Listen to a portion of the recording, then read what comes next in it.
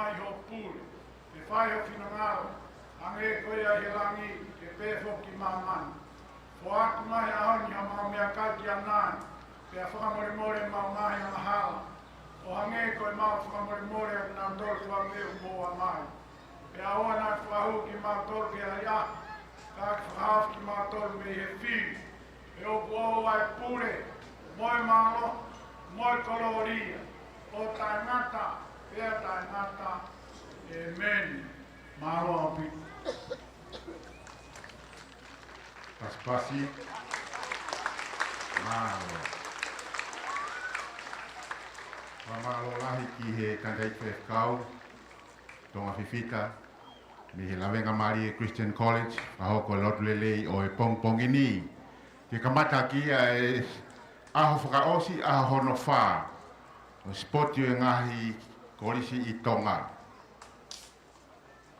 Kai ki toi whakaloloa. Tau hoko atu rewa ke kamata i tau whi au hi.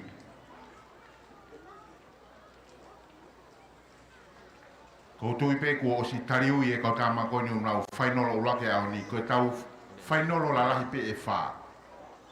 Taimi ta tau, ko tau ngahi field events, te tau turi pe ke tau osi whakataha pe.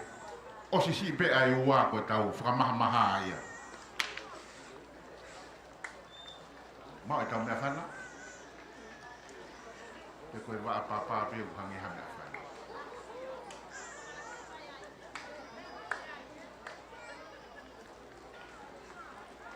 Whamaro lahi pe ane afi i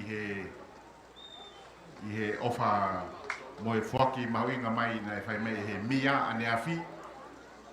Ko tau kaha u o si ba mai umea ngā ue ko ia.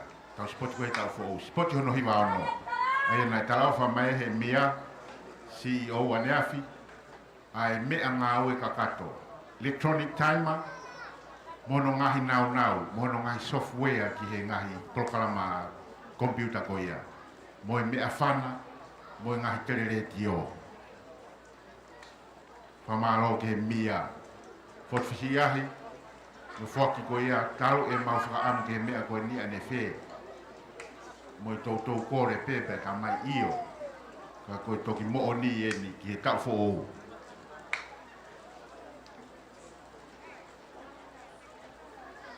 Kamalo ka officials, kamata tau tariui, koni was mau ate, kutu ke whanau koni kuna osi mau nau tolu ki he, kamata tau whea au hi. Whamalo ate ke tau kau sponsor, Coca-Cola, Powerade, Magic Signs.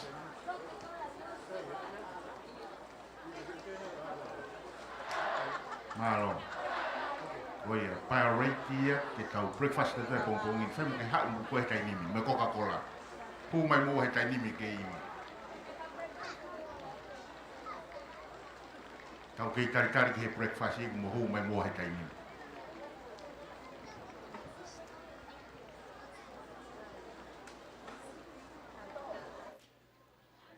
Kei whamalo ia e pe e tau ngahi pou ko ia ko tau kau whataha. Kore peke ufanga te ngai whatapu kai o ato i pe ngai whamatala. Hanga tonu koe ni me he mala e teu whaiva. I he teu atu ki he tau ngahi even ni whakaosi ko ia o e aho ni. Aho no whaeni. Aho no whaeni u tau wau mai koe ki ai. Spoti hono hivang fulmani ma. Hange pe koe na mo mea ki ai he kamata e tau lotu. Pea ko wha tui pe ku ongole rei atu pe ki ngai tapakatoa. Pea ata le rei atu he tau whanonga mai koe ni. Whamawhala hanga tonu o e spoti koe no hivanga fulmani ma. Ula ki pe tau kei whamalo ia pe tau ngahi kau sponsors. Ko tau whanonga mai mo ia he aho koe ni e wha o e spoti koe no hivanga fulmani ma.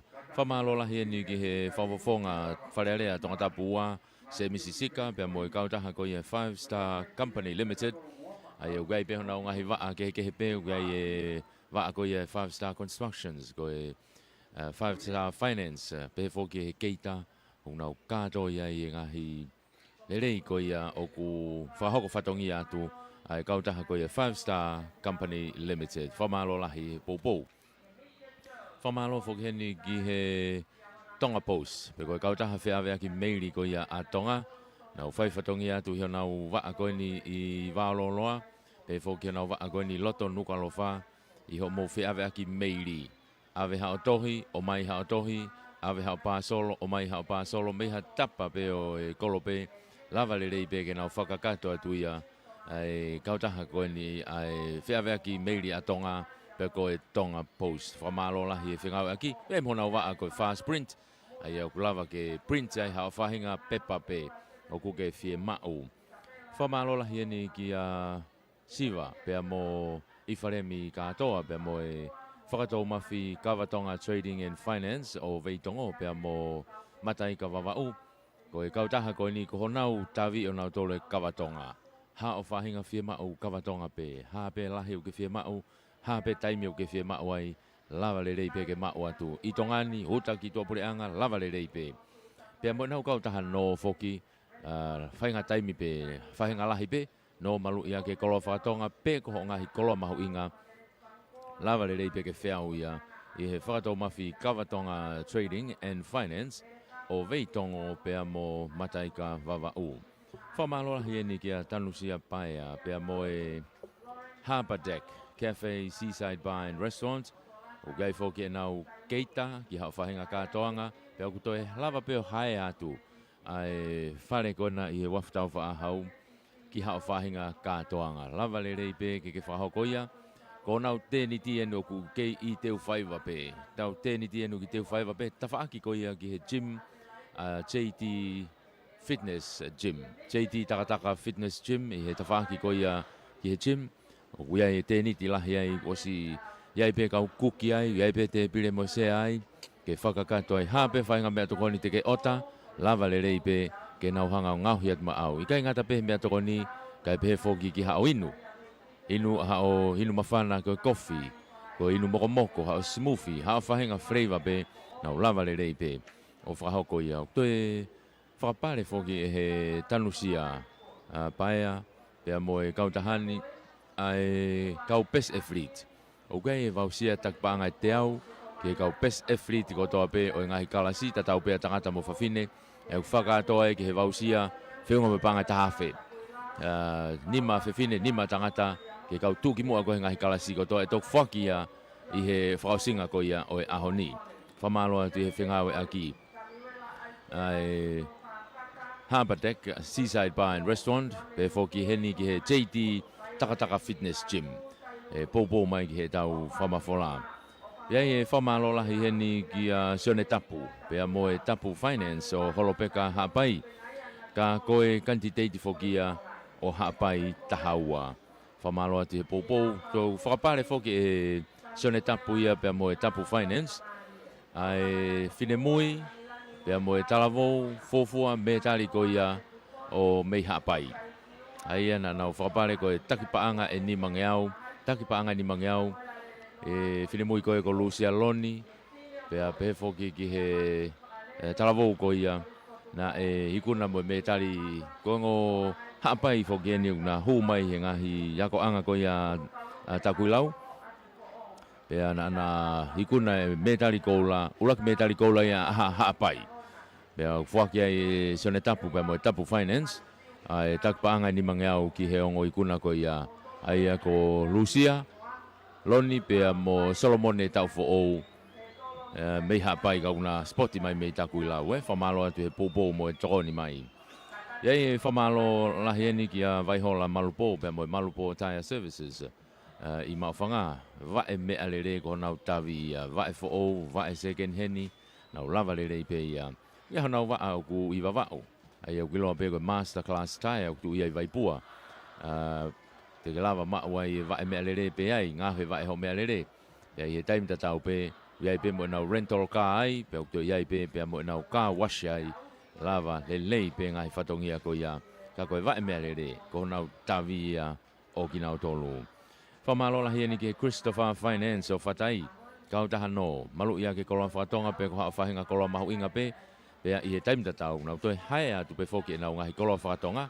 teu a ki ha fahinga katoanga wa pe ke apisia ke putu nau watu nau ngahi kolon fatonga hae atu ki hao teu a ki hao apisia, teu a ki hao mari, teu a ki hao whai aho, lava le rei peke hae ia, ko ngai e whai whatongi a ko ia, ai Christopher Finance o Whatai. Whamalo ma ke heni ki a Whatima mo tulanga tunga whasi DJ2 i Amerika lahi, pia mo e taulanga Trading and Freight Services, nau waa heni maofanga, o lolo tonga whao e nau container he taimini ki awe ki Amerika. Whainga maari ni tonga pau kia haouta, mea kai awe rewa ki Amerika, he container koe ni ai taulanga Trading and Freight Services, whao pia i maofanga, nau ngahi container na nau ofisi o tuupei mui i he whawhanua center. I he ni tonga ni ko malolo tonga, tā kia i he walu fitu ono, ni matolu fitu ono, pe ko semi taulanga ko e walu whaua noa whaataha hiwa. Pe ko tāha ke pei Amerika hena, ia Maria taulanga matoto i he ono ni manoa, ono tolu noa, ono hiwa walu, pe ko Whatima pe amo tū, i Amerika pe i he nima taha noa, nima fitu nima, taha ono taha. Matiu tāpuni e nau container he aho wawalu, pe a whawholawa rewa ki Amerika, i he aho wha ko ia o me. Whamalola hieni ki a Paula Moimoi la tū, pe a mo e tau live stream, ko hono hinga foki o ku tau whamawhola ko ni he retio, mo e tau live stream Facebooka, ai Broadcom, pe au toe kau atu pe ai Facebooka, ai Tonga Vision, pe foki ki he karia, pe foki he YouTube i ko ia a Paula Moimoi la tū, tau kau whakataha i hono whamawhola atu e tau supporti mei teu whaiwa. Aho ni e wha, ko tau whanonga mai whamalola hi ki a Paula Moimoi la tū, whakatawanga pēnā ke heni ke tau whia whakataha heni, kako tui pēu ke mamata mai pē me hena. Malo e tokoni pēm, malo e saute. Ia e whamalola heni ki a Siria Kata. Siria Kata pēa mo e tawhe tauriki Pure Perfume Oil. O si tala pēha no hingoa, ai tunga ko ia o e koloa ko ni, ko e lolo tāla ko ia kuonga, lolo kaloni, lolo tāla kuonga, pēa oku i kai ke toe hui, fo i kaloni ata pe. Kātoa ngahi alaha manongi ko ia o Europe mo Amerika, ko kātoa ia iai, pēa fo ke ngahi ao kakala mei isileri, pēa mo e Pasifiki, ko e au ata hono alaha ona. Io, telefoni pe ko e kia Siria Kata, i he City Paita Bay, San Francisco, i he hiwa nima taha, tolu noa nima, ua fitu taha walu, ha whahinga taimi peo ke whia mauai, ha o lolo, kaloni, tawhe tauriki, Pure Perfume Oil ia, mei San Francisco, mei Amerika lahi, mea Siria Kata. Whamalo ia lahi e pefokeni e Lavenga Finance. Ko Lavenga Finance i mei Nakolo, Halariku, kau taha no paangaini, malu ia kia pe koloa whakatonga, pea moe mea lere. Malu ia kia koloa whakatonga moe mea lere, ha whahinga lahi peho o seniti o whia mau, whakavavave, lava lere i peke whakakato ia, e he kautahani. Kautahani o si nau silaiseni, o si ai nau laiseni, pea unau ngau e kakato atu, i he ngahi tapakotoa peho o whia mau paanga. Koe whika telefoni, Valu ono noa, hiwa tolu noa valu. Valu ono noa, hiwa tolu noa valu, i he Lavenga Finance, o Nakolo Halariku. Te wai whamalo make hei peheni ki a Prince Walla, pea mo e Siva International, mo e Siva Capital o Amerika. Io, koe kautahani, kuna uhanga koe o whetuku mai, pea supply, ai ngahi koloa koe o tai e tau kupesi koe ia koe manulua. Manulua, koe tau talano peke manulua, koe Siva International ia. O kea ngahi kato handbags, koe ngahi mea teu. Ngahi ala mea pehe ko si pāki kia i o ai tau kupesi ko ia manulua o ku omai ia me he kautaha ai Siva International. Ko na website www.shopsiva.com lava ke orai hao whahinga nau pe me iai pe ko hao koloa teu atu ene tau whakame ia ngai koloa lere iai e lava ke o tamai ka mauhanga o ave atu he waka ko hike au atu kia koe, i he ngahi kātoanga koe ni, ora mai rewa. O gai mo nau tawhaki ke no, o kui loa ia koe Siva Capital. Siva Capital, ko nau tawhaki no paanga ia. Ha whahinga lahi peo ke whia mau, koe whika telefoni, taha walungiau, ono noa, Siva. Taha walungiau, ono noa, Siva. Peko nau pesi Facebooka koe Siva, pe ko Facebook a pe Prince Walla o ke message pe ki ai pe mo chat ki ai ho ngahi firma o I he kautahani. Whamalola hi e pehe ni kia aholotu mariu kai tau pehe foki kia kereneta lufe mei Amerika lahi malo e popo, malo e tokoni mai he kei manatua mai e tau kau whaifatongi atu mei teu whaiva I he spoti koe nono hiwanga fulmani ma o e aho whaka osi ni ko tau wau mai kia I. Koe e tau whamalo I e tau ngahi kautaha sponsors, malo e popo, malo e tokoni.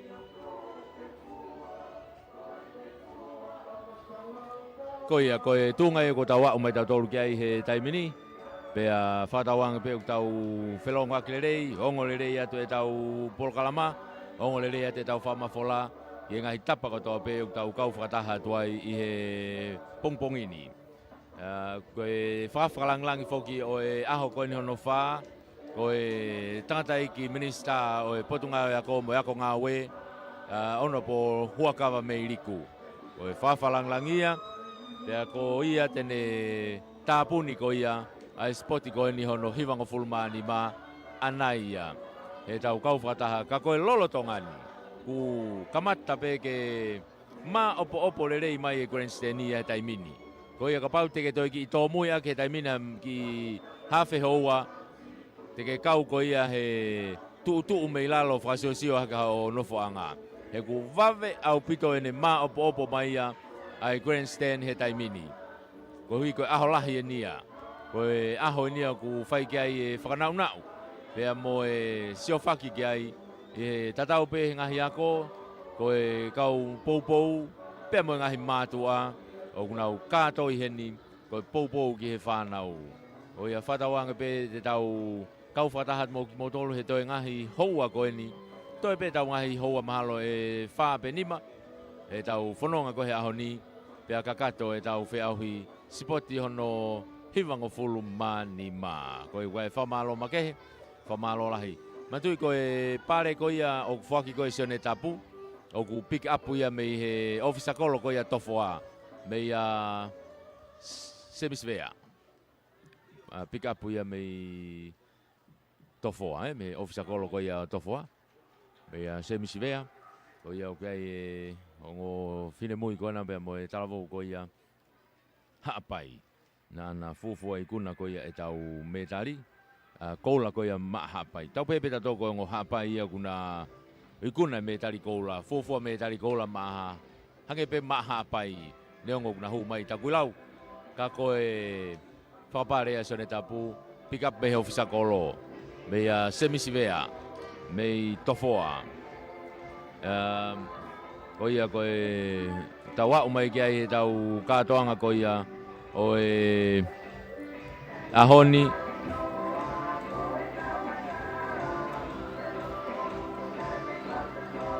Pea o kai e tui me whakatawange pe te tau kau whakataha atu. I he kātoanga ko ia o e ahoni mei teu whaiva Ko ia whamalola he tuak motolu, pea whakatawange pe o ku tau whelonga klere I he ngahi whamafola ko nuk tau iai I he ahoni ia. Teu atueni ke tau hoko atu ki he uraki iveni ko ia o e ahoni e tau talano pene ngai event lere. Ko tau talano pene ngai event lere. Ai aku tau kamata aki ai he tolo finalo mita te au hongo fulu. Ko ia aku tau finalo ko he taimini. Ko no ke tariu mai mei he teniti ko ni he tua Grandstand. Na tariu mai ai kau finalo ko ia he tolo. Hiria te tau hoko at ke final ko ia mita whangiau ka toa pe ngahi grade. Hiria o kuea I whotutu e whai whak metari. Koi mahalo ko tau tu he taimi lahi au pito ahoni ia e wawe au pito pe e tau polkalama e tau tolu I he ahoni. Pea tau hoko rewa ke mita te au. Tau hoko rewa ke tau mita te au final o pe. Pea tau toki tātuko a ke rewa. E tau lere fuka. Ko tui pe mahalo na lere whangiau, pe lere te au. Ko hika ki malolo e kau lere ke toki tātuku aki. ai lele fuka ko hui ke lolotonga ko lele fok me tali ngari fai taliui ko ia o ngahi timi lele fuka tau pu mai aki ke final ko ia o tau lele fuka motu okay o tunga ko tau o mai tau ke tai mini ya ku lele pe foke ngahi event loto malae ya be ngahi event loto malae ko loto lele pe ai te tau kamata fata ha pe tau ai aho ko ni hono fa pe mantu ngahi event loto malae o ku final ata pe ya final ata pe ngahi event ya ko I loto malae te tau kau fata hai gai puna loloa ai whanau whiwhine lalahi pia pe foke puna loloa ai whanau tangata iki o puna maolunga ai whanau ai ko puna maolunga Open Boys puna maolunga Open Boys ko tolo sika ai senior tangata pia mo intermediate whiwhine o karewa pe mo shot puti ai senior fefine be junior tangata mo discussi ai intermediate tangata pe mo midget fefine o vai mo puna akau ai senior tangata ai even ia I loto malae o final mo ia I he ahoni ai pe mo ia lolotonga pe tau lere ko ia I he ahoni ko ia o anga na tu ngahi event ni kona I he lere ngahi event ni kona I loto malae tau kau fata hatuai hange ko brave hoa nima te tau hoko atu ko ni ai hoa nima ke hoa ono te tau taimi lere ipe ai tau lere tau kore halu ke tariui mai tau kau he tolo ke nau foki mai ki loto malae lolotonga ma opo lere mai ngahi ako ange ko na ulawe kai ke Grand Steni ko si vave au pito mo de ma popo mai Grand Steni ia te tau hoko atu ai pe ai I he whainga maari ko ni tau kau whatahai te tau katoanga wai whamalo lahi pe mo whatawanga pe mo mauha mo teu mai pe mo ngai te pire metari me hena teu mai pe mo ngai te pire metari ke tau tohi pe e taimi ko e whaki ai ngahi metari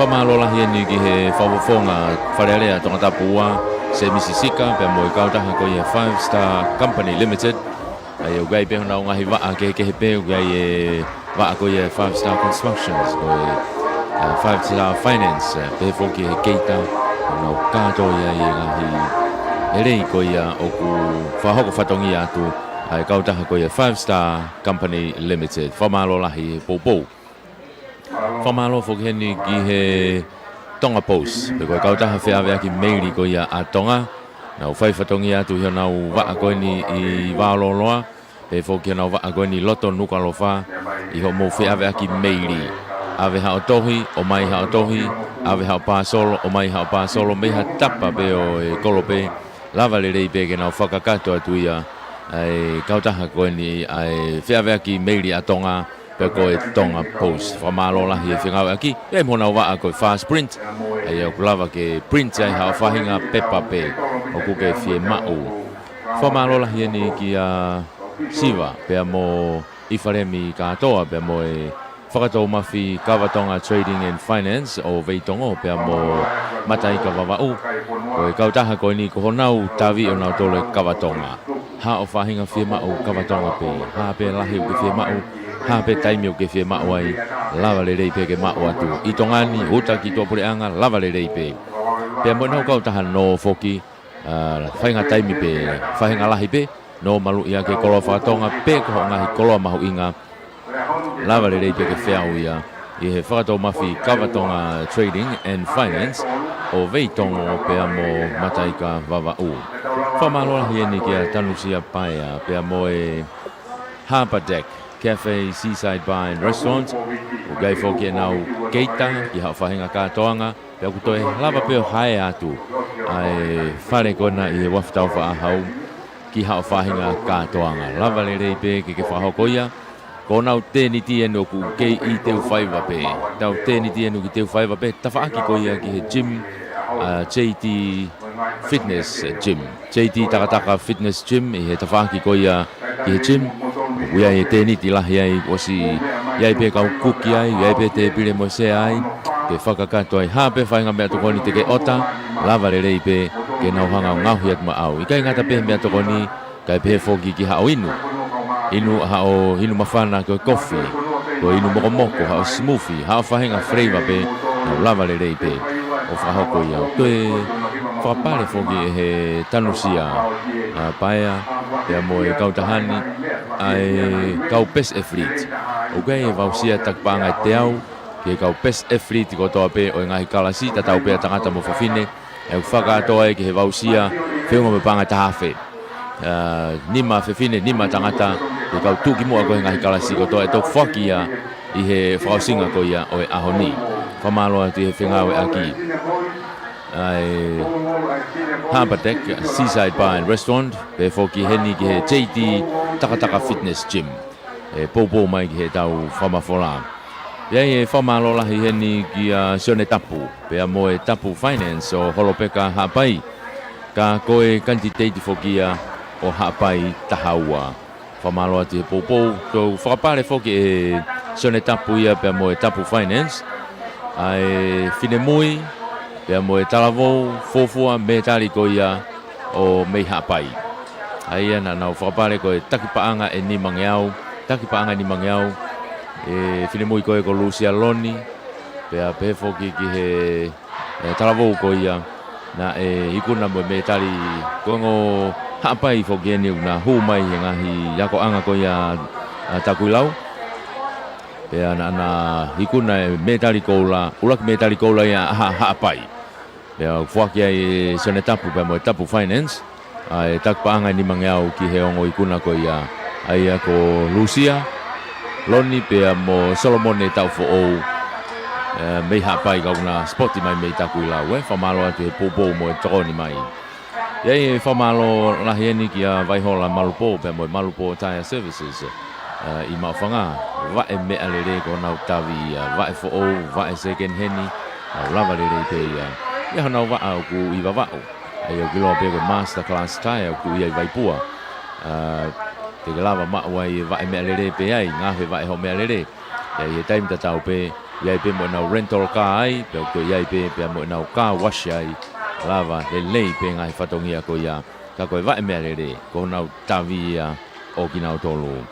Whamalola hieni ke Christopher Finance o whatai, kau tahano, malu ia ke koloa whatonga pe ko hao whahinga koloa mahu inga pe, pea I he taim tatau, nau toi hae atu pe whoki nau ngahi koloa whatonga, teu a ki hao whahinga kātoanga, wau pe ki he apisia, ke putu, nau watu e nau ngahi koloa whatonga, hae atu, ki hao teu a ki hao apisia, teu a ki hao mari, teu a ki hao whai aho, lava le rei peke hae ia, ko ngai a whai whatongia ko ia, ai Christopher Finance o whatai.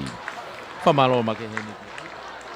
Io ko ni ko tau ngari mau mai tau tolu ia ke tau iveni ko ni ke kamata ke ahoni, ko tau he tolo mita te au whanau whiwhine I ke au pito, he tolo mita te au whanau whiwhine I ke au pito, o wakai atu ko I ke tau starter he taimini o ku iai Ria hona ko Ori Liutai, ko Susana Kaufusi mei Tailulu, Mariana Tangulu mei Tonga Side School, Siolupe PA mei Tupouhai, Ilaise Songoi Mori mei Tonga Side School, Sane Tau Whelungaki mei Kutsalote, Maria Hufanga mei Tonga Hai, pia mo Emeline Toto mei Ria hona. E koe ne tuu ana ia I he taimini, koe taimile rei taha he ni ko Susana Kaufusi o Tailulu, ko taimile rei taha ia hoko ai Mariana Tangulu o Side School. Pe foki ki a Siolupe PA o Tupouhai. Ai koe ngai taimile rei taha foki me tauhiti. Ko ni io koe ngai taimile rei taha ia Kau kai peke nau fuwa mamao, matui koe lere ko ni koe oma au pito. Kai peke nau fuwa mamao, e nau ngahi taimi.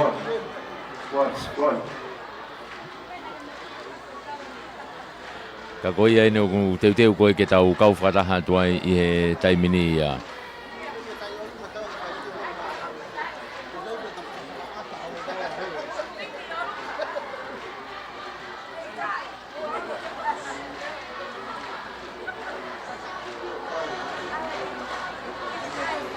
Ko e whainolo ia o e lere he tolo mita te au a e Micheti.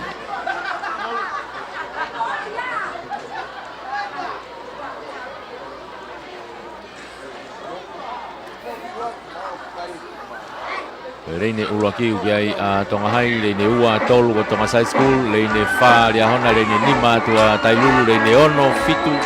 Ko e ongo whinemui a mei Queensalote o kuna iai. Queensalote mo Tupouhai. Queensalote mo Tupouhai. E brefo ki leini hono walu ki tua. O ki ai Tailulu ai. Ria hona. Ai ko ngahi leini na ko nau kakato mai ki tua. Ria hona leini walu. Kakato mai kau whine mui koni, koe ngahi ingoa iloa ni te nau whaari mai koni, vete mai pe he te pi, he lau sekoni pe, pe ke au ia sekoni wanoa, i loto pe sekoni wanoa ngahi lere ko katoa koe ni, ai ang mahino pe koe ngahi lere, te porei au pito.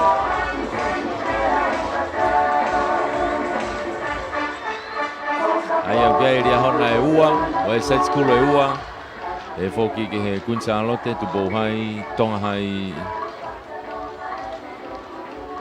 e mo Tonga side school e ua, o i anu tau teu ati kia he taimini ko nau ui ki nau ngahi tuanga, teu ki nau tukumai, fuka hina ngahi fuka kotoa. O ki kamata tō mai koe loi koe mea whanau ku ne hanga wha ai o whihala ke taimi e whanau. O si taimi peke o te ngāwe ake mea whanau ai e hala taimi e whanau ai. So for o kone te ai koe whanai aka ke pāpea whiu whanau he tari pa oho mai re whanau tōlu ia. O tonu ke mā lolo au pito mea whanau mo e whakalahala au pito ia. Ngawe aki mai pe fa papa mo aku kona ku nau yena pe set yop now tuku mai tai mini manga mai ura ke tolo te nau ke mata tau pe Queensalote na ren ko loto va pa sa side school me mo Queensalote na toholo wa me Queensalote side school mo Tailulu na tomo mai ki moa side school Tailulu Tupouhai e ama ke tolo pa si la fala kaka Tailulu side school Tupouhai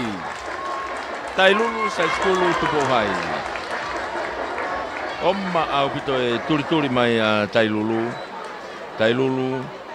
Susana Kaufusi side school gai Ilaise Songoi Mori Mariana Tangulu Omma au pito koe lere mai whanau koe ni pea mo Tupouhai o piai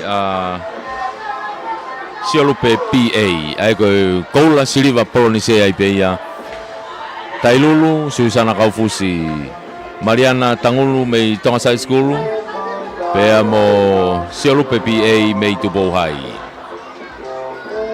tau teu tau toria ke tau final he tolo mita te au e tau whanau whine hiki junior o kulere maheni a tāpaita sa tini mei Tongahai o sen laite Tupou mei Riahona ofa tuifua mei Riahona o le sina kula mei Afo mere ane palu mei Takuilau mo Muna Fili mei Takuilau ai pe mere nau mei Eua pe mo Isabela a kolo mei Afo Oi ana fotutu mai koi he taimini reine ulaki ko Eua mere nau Leine wā ko takuilau me rea ne palu. Leine tolu ko ofa tu ifua lia hona. Leine whā ko tāpai ta sātini mei tonga hai.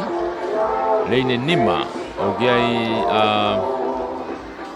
senlai te tupo me lia hona. Leine ono ko le sina kula mei a fōu. Leine fitu ko muna fili mei takuilau pe leine valu atu pe ai sapela a kolo mei apfo o. Ifi mai whailonga taimini. Koe nau taimi le rei taha ko tāpai ta sātini mei tonga hai. Hoko ai peke ai senlai te tupo mei lia hona. Au kuna leini whakataha pe. Leini wha tāpai ta, leini nima a senlai te. Tuku mai. Nau manga mai ke rake tau lena puna mai taimina lia hona. Os puna mai a fōu ia, puna mai a takuilau ia leini koni ke konseni. Vave aputa turi mai lia hona mo tonga hai. Lia hona mo tonga hai. Tonga hai enu whalaka mai taimini, sātini. Au mai whalaka mai sātini ia. Au mai ke tolo whaka o sie taimini. Tonga hai. Tonga hai lia hona apfo o. Tāpai ta sātini. Maari au pito. Ai whoilere ko ia. Ma wahe au pito mai a tāpai ta sātini ia mei tonga hai. Ua mai peke ai a sanlai te tupo beo lia hona. Pea toki tolu mai rewa a resina kula o apfo o. Ai koe koula siliva polonise ai pe ia. Tau hoko ata tole taimini ki he tau whainolo ko ia. O tau whainolo e ta whanau whiwhine loto eni. I he tolo mita e te au. O kiai intermiteti, o kiai mafi whangatua. Mei tonga hai, pia mo anita hu whanga. Tonga hai lo wa ia. E ua ko Luciane Kaufusi. Queen Charlotte ko ritea la tu pe mo sisi uno tu ta faiva ria hona ke ai toka one maafu mo ka itine apu ko hingo fra Hawaii eni ka inia pu uai pe ko ngo ria hona ia pe ku ia leva pe mo Rahmon sigareti mei takuilau. Koia koe toko walu ia, kuna urele mai heni Leine uruaki o kiai sisi uno tuta whaiva mei Kuitsalote. Leine ua o kiai toka one maafu mei lia hona. Leine tolu o kiai Luciane Kaufusi mei eua. Leine wha mafi whangatua mei tonga hai. Leine nima tupea anita hu whanga mei tonga hai ai pe. Toki leine ono lewa ritea la tu mei Kuitsalote. Fitu atu nia tupu wai mei lia hona. Pea valu atu pe Rahmon sigaret mei takuilau. Tu atena ke taimini, teu ke nau tuku mai. Whainolo he tolo mita te au whanau whiwhine loto intermediate. Yop, tuku mai he taimini nau manga mai ke rake tolo taimini. Puna mai, nau mimi matatatau mai. Oh, humwa, kuriste whine. Humwa ko yore motu manoa ma tonga hai e taimini. Tonga hai e nei ako mafi whakatua. Iono tua pe ko eua. Ka ko osi motu manoa mai. Tonga hai eua. Nage ka tau me te ofu mai pe anita. Koki vete pe me he tepi. Ka ko ia. Nei ki mamahe au pito mai mafi whakatua ia. Mei tonga hai ai pe, ai koia pena e taimile rei taha. Koia pena e taimile rei taha, nai mawahe pena e taimi anaia. Ka koia nau ne toi kuna pe me tari koula. Mafi whangatua tonga hai. Koe anita hufanga ai pe tonga hai, pea mo Luciane Kaufusi o ewa. Ihe ua mo e tolu. Toki vete mai ia mei he tepi. Tuke ka pauna ke mamata mai pe koia mei hena o maule rei mai. Ka koe ne tuu ia koe ihe taimini. Ange o ki tātāna ki koula mā tonga hai e ngai fo i he tolo koe ni mo siriwa. Tau unat ke tau whanau whiwhine, whanau tangata. Tau iawhe tau tolo ke tau whanau tangata. O i fo ke kone osieni pea ki hiki rewa he tolo fo kia. Tau ke tau whanau tangata i ki au pitoni a tau tolo. Mitset. O ki ai sione tupo mei toloa. Siao si mafi mei atere O heseti tau me side school, saya vehikite me lawenga maali e. Langa kali vai valu me eua, o sione tu inu kuafe me afo o, langa kali eua pe mo sione si tapa me tonga hai e.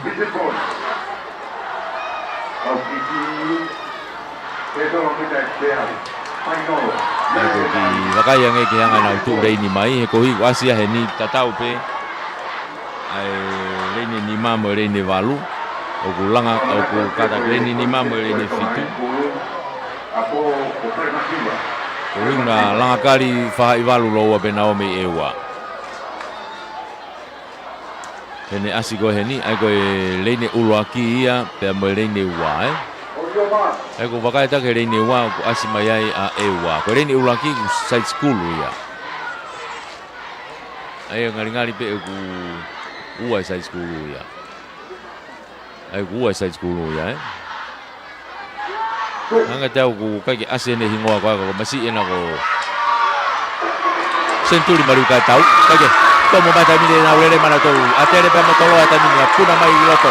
Puna mai tolo ko yo tau. Oke, mama mai pe atere motolo. Tolo anu pala ka ta mine. Pala ka tolo. Pala ka tolo. Ua ka tolo ua atere. Tolo atere pa motolo. Tolo atere tolo.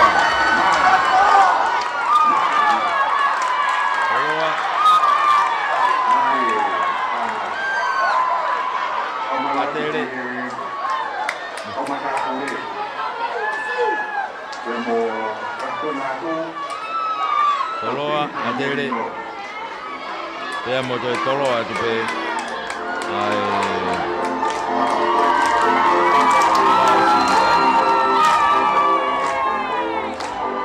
ego soni stapa na gai donge ia ia ei tonga hai ko toloa ia tahana donge ia ago ia koe ulaki ua toloa atere toloa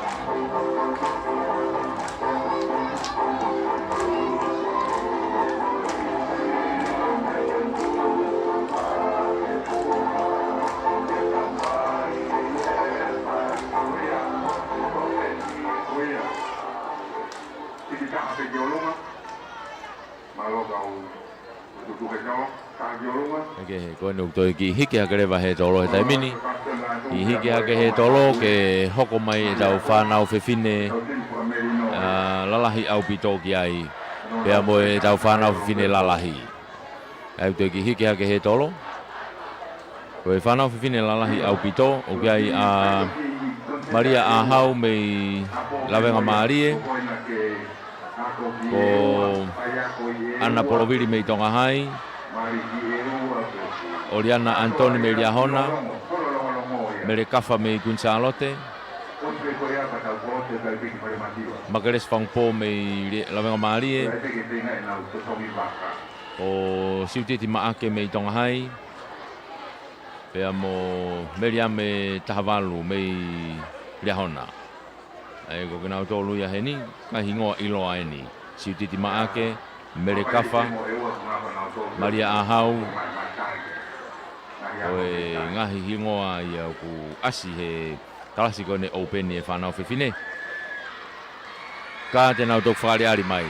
Mahino ia, iheni.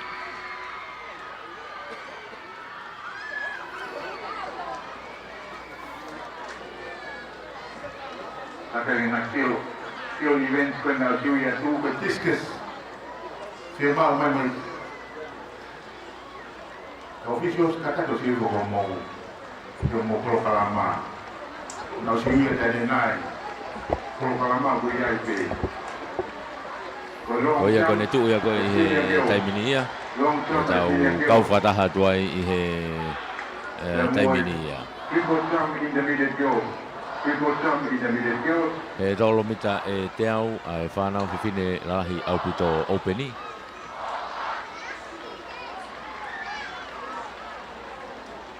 Pona nau fotutu mai he taimini. Ke tau hoko atu ki ai. Ke fotutu mai e stata. Te ke nau mau mai. Si mau ate te pi ia.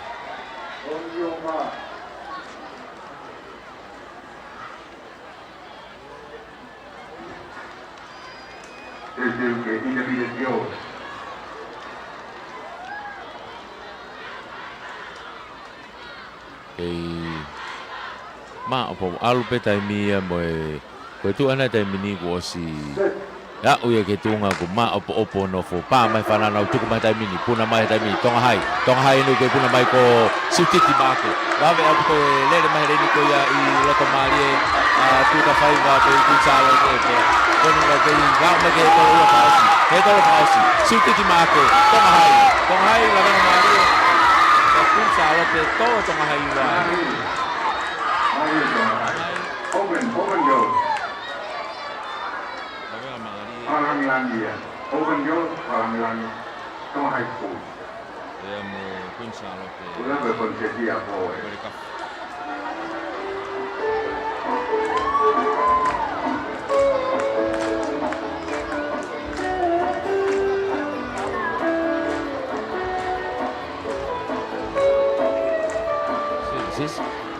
Nau va'a heni maufaga rolo tonga fa'o e nau container he taimini ke ave ke Amerika whanga maari ni tonga pau ke hauta mea kai ave lewa ke Amerika e container koe ni ai Taulanga Trading and Freight Services fa'o peia I maufaga nau ngai container na nau ofisio tu pei mui I he whawhanua center I heni tonga ni ko malolo tonga tā kia I he walu fituano ni matolu fituano pe ko semi taulanga ko walu whaua noa whaataha hiwa.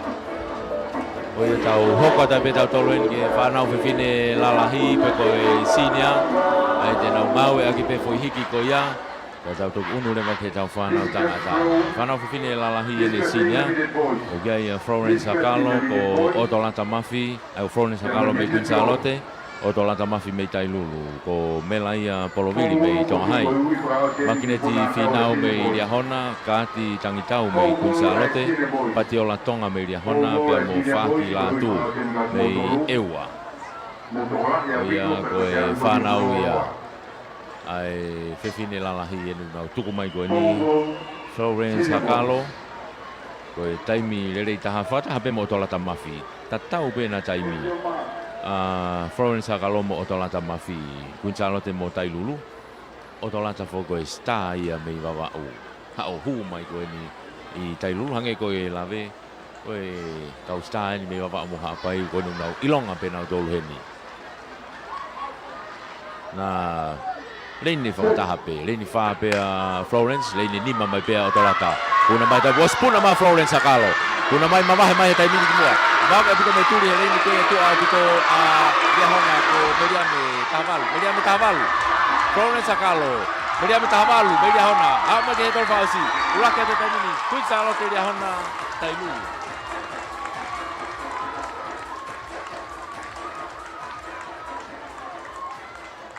Aya ko ne tu anaya Short put. Ihe lere ko ni Short put Senegal. ka koe whaosiosi mai ia o e tau lere kataki ko Patiola Tonga. Ko e hingoa koe ria hona ko Patiola Tonga. Aia ko smaino pe ko Florence Hakalo e metari koula.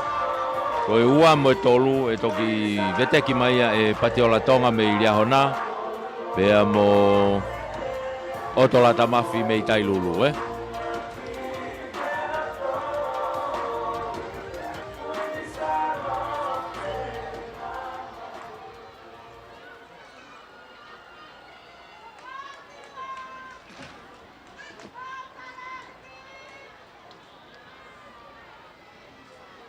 Tai ke tau te wa tau tolu he tai mini ke tau whanau tangata loto.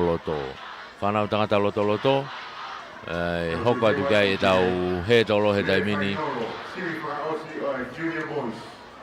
Kata ko junior ni tau iai.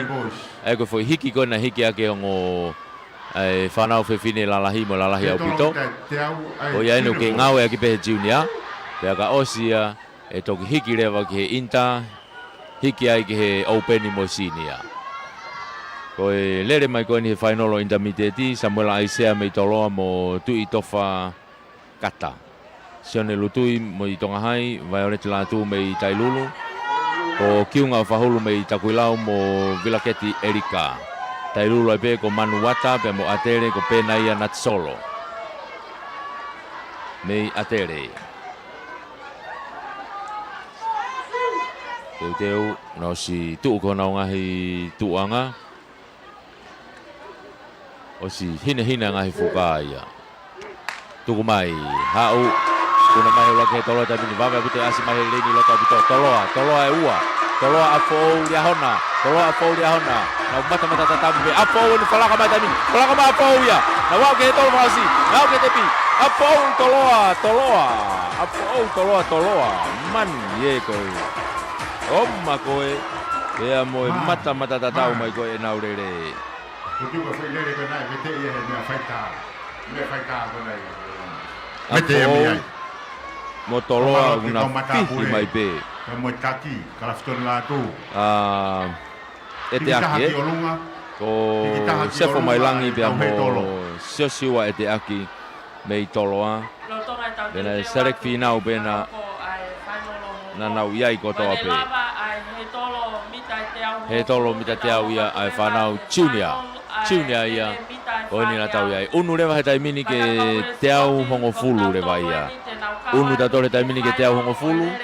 Pea toi ki hiki hake ki he tau intermediate open ni pea moe senior. Lotani kiu takui lau. Ante matau ewa. Ono ni manoa. Ono tolu noa. Ono hiva walu. Pe ko Fatima pe mo tu i Amerika pe i he nima taha noa, nima fitu nima taha ono taha. Matiu tapuni nau container he aho walu pe a fafolawa rewa ki Amerika i he aho fa ko ia o me. Famalola hieni ki a Paula Moimoi la tu pe a mo e tau live stream ko no hinga foki o ku tau famafola ko ni heretio mo e tau live stream Facebooka ai Broadcom pe okto e kau atu pe ai Facebooka ai Tonga Vision pe foki ki he karia pe foki he YouTube ko ia a Paula Moimoi la tu tau kau whakataha i hono famafola tu e tau sipoti mei teu whaiva aho ne fa ko tau whanonga mai whamalola ki a Paula Moimoi la tu whakatawanga pena ke heni ke tau fia whakataha heni kako tui pe ke mamata mai pe me hena malo e tokoni pe malo e saute ia e whamalola heni ki a Syria Kata pe mo e tafe tauriki Pure Perfume Oil o si tala pe hono hingoa ai tunga ko ia o e koloa ko ni ko lolo tala ko ia kuanga lolo kaloni lolo tala kuanga pe o ikai ke to e hui fo i kaloni ata pe katoa ngahi alaha manongi ko ia o Europe mo Amerika ko katoa ia iai pe fo ke ngahi au kakala me isileri pe mo Pasifiki ko au ata hono alaha ona io telefoni pe ko ki Syria Kata i he City Paita Bay San Francisco i he hiva nima taha tolu noa nima ua fitu taha walu ha whahinga taimi pe ke te mawai ha o lolo kaloni tafe tauriki Pure Perfume Oil ia mei San Francisco mei Amerika lahi mea Syria Kata Kamalo ia lahi e te whokene Lavenga Finance. Ko Lavenga Finance i mei nakolo halaliku. Kau taha no paanga ini malu ia ki ai pe kolo whakatonga. Pea moe mea lere. Malu ia ki kolo whakatonga moe mea lere. Ha whahinga lahi peho o seni te o fia mau. Whakavavave lava lere i pe ke whakakato ia. E he kautahani. Kautahani o si nau slai seni. O si ai nau lai seni pea unau ngau e kakato atu. I he ngahi tapa kotoa peho fia mau paanga. Ko fika telefoni. Valu ono noa, hiva tolu noa valu. Valu ono noa, hiva tolu noa valu. I Lavenga Finance, ona kolo halaliku. E wai whamalo make hei peheni ki a Prince Walla. E a moe Siva International, moe Siva Capital o Amerika. Io, koe kautahani, unau hanga koe o fetuku mai te supply. Ai ngahi koloa koe tai e tau kupesi koe koe manulua. Manulua. Ko tau tano pe ke manulua ko Siva International ia. O ke ngahi kato handbags, ko ngahi mea teu. Ngahi ala me pe he ko si paki kai o ai tau kupesi ko ia manulua. O ku omai ia me he kau taha ai Siva International. Ko na website www.shopsiva.com lava ke ora ai ha o whahinga nau pe me iai pe ko ha koloa teu atu nei tau whakame ia ngai koloa rere iai e lava ke o tamai ka mauhanga o ave atu he waka ko hike a watu ia koe i he ngahi katoanga koe ni ora mai rewa o gai mo nau tawhaki ke no o kilo ia koe Siva Capital ko nau tawhaki no pa anga ia ha whahinga lahi peu ke fie mau ko fika telefoni taha valungiau ono noa Siva taha valungiau ono noa Siva pe ko nau pesi Facebooka ko Siva pe ko Facebooka pe Prince Wala o ke message pe kiai pe mo chat kiai ho ngahi fie mau i he kautahani whamalo lahi e peheni kia aholotu mariu kai tau pe foki kia kereneta lufe nei Amerika lahi malo e popo malo e tokoni mai he kei manatua mai e tau kau whaifatongi atu mei teu whaiva i he spoti koe nono hiwanga fulmani ma o e aho whaka osi ni ko tau wau mai kiai ko e tau whamalo i e tau ngahi kautaha sponsors malo e popo malo e tokoni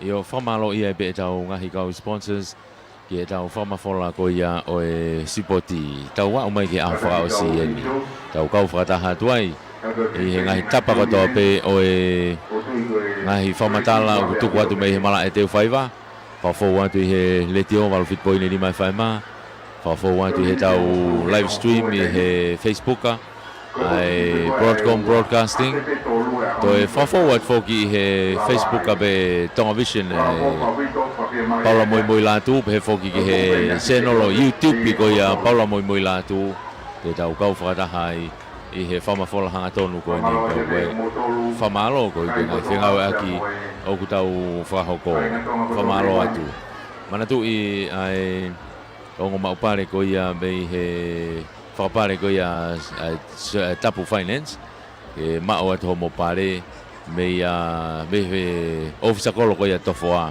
mei a semisivea e mau mea mo taki ni mangeau ko ia ai pare ko ia ngo star hapai e mau atu ia e he whainga time pe ko ngos mahino ia os whakahingoa mai ai pare ia Kaike ka ko nga tau kau whataha tu he whainga maari ko ni sona tane tau fo o pe fo kia Lucian Loni o ngo mau pare ia i he whakapare ko ia Tapu Finance Motione Tapu Teu atu ni ki he tau intermediate boys nau tuku mai That's it. tuku mai yop hau manga mai tamini ke lake tolo ai ni ua o baba buta masa takuilau he ringo to ongo takuilau tonga hai na nau tu ape toloa takuilau na baba buta me tuli mai ko toloa takuilau ama ke tolo fasi awa toloa Oia, koe oma au pito ia o e lere koe ni. Mei he foi lere koe ni, ko tui beko tui tofa kata ia. Tui tofa kata, pe foki kia kiunga o whahulu, mei takuilau, pe amo Samuela Aisea i pe o toloa. Ko raki wa tolu ai pe ia. Tau unu mai tau tolu he taimini ke tau teu atu ke tau whanau tangata lalahi au pito pe koe open ai au toi ki hiki hake ai he tolo ia toi ki hiki hake he tolo ki heni i he tau whanau tangata lalahi au pito pe amoi sinia tena puna whakataha pe he fwoi revolo ko ia ai toi ki hiki hake koe ni toi ki maalunga hake ai ngahi he tolo kau koe ai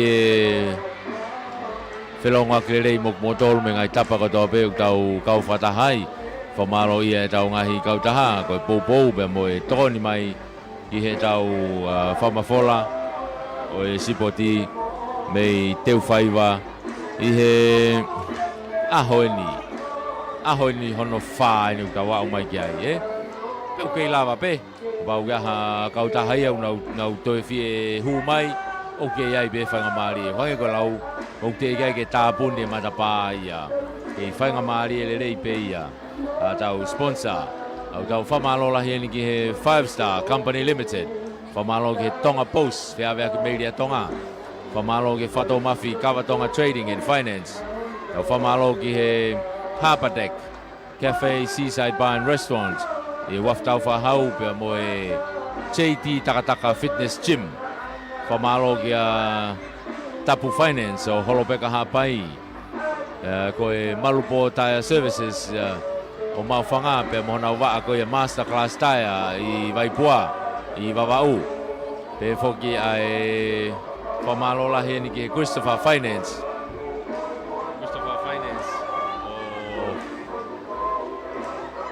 Fatai, ko e Tauranga Trading, Freight and Services. Pe foki ki he Tawhetouriki Pure Perfume Oil ki San Francisco ki Amerika lahi. Ko e Siva International mo e Siva Capital ki Amerika lahi. Pe mo e Lavenga Finance o Nakolo. E whamalo lahi he popo pe foki a Paula moi la tu. Pea mo e tau live stream ko ia, koe mo ne pesi YouTube, tau toi hua tuai, ke tau toi kau whakatahai mo ki mo tolu. Pea mo e whamalo e pe ki he aholotu, palanite, pea mo kereneta lufe, o te mo tokanga ki he lockdown ni e wawe pe ne whakata neta, wawe pe ne ata anaia. Koe spoti peheni koe o e uanoa wanima te tau tok whetau laki ai.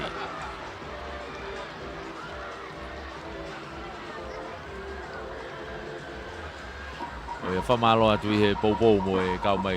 Sai whoka aholo tui au ko osi kai ke toi fie whoki mai ki tongani.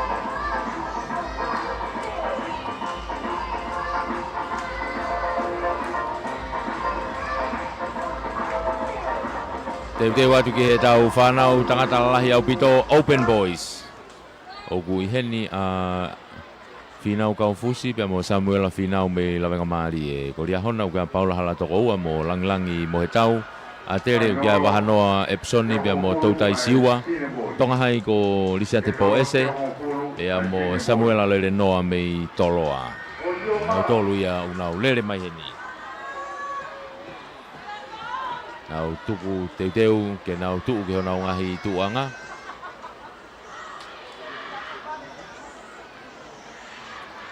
Tuku ke honau ngahi tuanga he tai mini, teuteu ke nau tuku mai.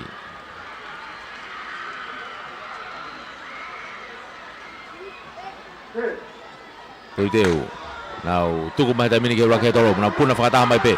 Mata tatau, wawa pita asa toloa, toloa e ua mo tonga hai. Toloa ua mo tonga hai, toloa tonga hai. Au mai ke toloa whakasi, toloa tonga hai. Toloa tonga hai. Au ke toloa whakasi, toloa tonga hai. Toho pe ongo tama toloa e ua pe. Toloa tonga hai. Oia ko oh. Tako sini a boys e ni au tala mai. Aia ko toloa tonga hai e kau tama pena na nau iai ko na tau ki unu hake ke sinia tako ko sinia na elere mai au tau albe ke whakahoko foki e tok to hiki hake openi ia ai ko tau sinia ko na elere ko atnaisa folau ia mei toloa pe foki kia hea masi whakalelu ai pe mei toloa. Pe a mo ne humi tui halamaka mei tonga hai. Ego foi uraki wa tolu ia. O e lere koe ni. Pea koe ngai foi taimilere i taha pe ia. Koe ngai taimilere i taha pe ia. O e nau ngahi hiti. Koe na pe ia na nau lere mai aki. Oia ko ne tua na ia nau tau tok teiteu anu ke openi ko to ki hike ai he tolo ia ki he tau openi e ko ia tau kau whatahai i he whenga maari e ko ia o e he tolo whaosi ia he tolo whaosi e nuku tawa mai ko ki ai i he taimili ia High jump open boys ko i whakasen ka mōtolu. Ko e lere mai koe ni he tau whainolo a tau ko ia nau lawe au koe kia ane nai. Aia ko lawenga maarie o whinau kaufusi mo Samuela Whinau. Ria hona ko Paula Halatoko ua mo langilangi mo he tau. A tere ko wahanoa Epsoni pia mo Tautai Siwa. Lisiate po ese tonga hai pia mo Samuela lere noa toloa. I see the boys. I open boys kakako. O nu nau osi mau. Tu ko nau ngahi tuanga.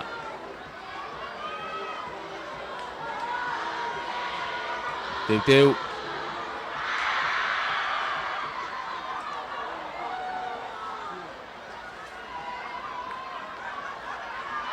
Tu ko nau ngahi tuanga teu. Set. Yup, ki puna mai ali hona. Ki ura ki puna mai ali hona. Woyo ni nau te foki ki mui. Na teo ko ali hona rei ni nima ni ko mohetau ni. Lang mohetau. Onu si yai whakatokanga ki ai. Ko ni folsata ura ki ia. Matui ko ne folsata uape ko ene malolo ia.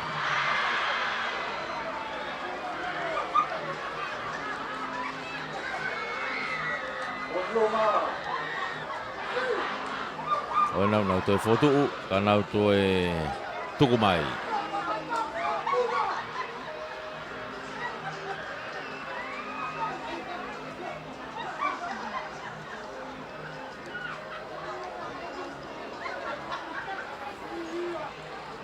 Whakalongo pe kai mau mari mai stata. Yup, nau tuku mai tai mina manga mai ke ke tolo. Kuna mari hona, lia hona nau mawa mai tai. Apo ore ni lama mari kata. Lama mari tolo. Tonga hai. Osi mawa mai tai mina tonga hai. Tonga hai na pe mo tata. Lama mari ni lo tolo. Lama mari tolo tonga hai. Lama mari tolo tonga hai.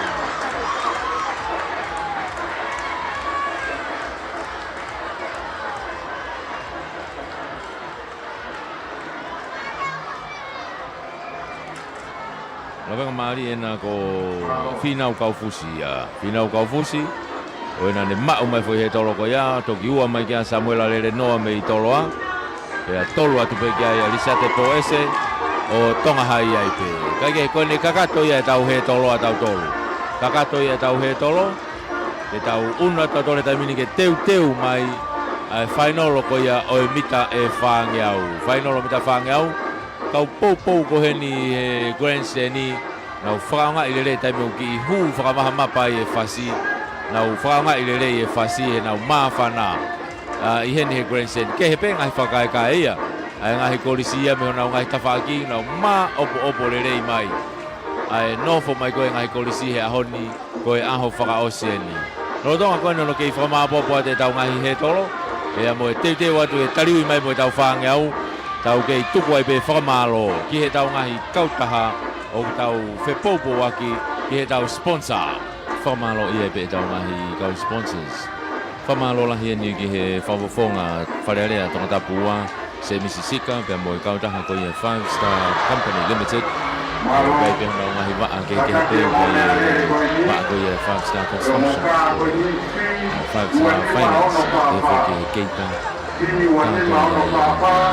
Nei ko ia hoksa ko ia ko ai kau tahu 5 Star Company Limited pamalo lahi popo pamalo ini ki he tonga pos kau tahu fiava ki meili ko ia tonga foi ko ia tu ia na pakani i valoroa ko ia ni wato ko mo fiava ki meili ave ha tohi ave ha paso e mai ha paso lo me taka lava le pe ko whakakato ko ia ai tautaha ko ni ai whiawea ki meili a tonga pe ko e tonga post whamalo lahi whingawe aki e mona waa ko fast print ai au lava ke print ai hao whahinga pepa pe o kuke fie mau whamalo lahi ni ki a siwa pe mo i wharemi katoa pe mo e whakatou mawhi Kawatonga Trading and Finance o Veitongo pe mo matai ka vava'u. Ko e kautaha ko ni ko honau tavi o nau tole kavatonga. Ha o whahinga whia ma'u kavatonga pe. Ha pe lahi o ke whia ma'u. Ha pe taimi o ke whia ma'u ai. Lava le rei pe ke ma'u atu. I tongani, uta ki tō pureanga, lava le rei pe. Pea mo nau kautaha no foki. Whainga taimi pe, whahinga lahi pe. No malu ia ke koloa whakatonga pe ko ho ngahi koloa mahu inga. Lava le rei pe ke whiau ia. I he whakato mawhi Kavatonga Trading and Finance. O veitongo pea mo mataika vava'u. Whamaloa hieni kia tanusia paea pea mo e Harbour Deck Cafe, Seaside Bar and Restaurant. O gai fōki e nau keita ki hao whahinga kātoanga. Pea kuto e lava peo hae atu. Ai whare kona i e waftau whaahau ki hao whahinga kātoanga. Lava le rei pe ke whahokoia. Ko nau tēni tienu ku kei i teu whaiva pe. Tau tēni tienu ki teu whaiva pe. Tawhaaki koia ki he gym. JT Fitness Gym. JT Takataka Fitness Gym. I he tawhaaki koia ki he gym. Ia e tēni ti lahi ai osi. Iai pe kau kuki ai. Iai pe te pire mo se ai. Ke whakakato ai hape whainga mea tokoni te ke ota.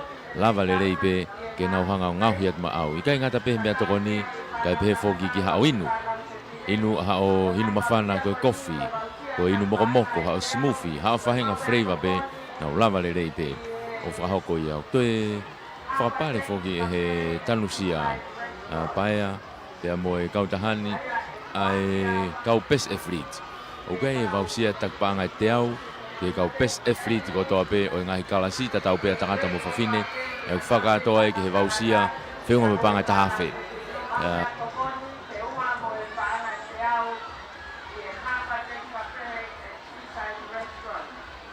Io whamalo lahi e pe whoki henu ki he Friendly Islands Bookshop. Friendly Islands Bookshop o koe wharetohi o motuanga o wha ia.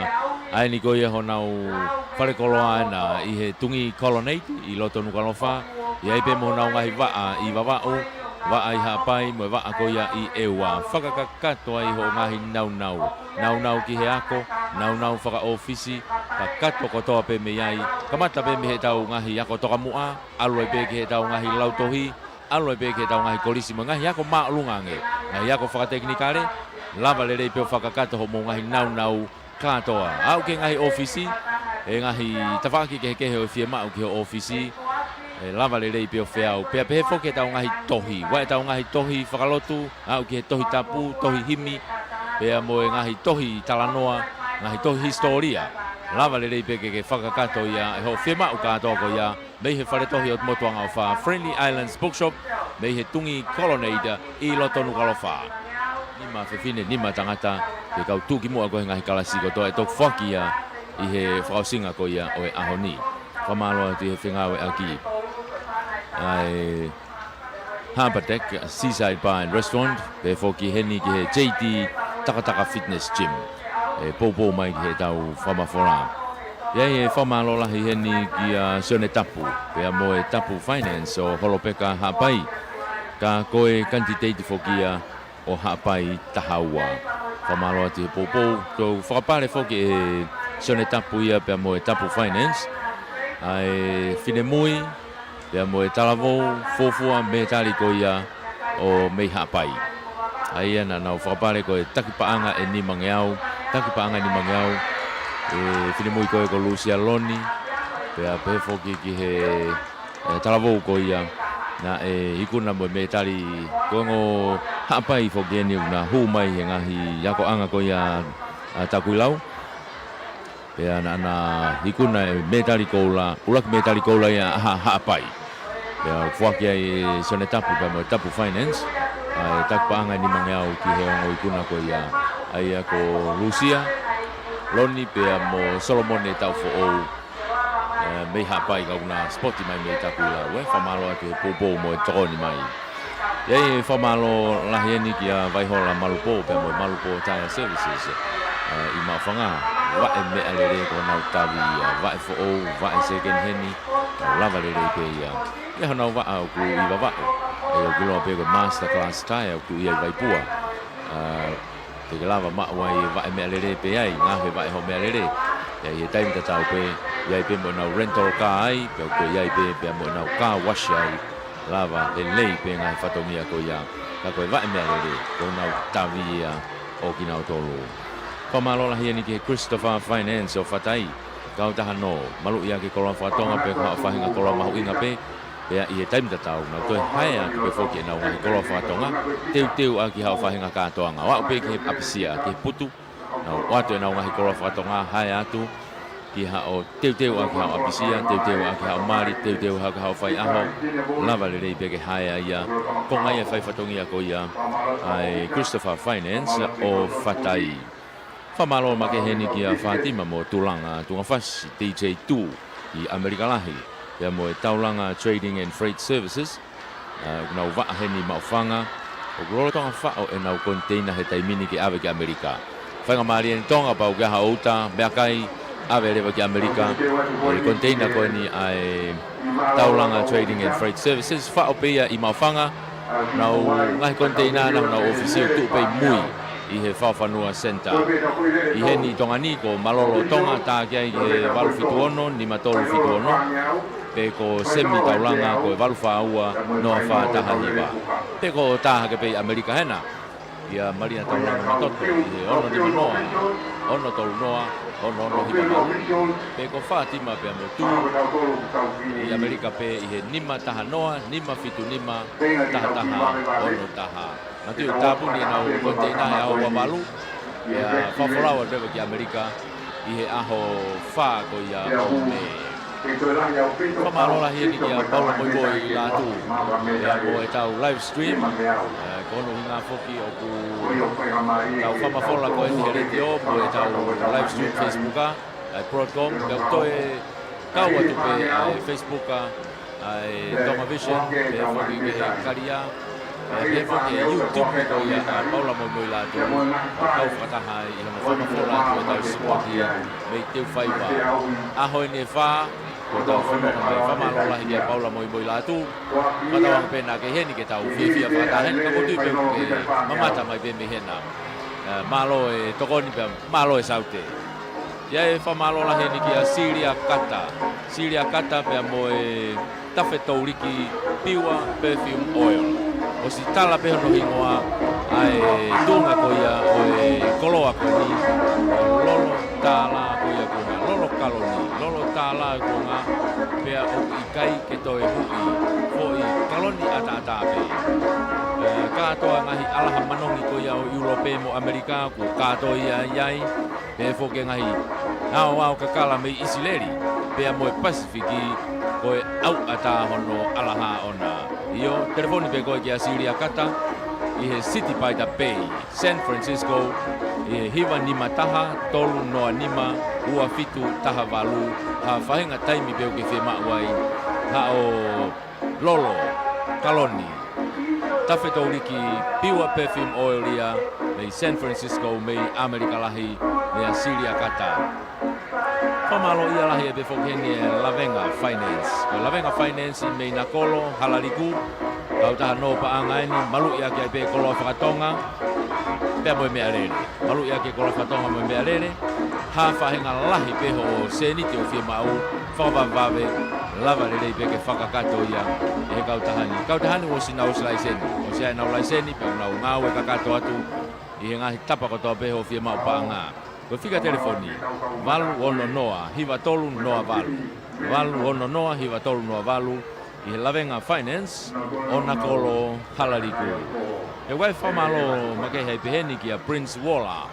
Pea mo e Siva International, mo e Siva Capital o Amerika. Io, ko e kautahani, kuna uhanga koe o fetuku mai te supply, ai ngahi koloa koe tā i e tau kupesi koe ia ka manulua. Manulua, kau tāno peke manulua ko Siva International ia. O kai ngahi kato handbags, kai ngahi mea teu. Ngahi ala mea pehe ko si pāki kia i o ai tau kupesi ko ia manulua. O ku omai ia mehe kau taha ai Siva International.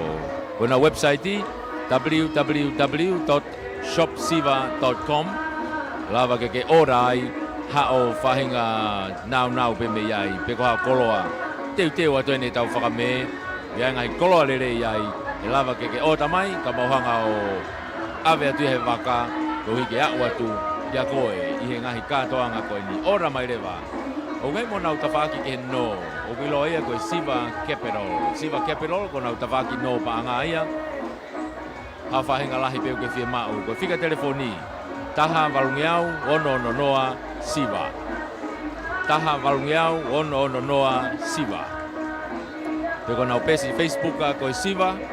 Peko Facebook pe Prince Walla. O ke message pe kiai. Pe mo chat kiai.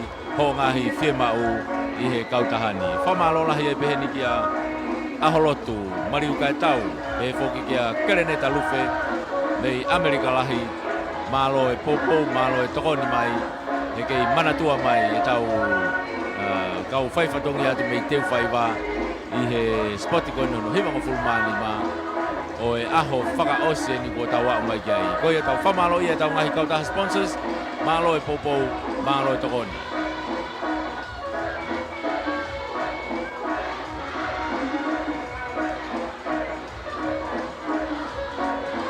Whamalola he te whoki henu ki he Friendly Islands Bookshop. Friendly Islands Bookshop ko wharetohi o tumotuanga o whaia. Aini ko ia honau wharekoloa aina i he tungi Colonnade i loto nukalofa. I aipe mo nau ngahi waa i wawao. Waa i hapai mo waa ko ia i ewa. Whakakakato ai ho ngahi nau. Nau ki he ako. Nau whakaofisi. Kakato kotoa pe me iai. Kamata pe me he tau ngahi ako toka mua. Alue pe ki he tau ngahi lautohi. Alo e peke tau ngahi kolisi mo ngahi ako maulungange. Ngahi ako whakateknikare, lava le rei peo whakakata ho mo ngahi nau katoa. Au ke ngahi ofisi, e ngahi tawhaki ke kehe o fie mau ke o ofisi, e lava le rei peo whiau. Pea pehe whoke tau ngahi tohi, wae tau ngahi tohi whakalotu, au ke tohi tapu, tohi himi, pea mo e ngahi tohi talanoa, ngahi tohi historia. Lava le rei peke ke whakakato ia, e ho fie mau katoa ko ia, mei he wharetohi o tumotuanga o wha Friendly Islands Bookshop, mei he tungi Colonnade i loto nukalofa.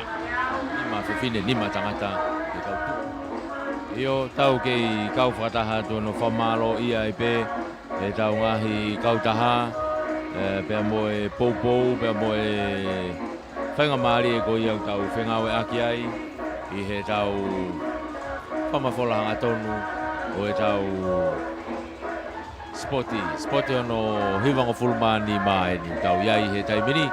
Ea ugai whamalo ia mo e whatawanga pe tau whelonga klelei. Whawhau atu heni he walfit poine ni mai whaema re tio.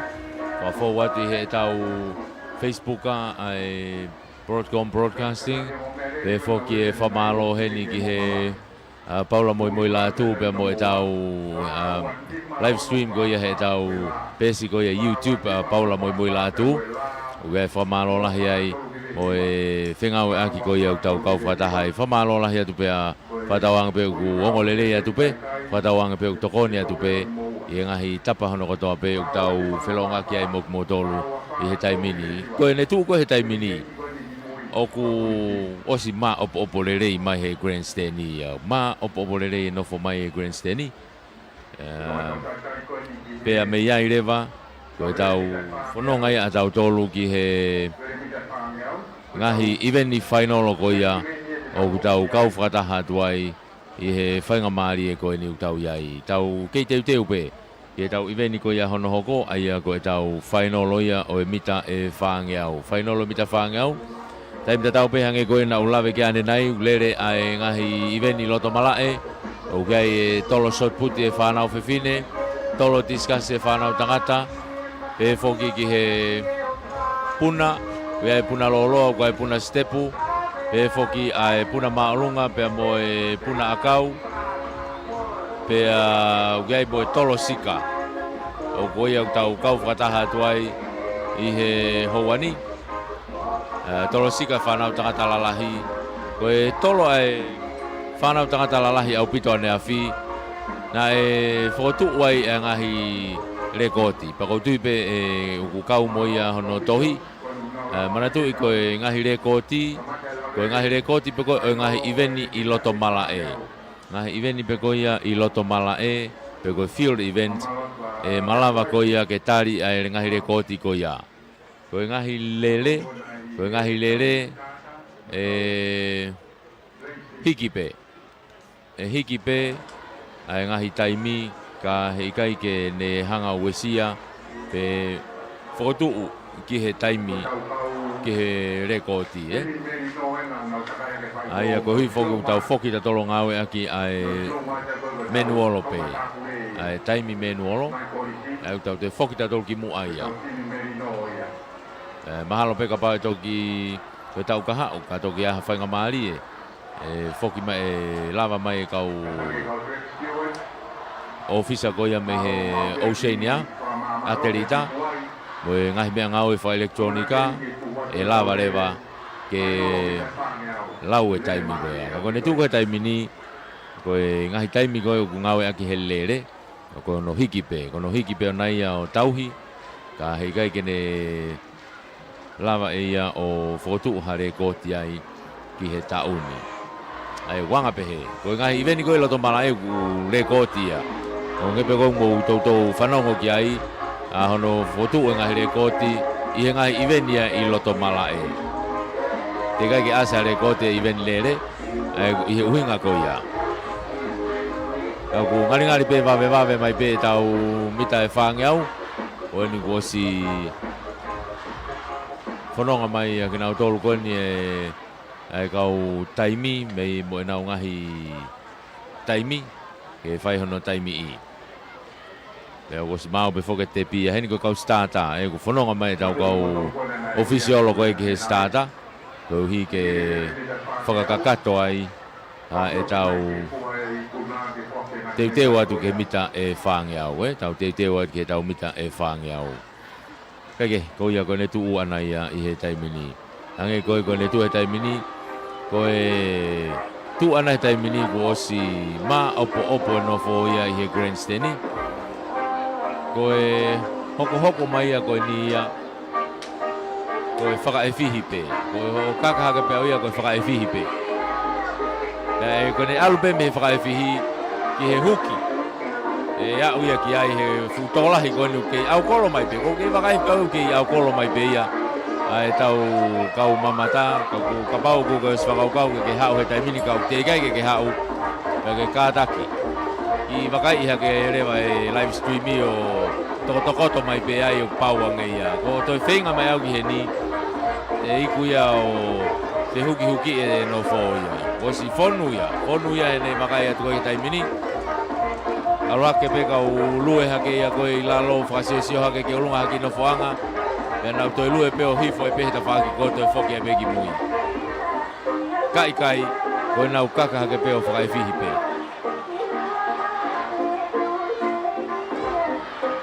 kake ka koe tunga e utau ia he taimini koe mara e teu whaiwa ia kutau wao mai kia he taimini ai whonu o si au kia i grandstand he taimini.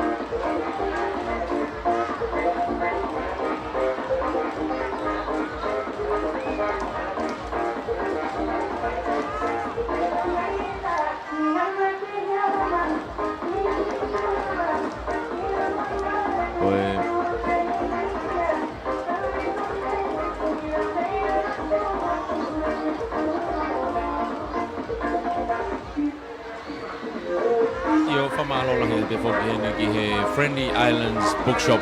Friendly Islands Bookshop ko whare tohi o motuanga o whaia ai ni ko ia honau whare koloa ana i he tungi colonnade i loto lukalofa i ai pe mo nau ngahi waa i wawao waa i hapai mo waa ko ia i ewa whakakakato ai ho ngahi nau ki he ako nau whaka ofisi kato kotoa pe me iai kamata pe me he tau ngahi ako toka mua alue pe ki he tau ngahi lautohi aloi pe ke tau ngahi kolisi mo ngahi ako maalunga nge ngahi ako whakateknikare lava le rei peo whakakato ho mo ngahi nau katoa au ke ngahi ofisi e ngahi tawhaki ke kehe o fie mau ke ofisi lava le rei peo whiau pea pehe fo ke tau ngahi tohi wae tau ngahi tohi whakalotu au ke tohi tapu tohi himi pea mo e ngahi tohi talanoa ngahi tohi historia lava le rei peo ke whakakato ia e ho fie mau katoa ko ia mei he whare tohi o motuanga o wha Friendly Islands Bookshop mei he tungi colonnade i loto nukalofa io tau teu tau tore taimini ke whainolo ko ia e tau mita whaangi au he taimini tau kamata me he tau whanau whiwhine hiki au pito ai Mitchet o kulere he ni ku iai mere lupe nonu mei tongahai ko mere fotu mei Gonzalote lo tani kiu mei takoilau ko ante matau mei ewa sentila failo atu mei vahekolo Rosa Farekaano mei tailulu Luciane Asperi mei liahona pe molatai songoi mori mei side school Koe nau taimi koe me he nau ngahi hiti taimi le rei taha ko mere lupe nonu mei tongahai koe taimi le rei taha ia Aia ku he reini wha a mere noni a mere lupe o ki he reini wha a mere lupe reini ulaki u kia ria hona ai ko Luciane ia Asperi reini ua ko sentila whailo atu mei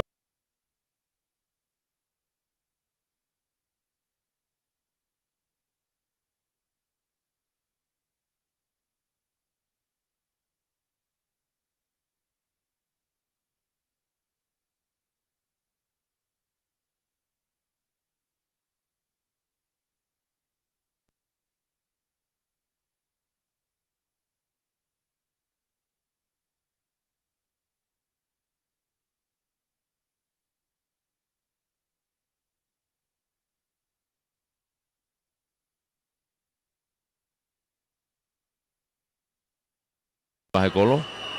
Tuan ke mita ko ya wang yau ke taki mai tai lulu. Side school. Tai takui lau na pe motong hai. Vave abuto na un tu ke tai mini. Afe mai ke mita wang yau ke taki mai tai lulu. Side school. Vave abuto asi atong hai pe mo takui lau heleni ko yelo tona. Wafe mai ke teu ni manoa tai mini. Ke tai lulu pe tong hai na mo takui lau na vave na tatere ha ka na heleni loto. Afe mai ko ke hau ke hanga tonu tai mini. Tong hai na mo takui lau. Takui lau pe mo tong hai tai mini. Na afe mai ke hanga tonu. Kolota ni kiu takui lau ia be mo tonga hai ko mere lupe nonu mei tonga hai ko lota ni kiu mei takui lau ena takui lau tonga hai ba be mo tuli mai na tua a Gonzalote ke tolu na wa mai tau role tamini ke tepi takui lau tonga hai Gonzalote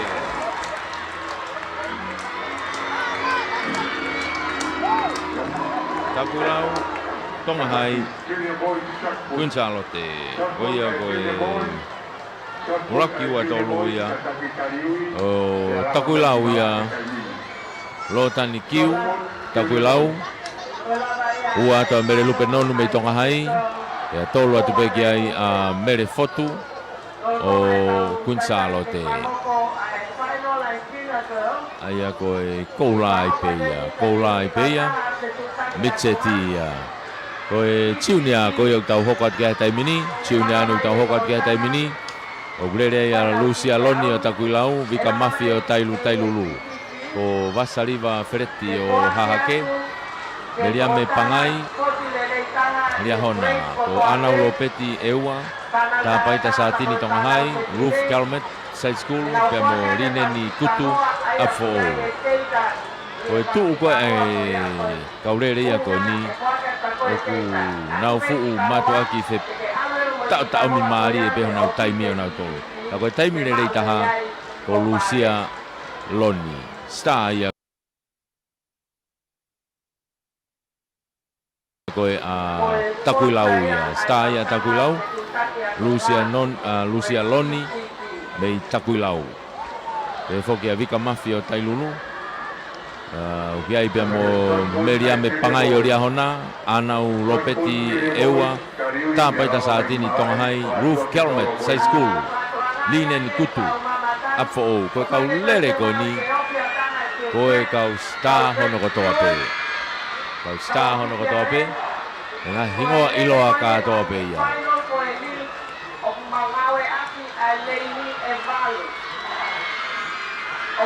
koe ia koe kau tuu ia ihe taimini ia Kataki at motor ko ni ok mama ka sport in friends ten o kutai ke to ia mau ke te watu ke tau final ia fangiau e tau fanau fofine iki junior ai ko tau wa mai kai e tai mini la ale rei apu to pe te faiva ia honi la ale lei alomarie pe au ke mo ki yang moko o ku maringi mai ne o mai begi momok ka ku mafana falu fua ku mafana au pito ko hiko hulo la a Nau tu ke nau ngai tuanga tai mini. Leni uraki ko side school ua ewa. Tolu fa tua takulau. Shot put at junior boys. Alo tai lia hona, figaona lia hona, heleni ona lia hona, leni fitla tonga hai leni valo a fo. Haha kena ulen tolu nau tuku ate tai mini. Manga tatau atu pe. Osi alu pe a fo ya leni mua pito. Mawe puto asa tai lulu pe mo takulau. Side school na woma puto mo ni ase leni loto. Tai lulu. Oma puto turi ata tai lulu. Kei taki pe a fo.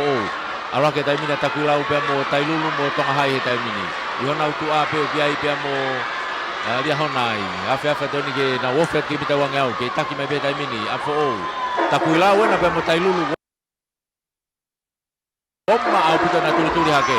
Na wafa mai go ke hau ke hanga tonu tai mini. Hau ke bita wangau. Tai lulu tai mini mo takulau na fetao taomi maari mai nawa. Tai lulu mo takulau. Ai ako Lucia Loni na mo vika mafi. Lucia Loni mo vika mafi. Takulau ia pa mo tai lulu. Ape mai ke hau ke hanga tonu tai mini. Tai lulu na ko vika mafi. O Lucia Loni mai takulau mama ke mai Lucia. Ke mo Loni na osmahino vika pe tai mini hau ia takulau. Lucia Loni mai takulau ni. Ya mai ke te vita mini raki takulau. Ua ta pe tai lulu. Turi mai a ewa ka ke te whelave. Whika tolo e pia hahake.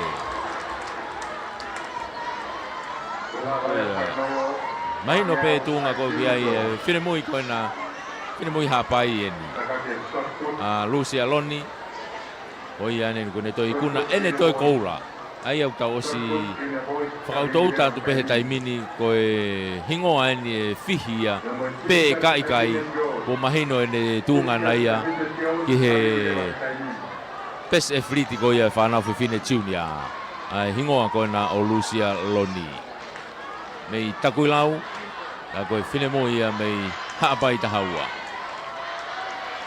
Tau ununa tau tole tai mini ke tau hoko atu, ki he tau mita e whangiau e whanau whiwhine loto eni. Whanau whiwhine loto pe koe intermediate. Ia wike lotu mate alona tailulu ko tupo uhiki la tonga hai. Siuti tau wha apfo peta moala ewa. Whatai kau fusi lia hona, sisi uno tuta whaiva kunsa alote.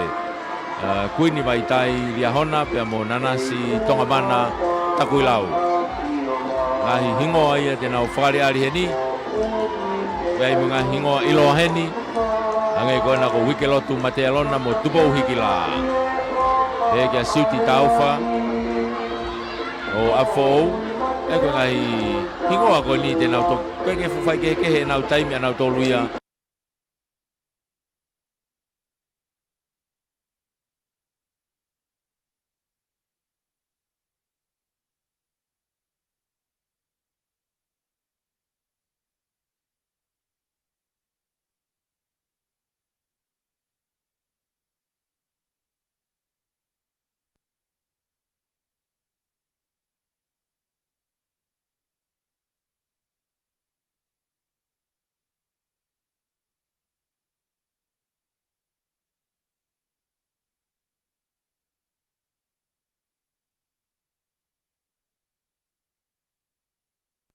mei he eua ya reine fitu ki tua kunsa lote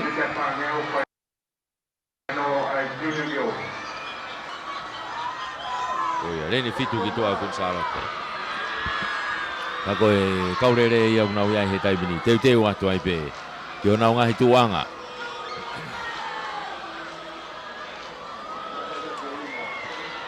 Teu atu o nau ngahi tuanga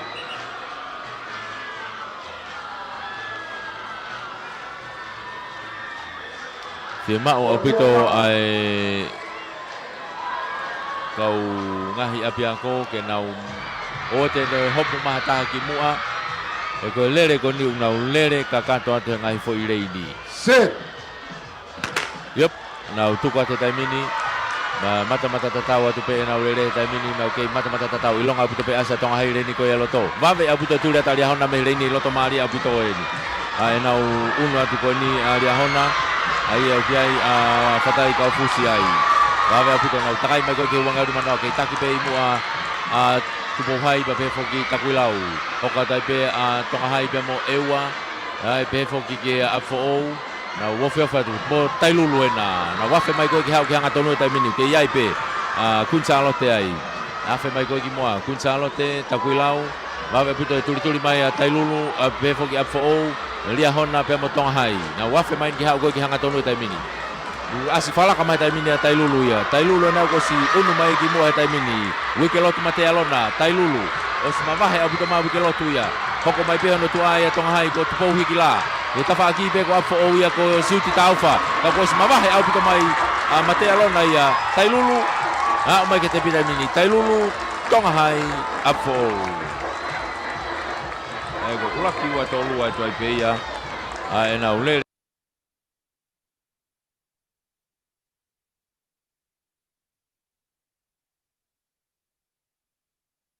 ko ni ko wike lotu mate alona dei tailulu hokat pe kia tupo higila tonga hai ya fika tolu at pe kia siuti taufa o apfo o ko kola siliva poloni se ai pe ya o ku mahino ko ya tau fauso sa peni ai lele takaitaha ko ya e tau whanau whiwhine lala whanau whiwhine tau una tatore taimini ko ene tuu koe i he taimini ngaringali te tau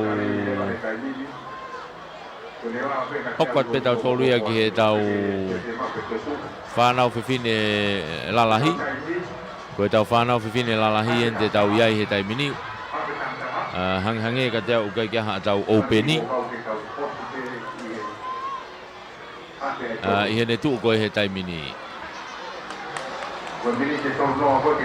hene tuu koe taimini o kai kia iai ha tau whanau whiwhine lalahi au pito e tau to pe ko hanau toki huma peke whainoro ka kwasi he risi eni o kai kia ha kai kia he toki mahino pe he tau unu atu ka koe tau whanau whiwhine lalahi e nia tau tolu ai sinia ai au kia ia lostika wheke mei tonga hai ko mautu iono mei tai lulu tonga tupou mei kunsalo te Stephanie Whare mei Riahona waite lose tontonu mei eua ana kaufusi mei lawenga maarie patiola tonga mei Riahona e mosela tu iono mei tai lulu ko ene tuu ia he taimini e tau whainoro koe e whanau whiwhine lalahi sinia i he mita whange au lostika wheke mei tonga hai koe taimilere ia e whoki kia mautu iono o tailulu tonga tupou o kunsalote Stephanie Whare o Riahona kai ke nau fuwhai ke he nau taimia nau tō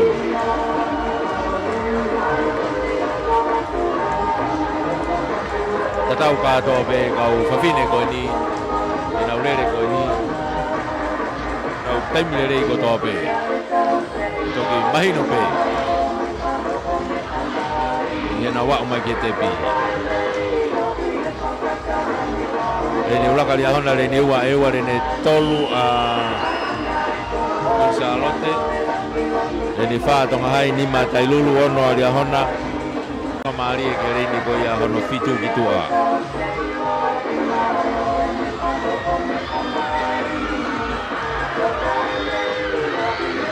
na osi ko tutu pe ke ona ngahi tuanga o te te wai pe ke nau kamata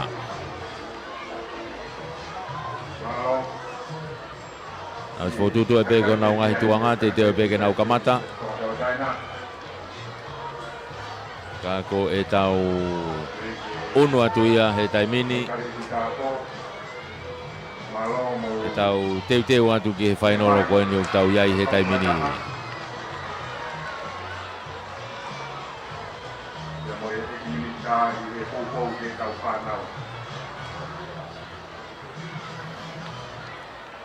teu atu koe ni na o si tu pe kona ngai tuanga o si foka kula tu e tau tepi hina kata usfuka hina te tau tepi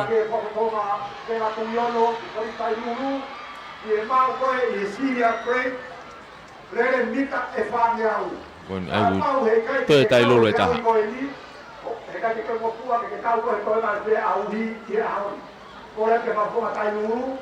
se la tuiono e mau voi che le vita e fami au e tai mini be mau ai ko na ke Italia ki a Sela o ka ke heni he tai mini ko tai lulu pe ko mau tu iono pe ku hena o ka ke ya Sela a ko ia ko te wa tu ke final o ia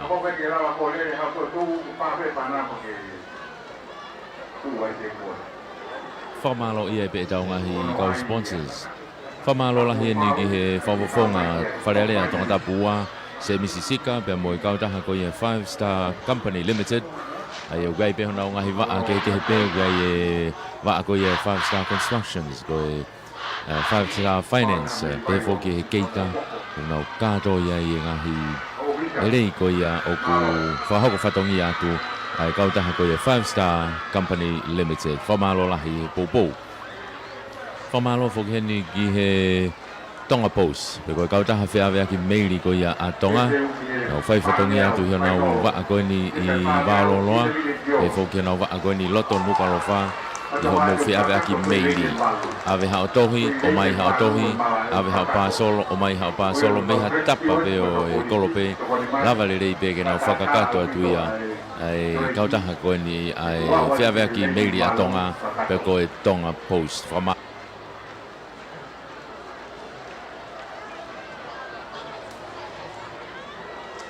alola hi e whengau aki e mona o waa koe fast print ai au lava ke print ai hao whahinga pepa pe o kuke fie mao whamalola hi ni ki a siwa pe mo i wharemi katoa pe mo e whakatou mawhi Kawatonga Trading and Finance o Veitongo pe mo matai ka wawau ko e kautaha ko ni ko honau tawi o nau tole Kawatonga ha o whahinga fie mao Kawatonga ha pe lahi o fie mao ha pe taimi o ke fie mao ai lava le rei pe ke mao atu i tongani huta ki tō pureanga lava le rei pe pe mo nau kautaha no foki whainga taimi pe whainga lahi pe no malu ia ke koloa whakatonga pe ko ngahi koloa mahu inga lava le rei pe ke whiau ia i he whakatau mawhi Kawatonga Trading and Finance o Veitongo pe mo matai ka wawau koni ko ngari kakato mahe taimini ai kaurere koni ko sela tu yo mo ko wa o mai hiri hono ki hui pe ke hau koe final lo ko pau ke te ateni ai pe te telere pe ikai ko pau pe ke te tu he tureki ke te kau he starta pe te toki tu oi pe ki tai o tangutu ki lalo fai te riha ka koe koloa pe ke tariui o kau i he starta ui ka kai ke kau he lere hao final ko tai aonga pe toenga ho u final ko ia o ku hanga mai mui ai ni ko nei ui ai Sela pau ke hao kau That's it. Yup Giagi Forsata Then out to Foki mai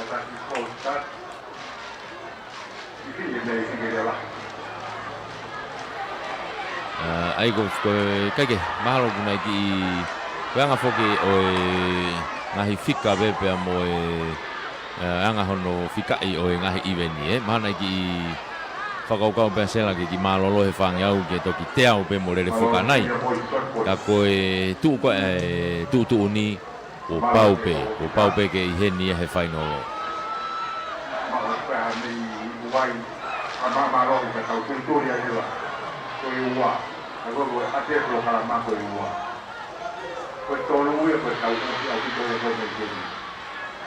o ia tau hanga tau pe tai mini ki he tau lere koe ni ke tu mau be ngahi rei ni ko to ai hau be Sela tu yono tu he leine fika valu leine ki tu na ulere i ka to fo leine valu ko kakato yang ngahi leine malae ai au nau tere at nau tori ai tua he ve'e a ko o ngahi apiako ye ma o puto ngahi turi ki ke nau no fo ma o te nau to ngau e mai pa whanau nau tuka nau tolu kona au tua e wai mo tonga hai tua e wai mo tonga hai ai ko ko hinga e ko paupeke ke i ateni e ko whatonga ke wa e ko tain tonga hai ku hai lahi au pito ia ai hei kai lava ia rere eke tuli te taimini ko tailulu ni au whalaka ki rangi tailulu pe mo ria hona iai pepe mo kunsa alo te ta whaki na wafe mai ke wange au he taimini na wafe mai wange ai ko mau tu iono e na tu iono tailulu kunsa alo te ria hona pe mo te tailulu pe taha wafe mai ko ke hau yanga tonu e taimini tailulu ko pati ola tonga na ia o ria hona ka ko mua mai taimini ko mau tu iono ia o tailulu rostika feke o koia na tu ko kunsa alote ko tonga tupou kunsa alote pe mo mau tu iono o tailulu falaka ma kunsa alote taimini tuli mali ahona e ke no tua ko na wa ma na tol ke te pi taimini ula ka kunsa alote ua a tailulu e tolu atu ali ahona Wow.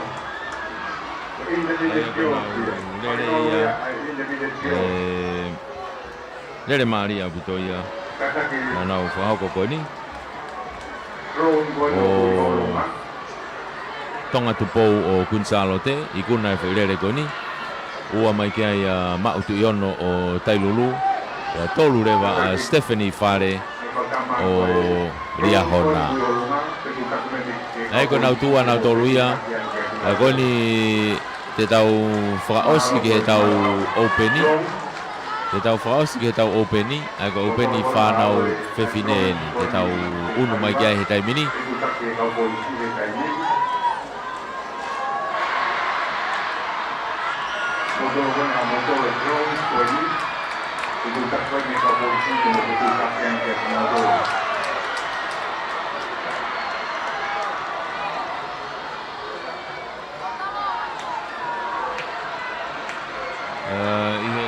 ia ko i he taimini ia ai finalo ko ni whanau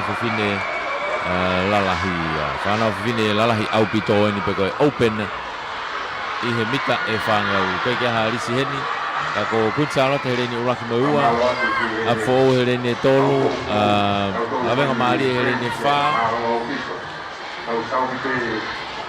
Whamonima ko laka maari e ria hona e ua herene ono mo e walu e tonga hai rewa e herene fitu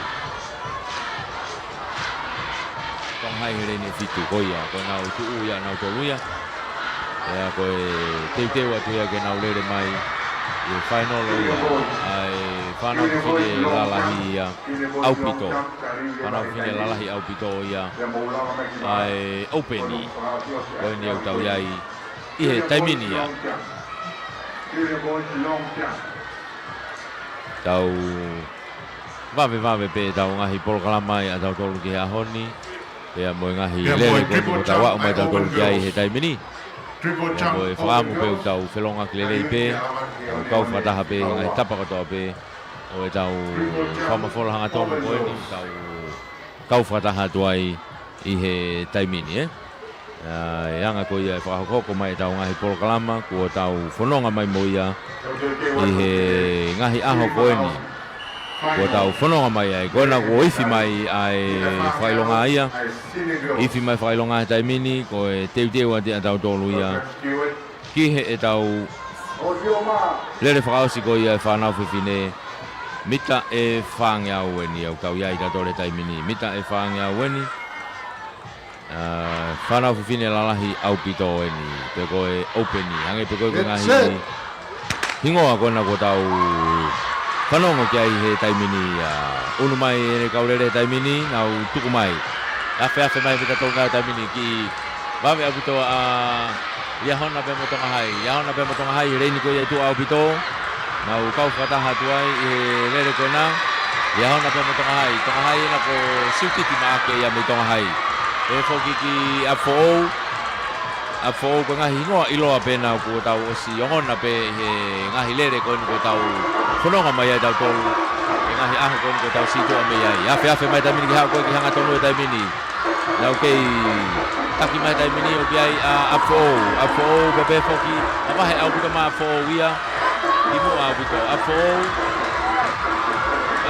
gai bemo Liahona bemo Quinzalo tenu tuli mai moe ki ka o si ma he au pito mai afo wia mai tamini ki te pi afo ma he ki ame me mita e tolu noa o sia mai ke te pi afo ua mai tamini ko Liahona mai moe ke te pi ua tolu ma Gonzalo te ai ko e Koula Siliva Polonise ai peia Koula Siliva Polonise ai peia e tau lere mai tau tolu ko ni kata ku kai ko si ti ma ke ni au lere ko ni ka ko e open i pe tonga hai pe ni ku tau yai he tai mini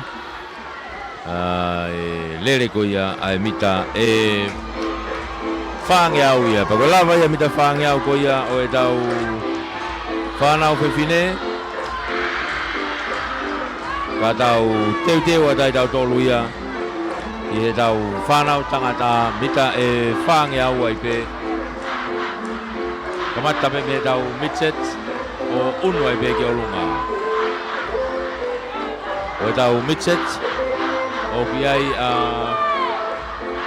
sione tupou me i toloa o romantiesa mausia me i atere o whawheao me i takuilau o siao si mafi me i atere pita tauwha me a whou saia iongi me i toloa Quinton Foriaki me i tongahai e amo Ifaremi o kusi me i ahake hange koko e nau tuu ko ngahi taimi au nau mei tatau pe nau kai ke fuia fai ke he lahi he nau taimi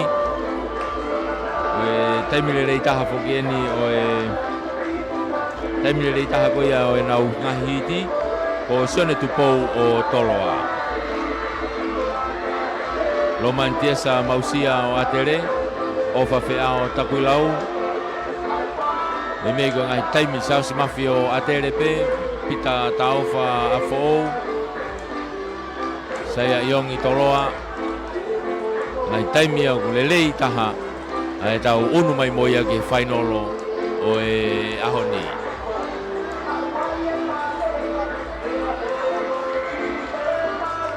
agora una os foto tu pe kona ngai reini ola ki ga tonga hai reini wa afou reini tolo atakuilau reini fa toloa Nima atere Reine ono fitu atua Reine ono pe atere Eto Reine fitu kitu atakuilau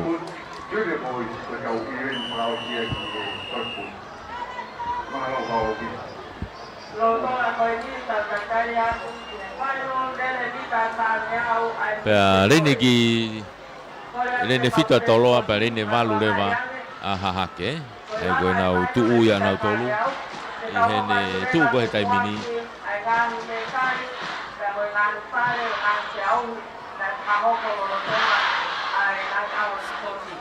teu atu ke tau whanau tangata ia iki au pito e me he taimini tongahai afou takuilau toloa atere toloa hahake Set. Yup, now tuku ate taimini mita pe whangeau takai tahape mata te kau baba kita pe ase ona tama atere mo toloa baba kita ase atere mo toloa ia hereni ko ia loto wafe mai ko ke tolu ngau he taimini ke taki pe tua hake atere na ono tua toloa fika fa tu pe to te atere mo takuilau na unu ate taimini wangau ni manoa ke na fa ke mita wangau hahake atere na guosi falaka te taimini atere moyongo toloa atere toloa ua atere taha atere na e fika wau te unat moia na wafe mai ni ke hau ke teo ni mana taimini si kamata ke falaka ma toloa taimini toloa atere toloa pe motoe atere pe ai ko yongo toloa ua atere ua konu nau unu mai na tolu ki moa pe mo takulau pe no tafaki pe na wafe mai ke hanga tolu taimini ke toloa pe mo atere ni na mua mai to atere pe fika tolu ha o te mea ke mita ua noa mita ha fulu urake pe toloa atere toloa atere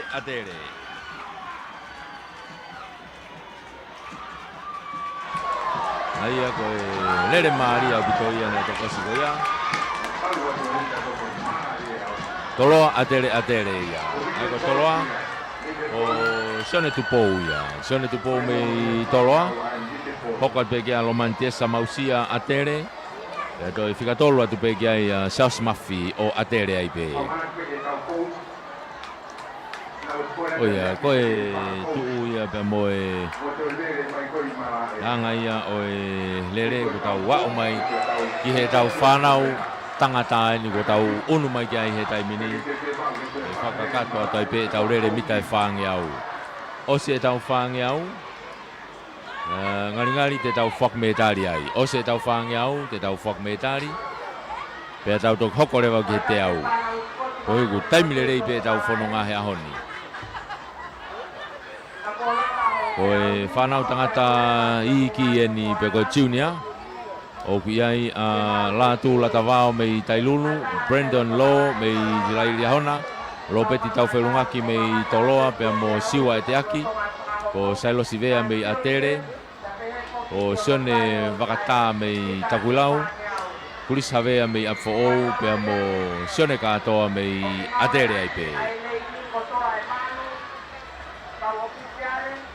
Oia koe nau tuu ia ka koe tuu koe i he reini reine ulake a fo'ou reine ua atere reine tolu a toloa reine wha a Tailulu reine nima a Riahona reine ono pe a toloa reine fito a Takuilau reine valu ki tua koe atere ia taha aia koe ne tuu lere kakato foi reine valu ange koe whenga koe ke whakatata e ngahi tawhaaki kotoa koe ngahi apia ko unau tere atu pe kaurere ai he ve a pe te mau ia ke nau o te ngau e maha taha ki loto kai ata e rere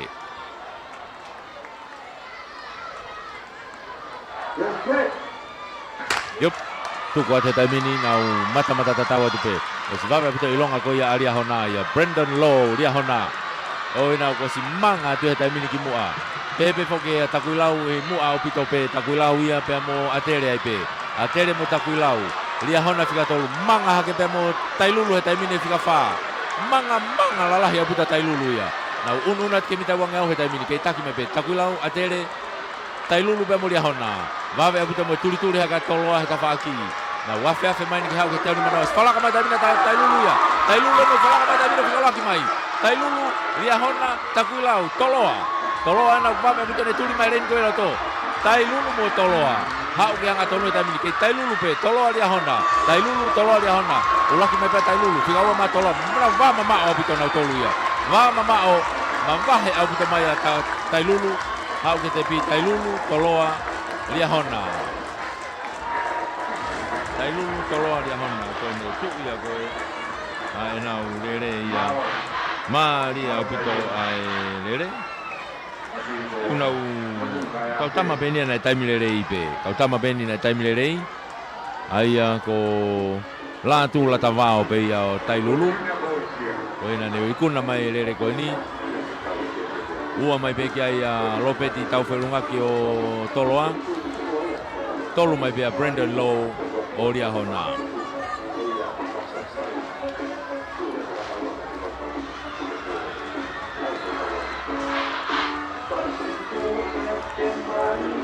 Kage koe ne tu ia koe he taimini ia ia tau unu atu pe ke toi Mariange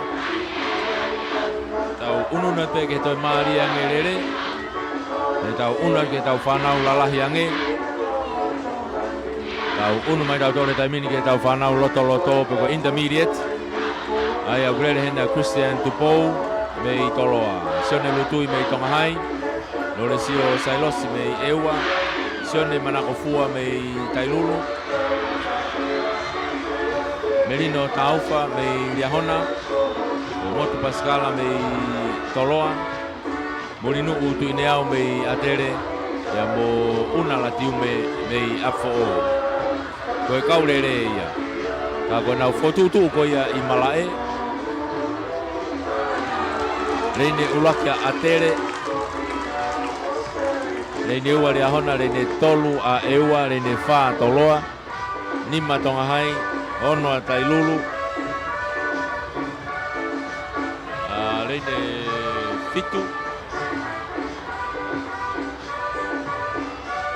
Leine fitu to ia toloa. Pe to leine valu leva a afo o ki tu a. Asinga ko ia e fu fare ia he ko ne fa poloka mai ia ngai tau sio. Ma o mai ko tamana na ma langa fare ko ia. I he ni be ia he grandstand ni langa fare be he grandstand ni. Angeu ki poloka ia ngai tau sio ko ki he starta.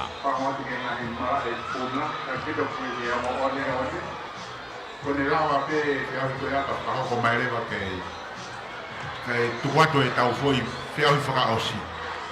Ngai field events kotoa pe, ka ofisa, malo ka lawa ena, whetu taki mai kai ui e tau foi, taki taha whakaosi. Hina hina. Hina hina te ngai whukaa tai mini. Koe ua, a koe tau kai ni koe ua. Koe tau ruu e koe tau kōti a pite me te whai wā. Hina hina te tau whukaa. Mau mai ngahi turiki.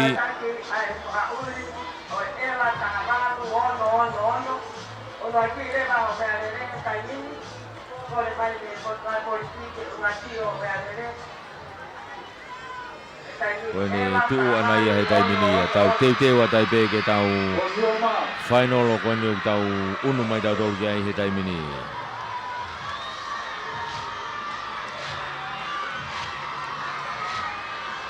Ai ko tau whanau tangata loto ni utau iai.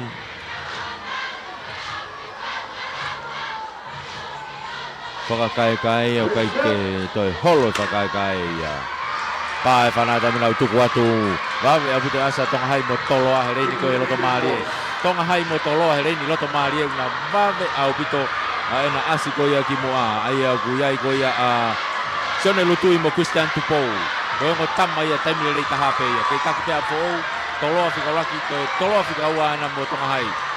Sione lutui mo Christian Tupou, koe mo tama ia. Afe mai koe ni hau ki hanga tonu e taimini ke kita wangi au. Koe mo tama pena, ki whalaka mai taimini a Sione lutui. Christian Tupou mo Sione lutui. Tonga hai ia mo toloa, afe mai ki hau ki hanga tonu e taki mai taimini Sione lutui mai tonga hai. Ua hau tena kakia, Christian Tupou mai toloa. Sione lutui mo Christian de. Tonga hai toloa. Whalaka mai taimini a toloa. Christian Tupou. Hau taimini whalaka mai. Hau mai taimini tonu tawa noa. Koe ke te pi. Whalaka mai a toloa. Tonga hai. Tai lulu. Toloa. Tonga hai. Tai lulu.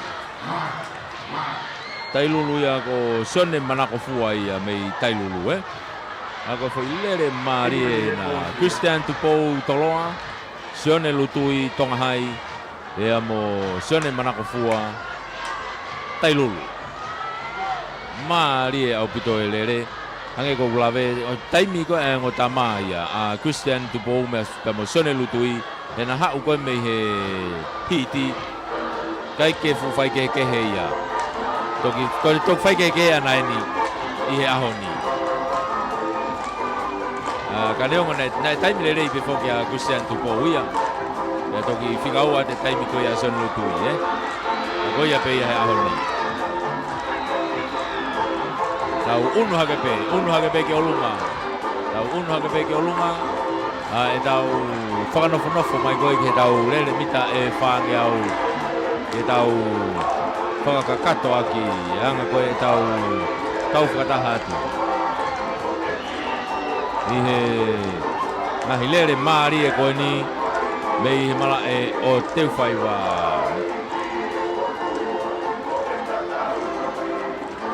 Maari e ai spoti pia te. Maari e whak mo e tau kau mui mai he tau whamafola. Live stream. Alate tau Facebook a broadcasting. Te whak e senolo YouTube i ko ia Paula Moimboi. Wene u tau toi kau whakataha toi pe ai I he whainga maari e ko ia. Whamalo e pe ke tau ngahi kautaha. Ai sponsor ko ia o e tau whamafola. Malo e poupou mai. Tau una tu koe ni ko tau whanau tangata. Lalahi au pitoen. wakai wharere i peia. Pau tau lalahi au pito, pau tau lalahi, pau tau lalahi au pito. Ka koe tui he taimini, Ka pau koe lalahi au pito ene ukia ia sione tau whirungaki a toloa. Kau tai ka siua atere, Jordan Vairea Tongahai, William Sisi Liahona, Sione Havili Liahona, Paula Hala Tokoua Liahona, Siori Kinikini Ewa, Samuela Finau Lavenga Marie.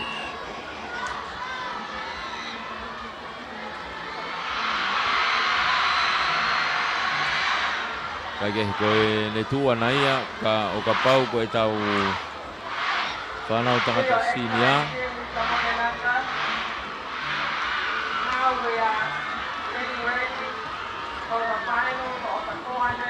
Ka koe ikai ko tui pe mahalo koe tau open ni ni tau dolu.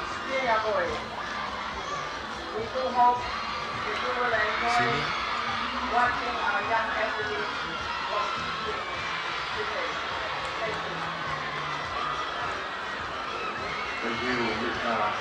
Oh iya, koe tau whanau tangata ia ai open ni. Koe tau whanau tangata ia open ni.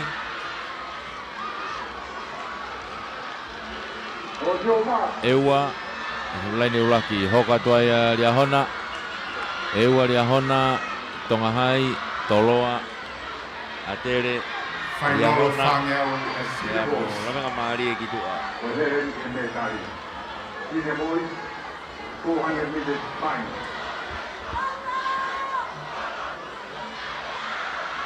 O ni tau ia i tau tole taimini, te watu, kenau tukumai. Ya Liahona e ua heni.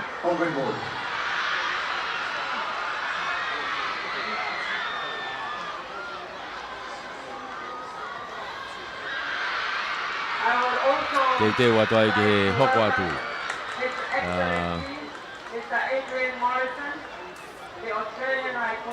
Tau kau whataha whoke ahoni ko e whawhalangi ahoni ko e tangata iki minista o e ako pia mo e ako ngawe. Honorable Huakava Meriku o e whawhalangi o e aho ia pia oku i heni pia mo e talawhekaulahi ko ia a Australia. Pia pe whoke talawhekaulahi o New Zealand. Talawhekaulahi Australia mo New Zealand. Oku i heni. Tau i heni pia mo China. Heni pia mo China. Ambassador China akau. Tokoa tanga akau.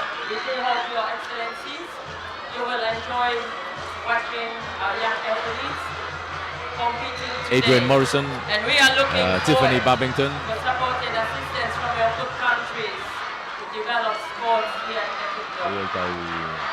Iheni hahoni pia mo tantai ki minista ko peni. Moi kinau tolu e kau taki ko ia o e potungao e ako, kau taki e Komitsi Poti, kau whatahai i heni i teu whaiwa. Ongo na whoki me he tawhaki koe e tau ongo MC o kia ia vilai ilolahia. Pe whoki ia taisia mao o e tau ongo MC ia. Ko rea he taimini ko Paula ko rea ko he taimini ko Vriampo Ese. Vriampo Ese me he tau stata. Ai ui ngaki he taimini a Paula hala toko ua. Ai ko toe he taimini ki lere ko ni Paula hala toko ua. Ria hona. Ange pe kono ui ko ia o sela tu iono ane nai. Ko pau ke iheni. Ko pau pe ke iheni. Ko lere ko ia ane nai ko ai whanau whine lalahi ko ia. Na e mahino pe nai lavea ai whine mui ko e mei tonga hai. Ka nai hau pe o tu he stata. Pako ne pā pe le leo le re.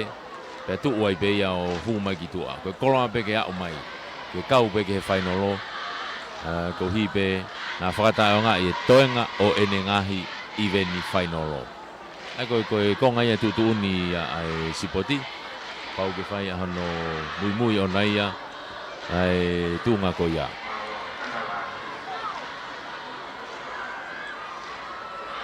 koe le tu e tai mini tau ke tatari pe ki ai ki Paulo hala to ua me lia hona. Pau ga ki le tio mo mai no fanga lia hona. Fia ma o Paulo hala to ua ke I he sta ta he tai mini. Bueno, masi en auto to mai gona. Paula hala to ua. Toi pe te kone tolu. Procurado que é tolo. E tamata leva se aluhi. O se tolu. O masi en au lere mai goni.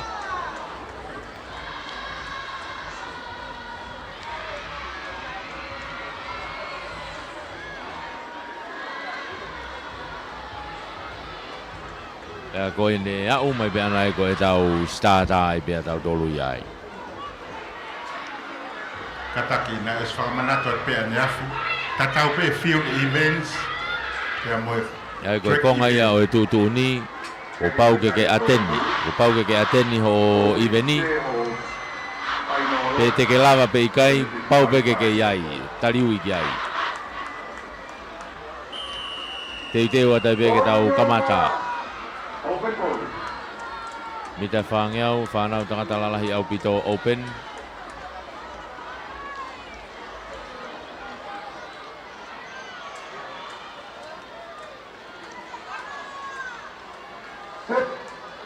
Teu, yo, toi ki ifi taimi. Ifi whatokanga. Ia tō tahana ki puna. O hai se to ko ta en ta to te ko pe au ko tua.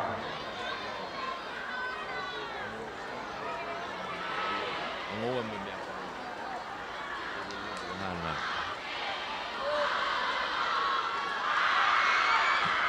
Bonyoma.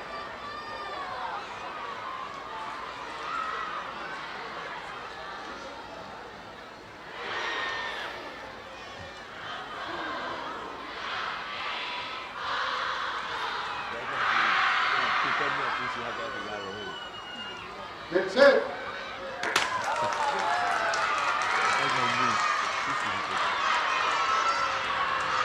Kaya kona ko kamata tau lere atau tolu. Ya ko ia ko tau unu mai tau tolu kita fanga frausi fana tanga lala ya pito ke taki mai tani ko kada mari tai lu lena una ko pemera pagi dia hona pemo toloa.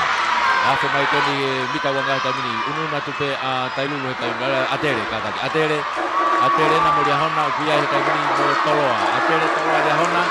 Na wafa mai ko ha ko di tau mara tani va ko turi ma toloa. Tere ma toloa he tafa aki sone tau whaulunga ki a toloa. Afe mai ki hao koe kanga tonu. Sone tau whaulunga ki ena hea mo tauta ika mo sone tau whaulunga ki. O si palaka amuta maa tau whaulunga ki. Turi maa tonga hai ke whika tolu. Turi maa tonga hai ke whika ua. O si mawahe amuta maa tau whaulunga ki. Uraki toloa tonga hai a tere. Toloa tonga hai a tere. Aia nei ki unu mai a Jordan Vairea ia. O falaka mai a whika ua mai mei tonga hai Whika ua ki pe ko Sone tau whaulunga ki pe ia mei toloa.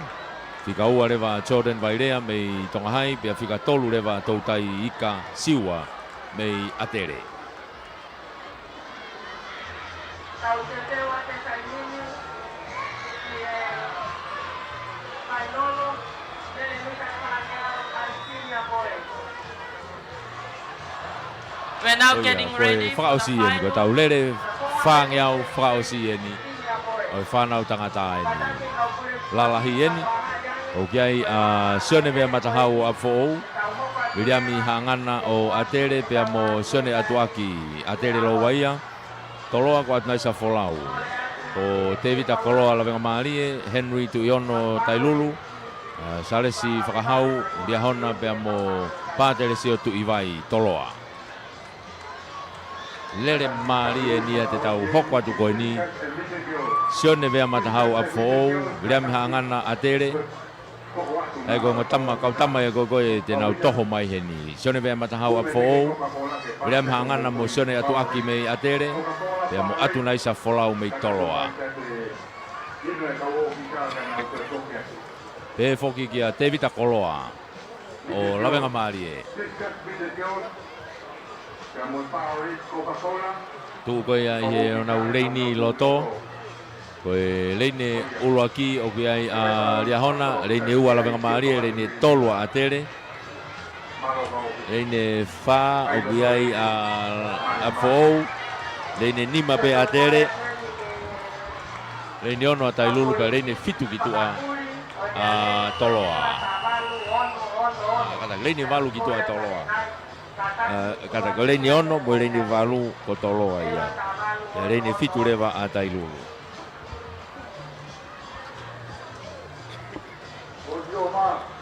Intermediate boys. Aya ko ne tu ia ko he taimini ia.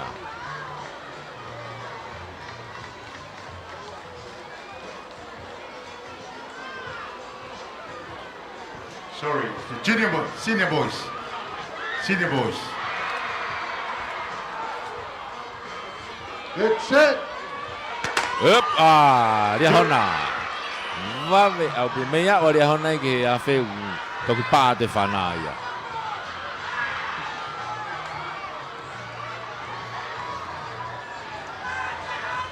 Oene tu ana he taimini ko Riahona pe ase he taimini he ni ko Charles Whakahau ko Riahona e wasko ni. Aia ko whatokanga e angene kati ngenga. Kati ngenga ko ne tu o wape ko kat kula.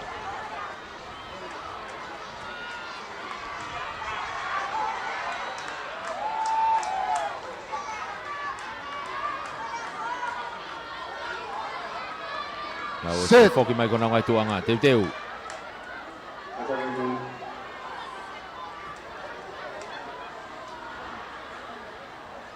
Teu.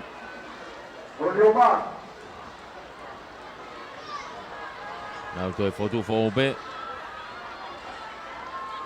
Ko tau mita whangea o whakausi e nea tau tolu. Whanau tangata lalahi e ni sinia.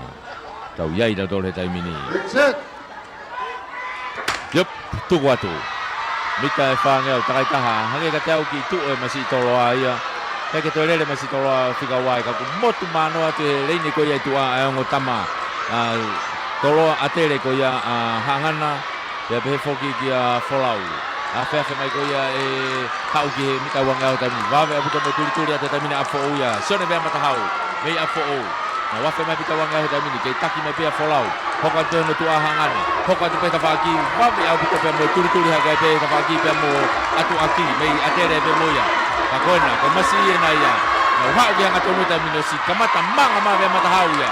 Kala kamata mino vea matahau. Na tau katuri mai taimino mohangana. Vea matahau mohangana. Apa o matere, hau mai ke kita toa, uatoa, maapulu, hape, na pato whakataha tupe, vea matahau mo hangana, te tau toki vetepe, mehe tau whaita, te tau toki whanongo pe ai, te taimi koe te tau ui ai, ki maka hi fo e whangeau koe e whanau tangata lalahi, ke ki whanongo le rei mai kia nai, peko haina ne mau. Kake, koe ne lava le rei e tau whainolo koe e tau mita whangeau, kau se te foi lele koe a sone mea matahau a po ou, riam hangana a tere. Oma, pe ato e, pe pore e na rere. O tau una tua tau tolu koe taimini, e tau hoka ke tau fok metari, ai e fai fok no uingaki, o tau fok metari, ke tau hoka tu ki ai. Whamalo ia pe tau ngahi kau sponsors. Whamalo lahi ni ki he whawafonga o wharelea tangata pua, se Mississika, pe mo kau tanga ko ia 5 Star Company Limited, e gai pe ngau ngahi waa ke he peo gai e waa ko ia 5 Star Constructions, ko 5 Star Finance, pe foki he keita, ma kato ia i ngahi e rei ko ia o ku whahoko whatongi atu, ai kau taha ko ia 5 Star Company Limited, whamalo lahi he popo. Whamalo foki hene ki he Tonga Post, ko kau taha whiawea ki meiri ko ia a Tonga, o whai whatongi atu he nau waa ko ni i Wāloloa, pe foki nau waa ko ni Loto Nukalofa, i ho mo whiawea ki meiri. Ave hao tohi, o mai hao tohi, ave hao pāsolo, o mai hao pāsolo, me ha tapa pe o tolope, o lava le rei pe ke na whakakato atu ia ai kautaha koe ni ai whiawea ki meiri atonga pe koe tonga post whamalo lahi e whengau aki kei mona waa koe fast sprint e kulava ke print ai hao whahinga pepa pe o kuke whie mau whamalo lahi ni ki a siwa pe mo i wharemi katoa pe mo whakatou mawhi kawatonga trading and finance o veitongo pe mo matai ka wawau koe kautaha koe ni ko honau tawi o nau tole kawatonga ha o whahinga whie mau kawatonga pe ha pe lahi o ke whie mau ha pe taimi o ke whie mau ai lava le rei pe ke mau atu i tongani huta ki tōpure anga lava le rei pe te mo nau kautaha no foki whainga taimi pe whahinga lahi pe no malu ia ke kolo whakatonga pe ko ngahi kolo mau inga lava le rei pe ke whiau ia i whakatou mawhi kawatonga trading and finance o veitongo o pea mo matai ka wawau whamaloa hea ni kia tanusia pai pea mo e Hapatek Cafe Seaside Bar and Restaurant o gai fōki e nau keita ki hau whahinga kātoanga e kutoe lava peo hae atu ai whare kona i e waftau whaahau ki hau whahinga kātoanga lava le rei pe ke whahokoia ko nau tēni tienu ku kei i teu whaiwa pe tau tēni tienu ki teu whaiwa pe ta whaaki koia ki he gym JT Fitness Gym JT Takataka Fitness Gym e he ta whaaki koia ki he gym ia e tēni ti lahi ai osi iai pe kau kuki ai iai pe te pire moise ai e whakakato ai hape whainga mea tukoni te ke ota lava le rei pe ke nau hanga o ngahui atu maau i kai ngata pe mea tukoni kai pe whoki ki hao inu inu hao inu mawhana koe kofi ko inu mokomoko hao smoothie hao whahinga freiva pe lava le rei pe o whahoko ia pe whapare whoki e he tanusia paea pea mo e kautahani ai kau pes athlete e pei e wausia takpanga te au e kau pes athlete ko toa pe o ngahi kalasi ta tau pe takata mo fufine e whakatoa e ke he wausia whiunga me panga tahawhe nima fufine nima tangata e kau tuki mua ko he ngahi kalasi ko toa e tau whakia i he whausinga ko ia o e ahoni whamaloa te he whingawe aki ai Hapatek Seaside Bar and Restaurant e whoki heni ki he JT Takataka Fitness Gym e popo mai ki he tau whamawhola iai e whamalolahi heni ki a Sione Tapu pea mo e Tapu Finance o Holopeka Hapai ka koe kantiteiti whokia o Hapai Tahaua whamaloa te popo tau whakapare whoki e Sione Tapu ia pea mo e Tapu Finance ai Finemui pea mo e Talavou Fofua me tali ko ia o mei Hapai ai ana no whapare ko e takipaanga e ni mangiau takipaanga ni mangiau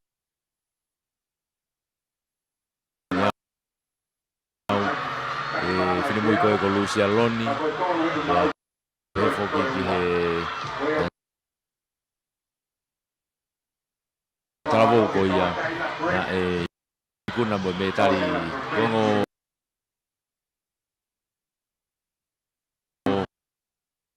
hapai fo geni na hu mai ngahi yako anga ko ya takulau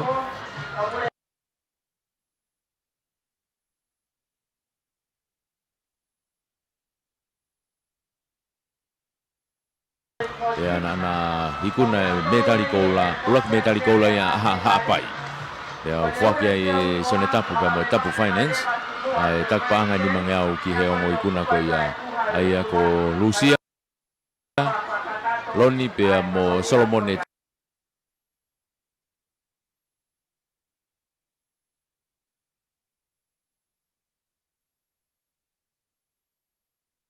tau fo o me hapai ka una spoti mai me takula we famalo ke popo mo toni mai Yai whamalo lahi ni kia waihola malupo pe mo malupo tae services i mawhanga wa e me alere ko nau tawi wa e fo wa e second heni lava lere pe ia ia nau wa au ku i wa e gula pe ko master class tae ku ia vai pua ke lava ma wa e me alere pe ai nga he wa e ho me alere ia time ta tau pe ia pe mo nau rental car ai ke ia pe mo nau car wash ai lava e lei pe ngai whatonia ko ia ka koe wa i e taimi ta tau no koe hae atu pe whoki e nau ngai kolo whakatonga teu a ki hao whahinga kātoanga. Wa upe ki he apisia, ki he putu.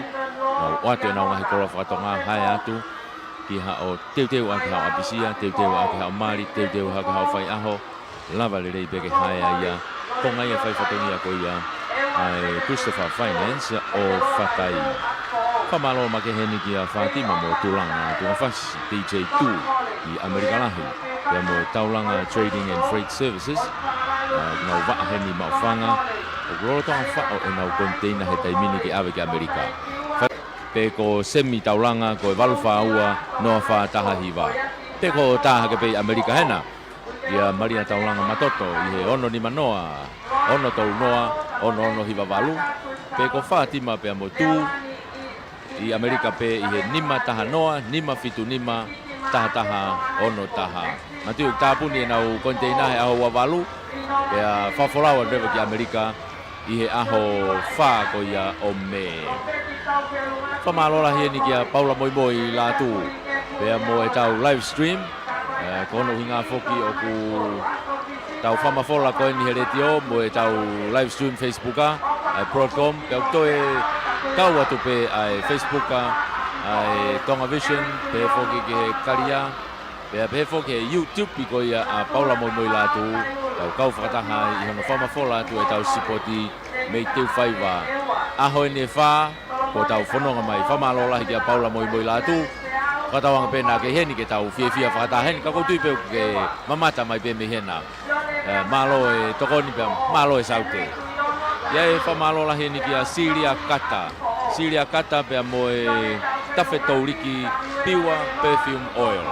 O si tala pēha no hingoa ai tunga ko ia o e koloa ko ni o e lolo tala ko ia kuanga lolo kaloni lolo tala kuanga pea o ku ikai ke toe hui fo i kaloni ata pe katoa ngahi alaha manongi ko ia o Europe mo Amerika ko kato ia iai pe fo ke ngahi au kakala me isileri pea mo e Pasifiki ko e au ata hono alaha ona io telefoni pe ko ke a Siria Kata i he City by the Bay, San Francisco, i he hiwa nima taha, tolu noa nima, ua fitu taha walu, ha whahinga taimi peo ke whi mawai, ha o lolo, kaloni, tawhe tauriki, piwa perfume oil ia, mei San Francisco, mei Amerika Lahi, mea Siria Kata.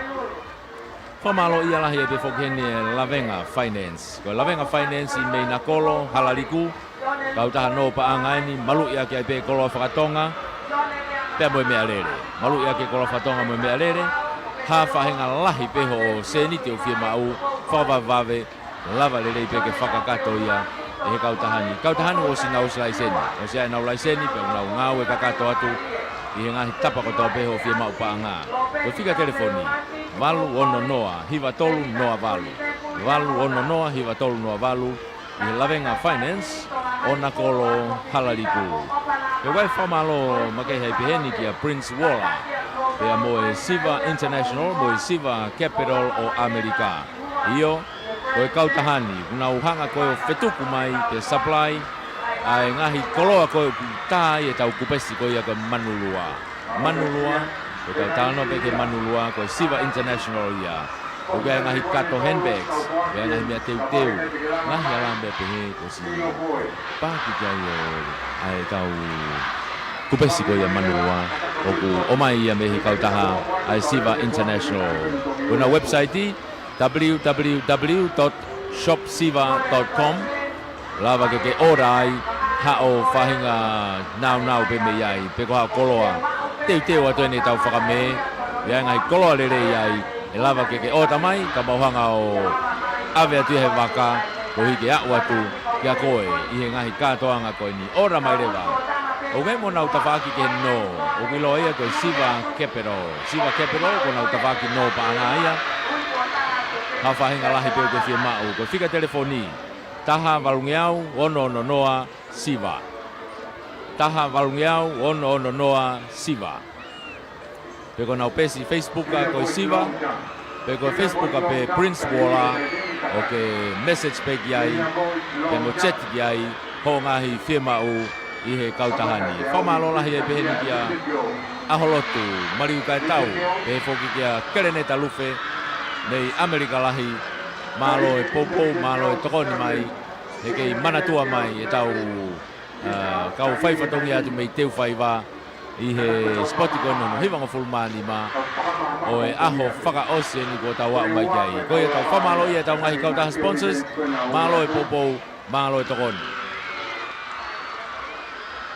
Io whamalo lahi e te whoki heni ki he Friendly Islands Bookshop.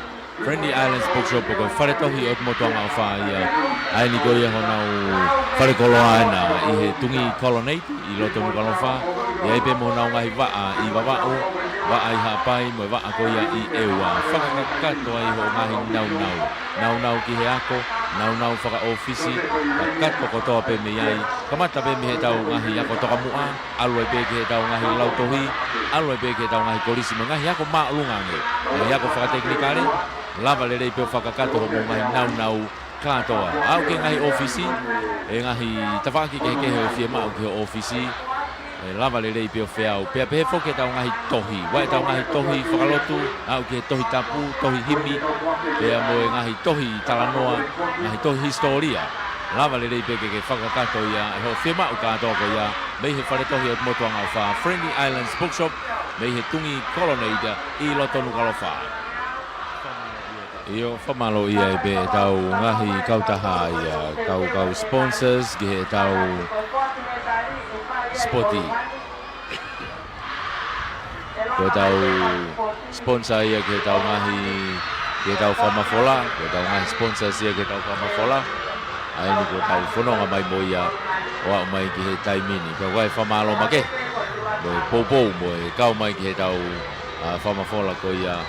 O e tau katoanga Spoti ko nono himanga fulmani ma. Ai ni ko tau whaka ua ki tau tolu ia. I he aho whaka o si ni. Toi pe e tau ongo Iveni lere e ua. Ai ko toi pe e tau mita te au.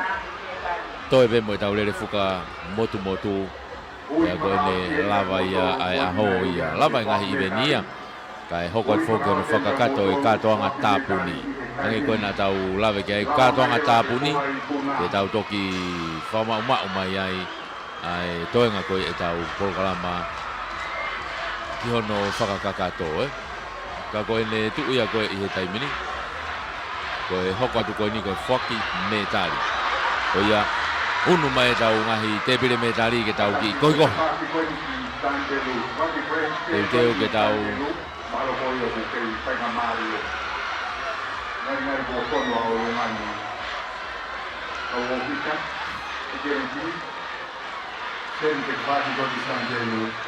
Prince Ken Koya. Koe tungai ko tawa mai tau kia he taimini. Ea moe teu atu koia. Ki he tau ngahi Iveni whakaosi koia. O e aho ni whak medali. Kapau kai te kei hena whenga maha whakafofonga.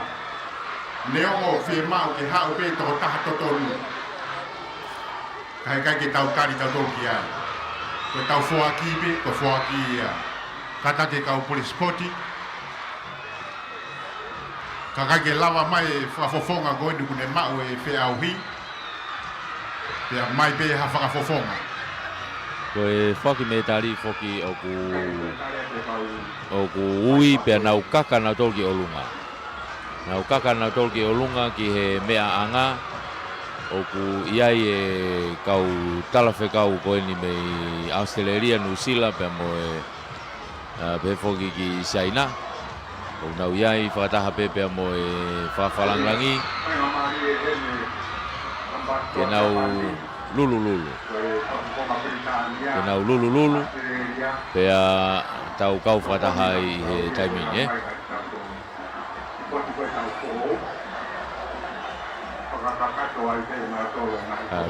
Ko siaina nai whakalanglangi he aho hono ua. Pea mo e aho no tolu. Ko siapa ni ne aho no wha. Ai koe ambassador Japan, tala whakaulahi a Australia, tala whakaulahi a New Zealand. Pea mo e Anga te au heni me mo e whawawhonga pe talwhakaulahi a Britania. Aia ko ne ui koe me tari te nau kaka ki o lunga o lulu. Pea whaki ai e me tari. Pea nau tok hifo rewa o tuu ki he puha. Puha o ikuna.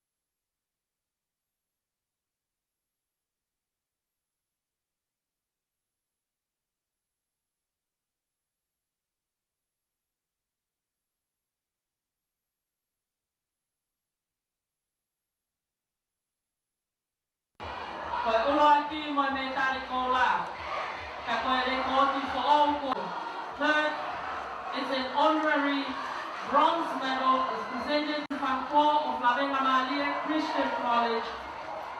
And third, again with a bronze medal, Seini Uhila of Liahona High School. Open girls high jump.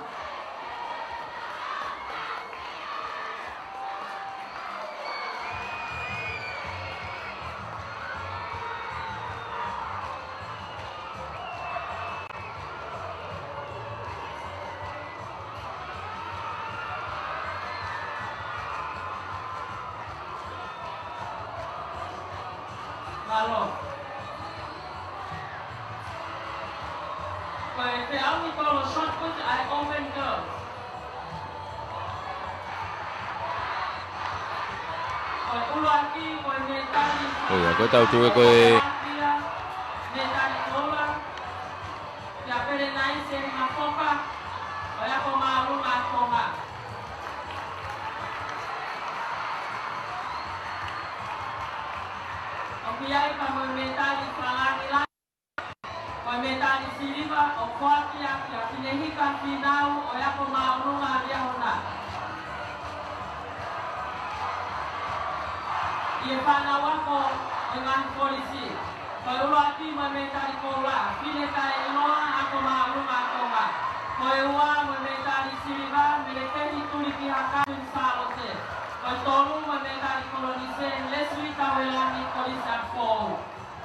Open girls shot put. The first two medals presented is an honorary medal presented to Pelenaise Mapoka of Tonga High School, the gold medal, and a silver medal to Vinehika Finau, an honorary medal from Liahona High School.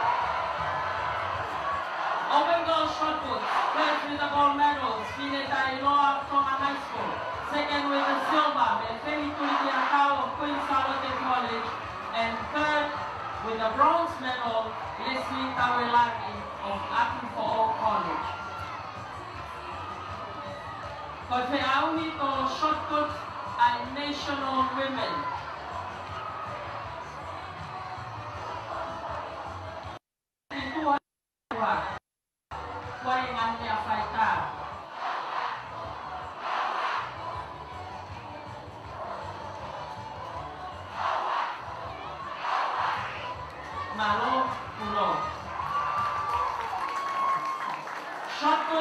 national women as an honorary gold medal is presented to Watamama Tuota Faiva of Kailolo College.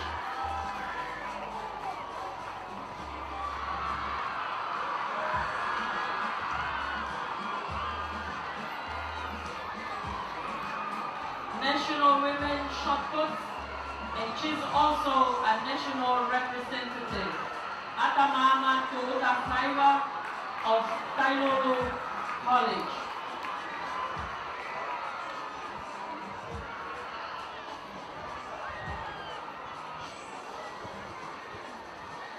Malopulo.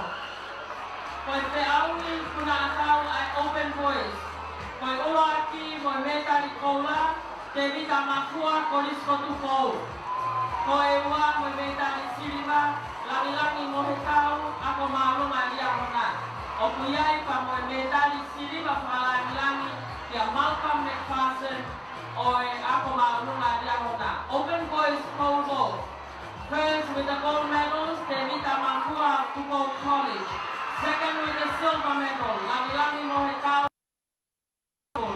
And again, there is an honorary silver medal presented to Malcolm McPherson of Liahona High School.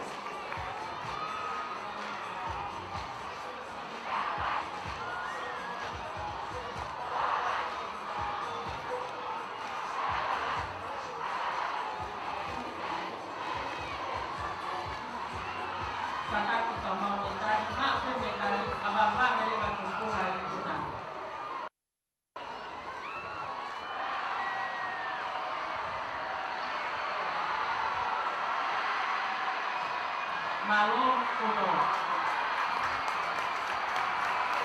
Koi kuna loa ai open voice. Koi uaki mo netari koulang finau kau kumarie. Koi silikan Jordan Bailala ako maalunga tonga. Koi tolu mo netari kolonisen Daniela Takai korisko tupou. Okuyai mo netari kalanglang yerua. Metari kola o kuakia kia Malcolm McPherson ako marunga ya mona kama metari siliva o kuakia kia isiate ko ese o ako marunga tonga. Open boys long jump. First with the gold medals, Finau Fusi of Lavenga Maria Christian College. Second with the silver medal, Jordan Bailala of Tonga High School. And third with the bronze medal, Daniela Takai of Tupo College. We have two honorary medals. First is a gold medal to Malcolm McPherson of Liahona High School and an honorary silver medal to Isiate Koese of Tonga High School.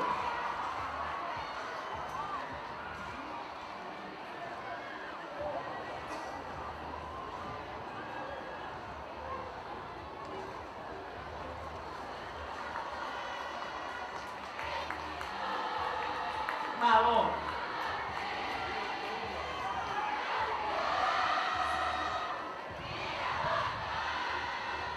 Thank you. No.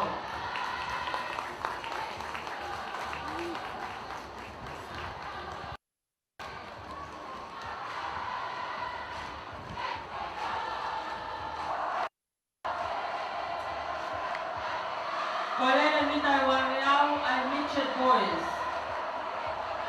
Koi uluaki mo metari kolang siao si mafi kolistola. Koi uang mo metari silibang o sayasi Isaiah kolisto tupou. Koi tolu mo metari kolonise Alexander Makopa kolistola. Midget boys 200 meters free. First with the gold medals, siao si mafi of Tonga College. Second with the silver medals, Osayasi Isaiah of Tupou College. Third, with the bronze medal, Alexander Makopa of Tonga College.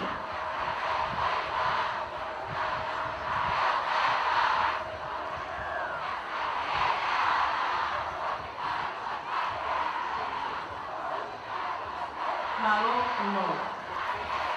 Kolele mitai waleau ai China boys. Koi ulo aki metari koula, Sailo Silvea, Koistonga. Koi uang me Siliman, Brandon, Long, ako maulunga yahuna. Koe tolu, a moe metari kolonise, so sefo mai lau kolise ako.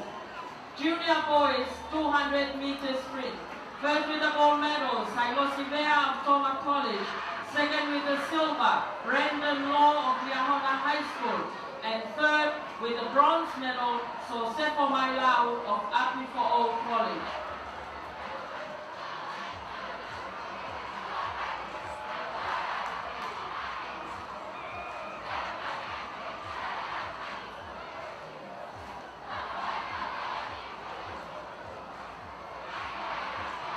Koilele mita wangeau, malo kuno.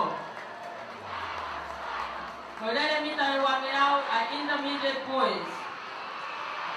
Koi ulo ati, momentari kola, tupo, korisko tupo.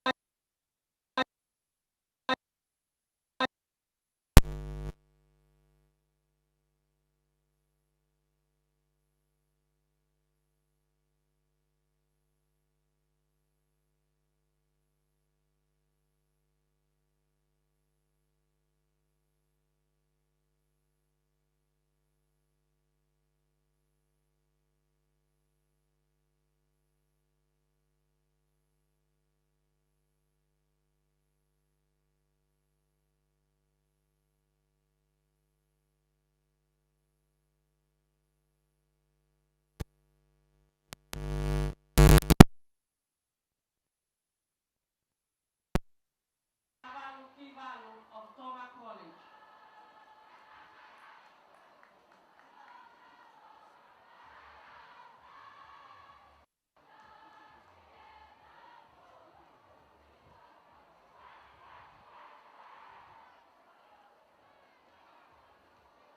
Malo, no. Koilele mita wangeau boys. Koi ulo ati, momentari takai korisko tupo. Koi ua momentari siliva, kotai siua koristonga. Okuyai pa momentari palangi-langi, momentari siliva, okuatia, ya lisiate po ese, oyako maulu mautonga.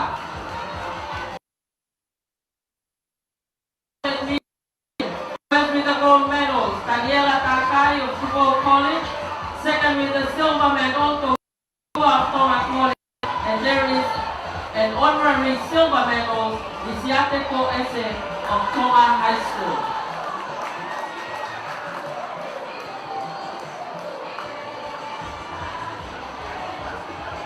Malo uno. Koilele mitai wangeau, ai national men. Komentari kala ofuatia ya Michael Folau kori.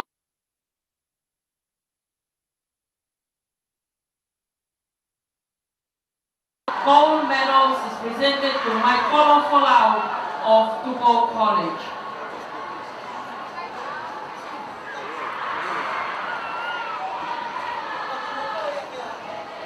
Koilele mita ewaneau ai Mitchell girls. Koi ulo aki mo metari kola, koakia kia laise takau, oi Thomas Side School. Koi ua mo Silva, Mariana Tangolo, oi Thomas Side School. Koi tolu pe mo kolonise Susana Kaufusi, Koristai Lulu. Mitchell girls 200 meters sprint. First with the gold medals, Laise Takau of Thomas Side School. Second with the bronze, Mariana Kangulu of Thomas High School. And third with the bronze medal, Susan of Tailulu College.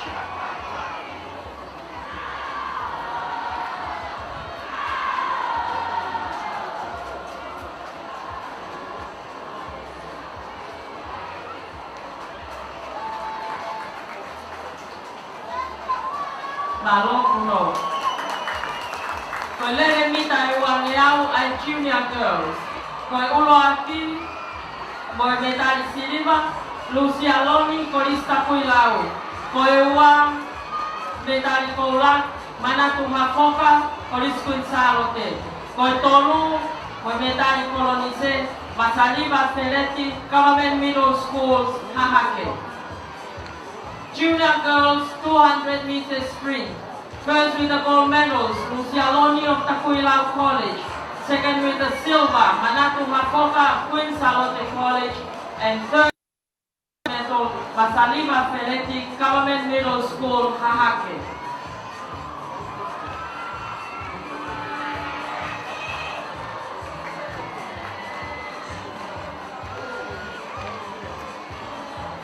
Kataki tukababebare kilikuwa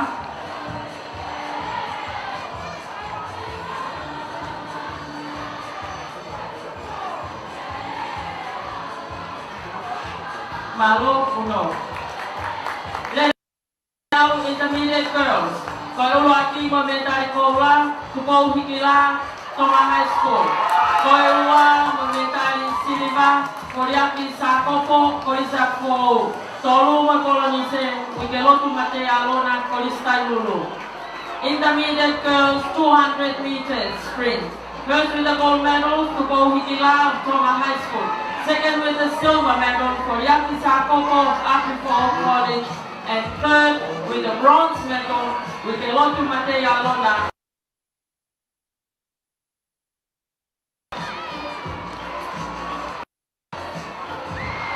Maka kejadian tahawal wono tahawal wono mama hewan mefaki ini kaji.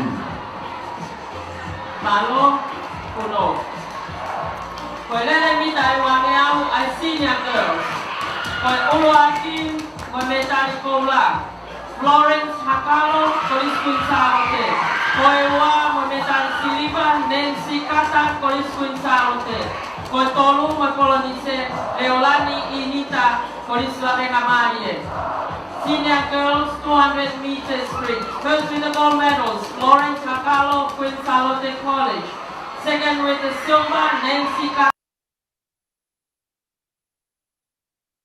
Bronze medal, Leolani Inita of Lavenga Marie Christian College.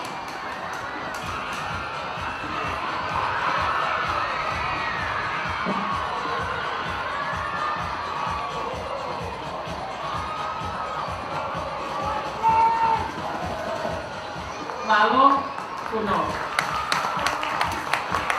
Koelele mita iwaneau ai open girls. Koe uluaki koe metari kalangi-langi, metari kola, ya siutiti maake o yako maulunga alkola.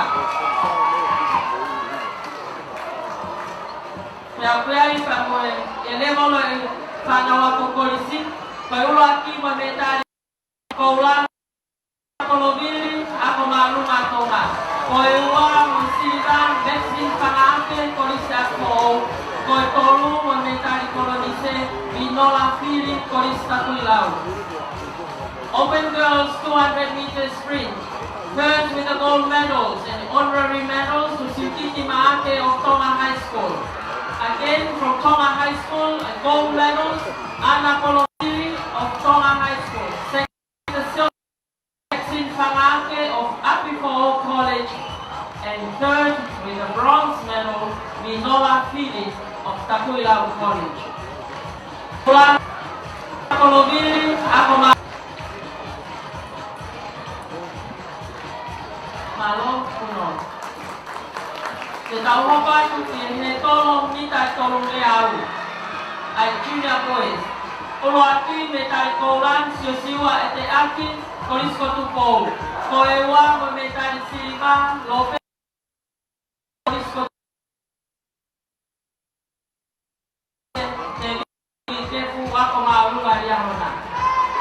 Junior boys, 300 meters hurdles. First with the gold medals, Yosiwa Teaki of Tuko College. Second with the silver medals, Roberti Tauferulanki of Tuko College. And third with the bronze medal, Devita Kurikefu of Riahona High School.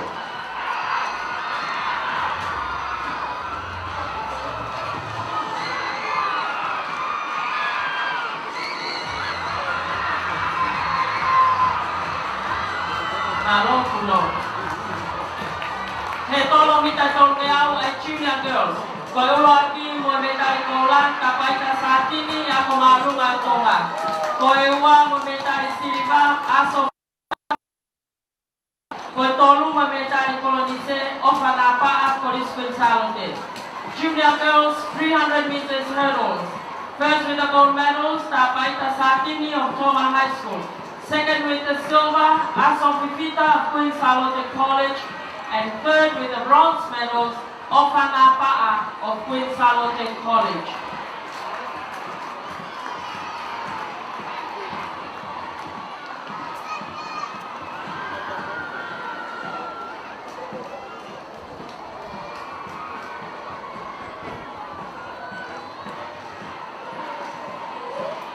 Balon uno.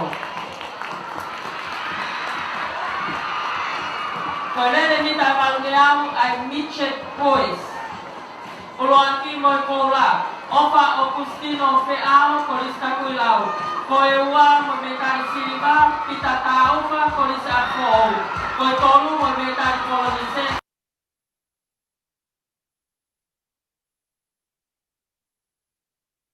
Sprint. First with the gold medals, Opa Augustino Feao of Takuilau College. Second with the silver medals, Opa Apifo College. Third with the bronze medals, Eric Tuyono of Tonga College.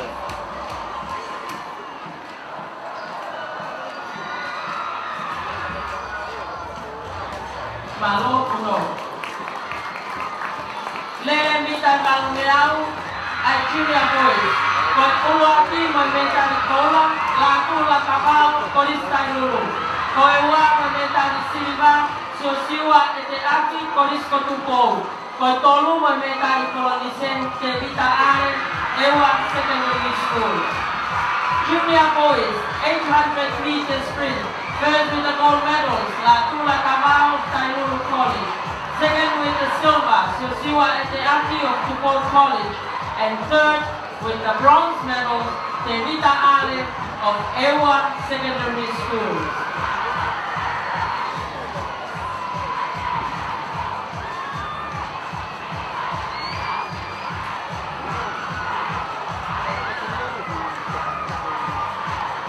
Malo uno. Leremita Balneao Intermediate Boys. Koyo Koewa memetani silva, Cristiane Seau, Corisco Tupou. Koetolu memetani kolonise, Bayang Inuana, Ewa Secondary School. Intermediate boys, 800 meters sprint. First with the gold medal, Solomone Tafou of Takuilau College. Second with the silver, Cristiane Seau of Tupou College. And third with the bronze medal, Bayang Inuana, Ewa Secondary School.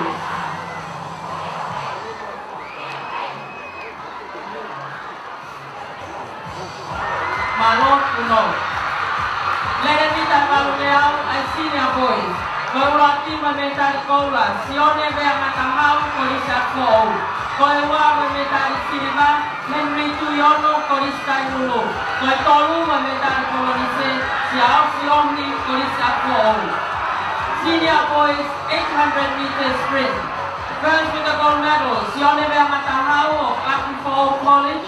Second with the Henry Tailulu College, and third with the bronze medal, Xiao Xiongni of Apifo College.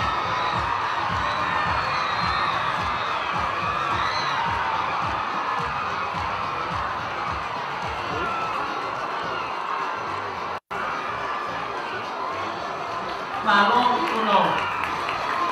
Leremita Balneau ay open boys. Koewa memetani kola, Sione Tauferulanki, Corisco Tupou. Koe tolu ma medali kolonise Daniela Tonga ako maurunga Yahonga. 800 meter sprint open boys. First with the gold medal, Sione Tauferumati of Tupou College. Third, second with the silver medal, Samuela Lelekoa of Tupou College. And third with the bronze medal, Daniela Tonga of High School.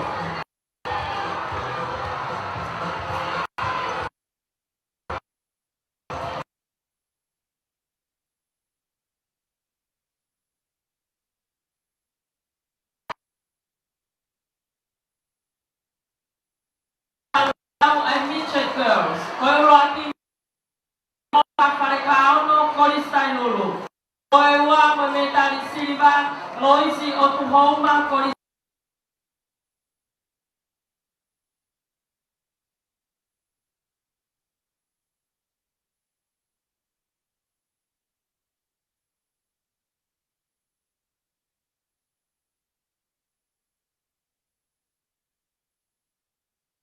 Silva and third medal of Tupou.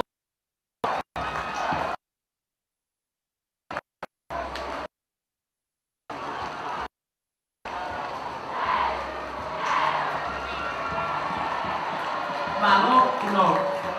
Leremita Maungeau and junior girls. Koiuro Aki Mametari Kola, Lucialoni Korista Kuilau, Ua Mametari Silva, Lineni Kutu, Koris Akpo, Koitolu Mametari Kolonise, Susana Fotu, Koris Kunsalote. Junior girls, 800 meter sprint, first with the gold medals, Lucialoni of Takuilau College, second with the silver medal, Lineni Kutu of Apipo.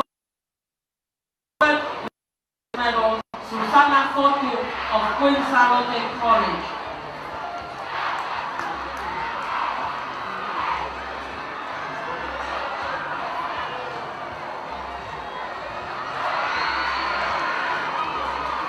Malo Puno. Leremita Malungeau, intermediate girls.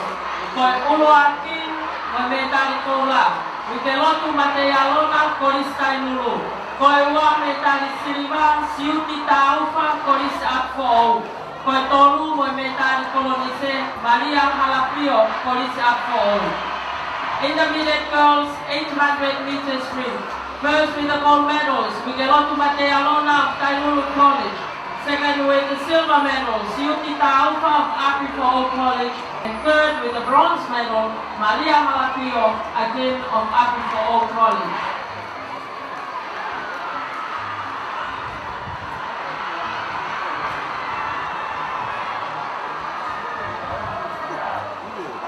Malo Puno.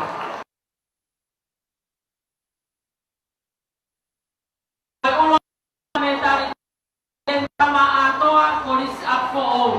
Koewa Kametari Silva, Romeberg Koris Akpo. Koitolu Metari Kolonise, Tonga Tupou Koris Kunsalote. Senior girls 800 meter sprint. First with the gold medals, Yentama Atoa, Apipo College. Second with the silver medal, Romeberg, again of Apipo College. And third with the bronze medal, Tonga Tupou of Queen Charlotte College.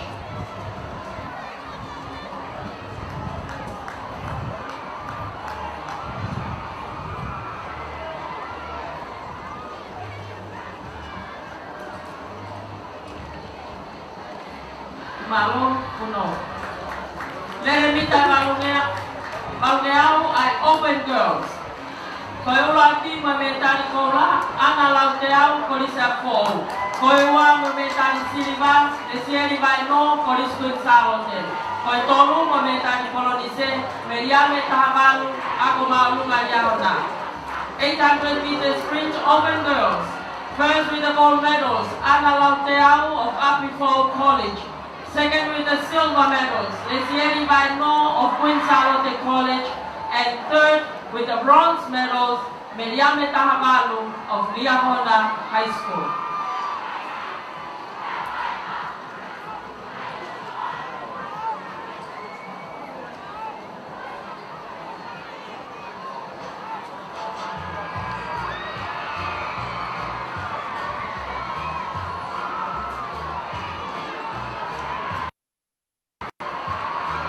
Malo Puno. He tolo mita whangeau intermediate girls. Ulo aki mo me tari kola, anita hufala ako maulunga tonga. Koe ua mo me tari silivan, toka one maafu korista kuilau.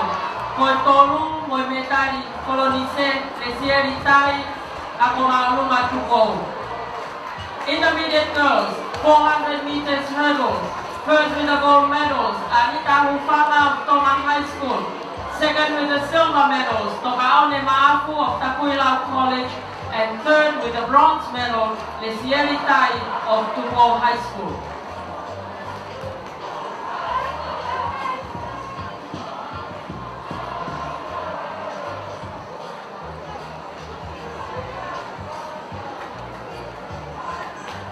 Malo Puno. He tolo mitai whangeau ai senior girls.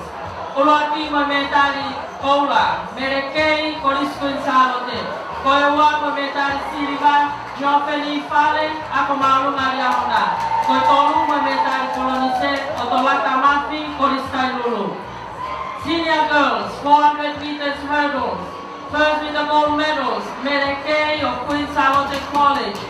Second with the silver medal, Jofeni Fale of Liahona High School. And third with the bronze medal, Otolata Mafi of Tailulu College.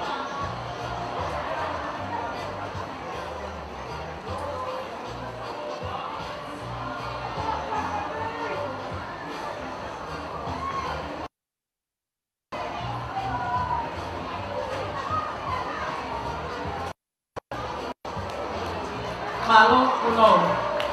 He tolo mitai whangeau ai open girls. Oloati mo metari koula, ana lauteau koris ako. Koe wa Maria Anau koris labenga marie. Koe tolu mo metari kolonise, lesieri vaeno koris kuinsalote. Open girls, 400 meters hurdles. First with the gold medals, Ana Lauteau of Aprifo College. Second with the silver medals, Maria Anau of Lavenga Maria Christian College. And third with the bronze medal, Messieri Vaino of Queen Salote College.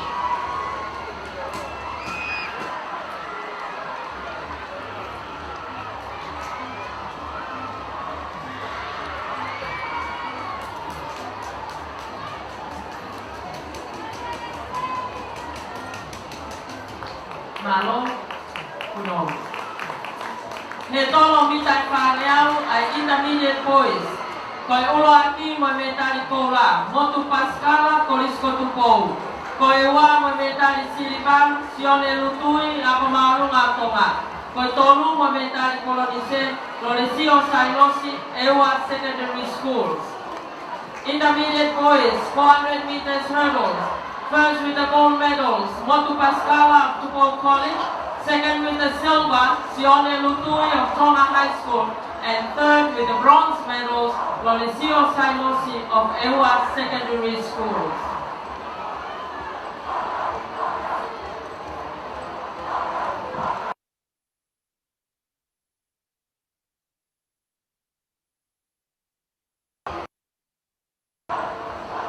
Malo Puno. He tolo mitai whangeau ai senior boys. Koe uaki mo metari koula, sione vea matahau, koris at fo'ou. Koe ua mo metari siliva, at naisa folau, koris kotukou. Koe tolu mo metari kolonise, pateresio tuivai, oi koris kotukou. Senior boys, 400 meters hurdles. First with the gold medals, sione vea matahau of Aprifo College. Second with the silver medals, Atunaisa Folau of Tupou College. And third with the bronze medal, Pateresio Tuivai of Tupou College.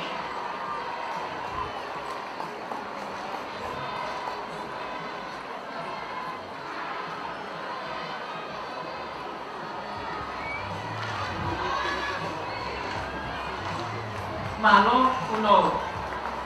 He tolo mitai whangeau ai open boy. Koe uaki mo metari koula, sione tau feuaki tupou. Koe ua mo metari siliva, utai siwa koristonga. Koe tolu kolonise, Naukafusi Korislave Gamaliel. Open boys 400 meters hurdle. First with the gold medal, Sione Taufeulaki of Tupou College. Second with the silver medals, Tautai Siwa of Tona College. And third with the bronze medals, the Naukafusi of Lavenga Malie Christian College.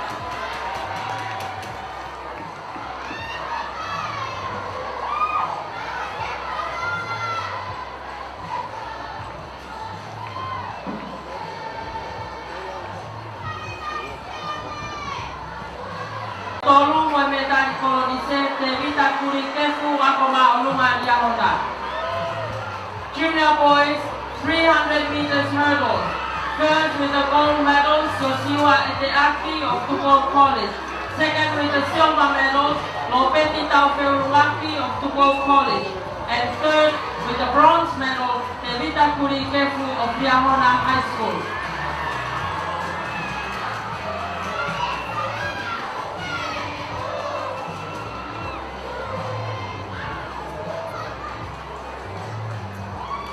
Malo Kuno. Your Excellencies, thank you very much for presenting the medals. We're coming to the end of our medal presentation this morning. Thank you very much. Mahalo watu lapa etau kuasi metari i popo ini.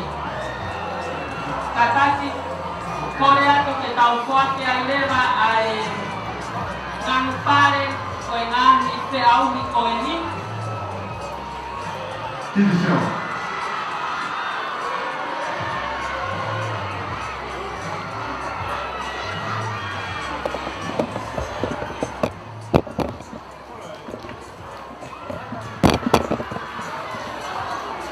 Korea to ko ngang pare ko ini e kuasi ko ini i ngang te au ni ko ini. Korea to pe te kau Korea ko o ngang yako ko ini o na kuna kakati kaure more ke mo lava tua kilalo ke tau laki kuake a ngang pare te au ni ai tiki sel. Ko lava kakato ia ai whaki pare pe koe whake me tari ko ia me ane afi. Pea mo e tā pe ngai me tari i he pongpongin. Ko ne lava kakato ia ai whaki pare. Ko e hoko te tani miu tau hoko atu ki e whaki ko ia pare ai whia whakakai koe pea mo e tiri seo. O nguna uloto mala i he tainimi. Pea ua manaki ke whakahoko atu ai pe ai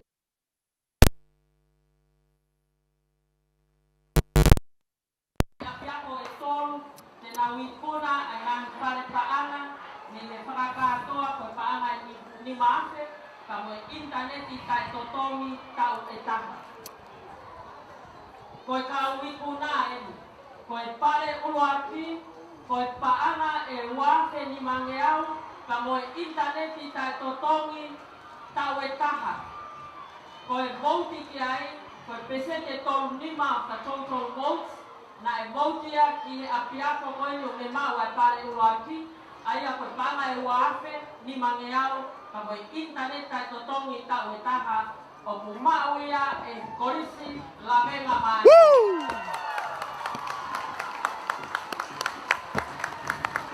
Marie, Lavenga Malie.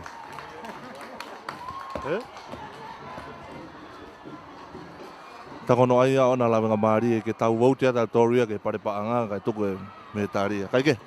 Tau fia pe ko unga ko tau fia ka unga ka whakataha i pe i e poupou ko no teke tare niti ai whanau. Pare uraki koe a titi seo, panga e wafe ni mangeau. Pea mo e neti, interneti tau kakato e taha, tai totongi. Ma ue ke korisi Lavenga Malie.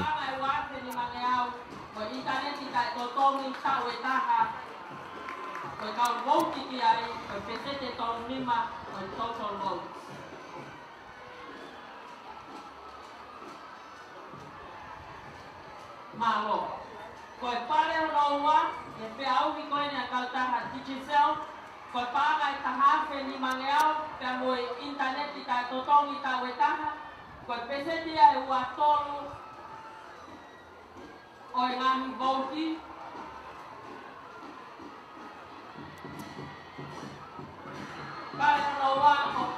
kia ke ako maulunga ria hona.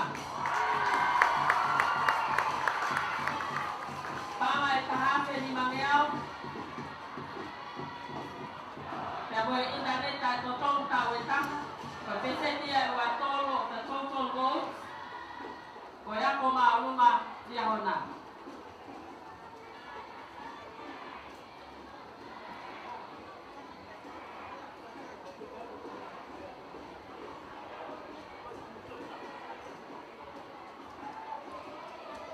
Malo. Koe pare hono tolu, koe pare tahape. Ka moe internet i tae totong i tau e taha. Aia koe pesete taha nima e total votes. Na e votea ki e apia ko fika tolu. Pe au kuakia ke Koris Queen Charlotte.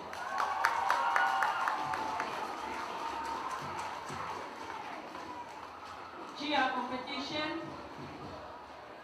Sponsored by Digicel. Third prize is a cash prize of $1,000 and 12 months free internet goes to Queen Charlotte College.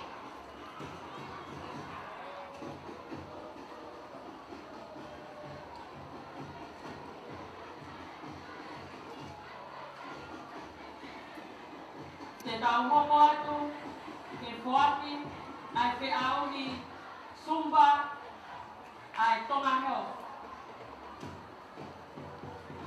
Ko e te au ni Funshake Shumba, ai tonga heo Promotion Foundation, o whakapaanga ia e European Union, o kui hedi ai CEO, ai tonga heo, kamane kau ngawe, ke whoaki atu ai ngā rupare koia. Kore atu ki e kaupure ako koe ni, te mou kataki mea i ko kilaro ke whoaki atu ai whaamana te kontoro. Api fo o, ria hona Queen Charlotte. Olo aki, pāngai tahate, whoaki ia ke Koris Queen Charlotte.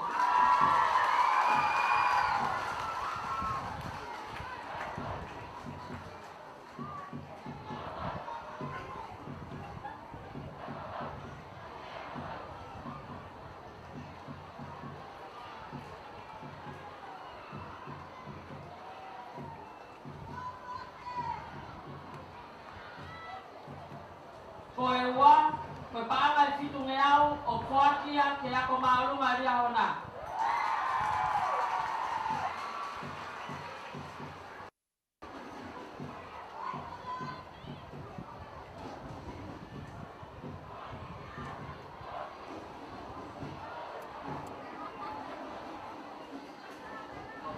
Ka koe tolu, ko e paanga ni mangeau o whoakia ke Koris Afou.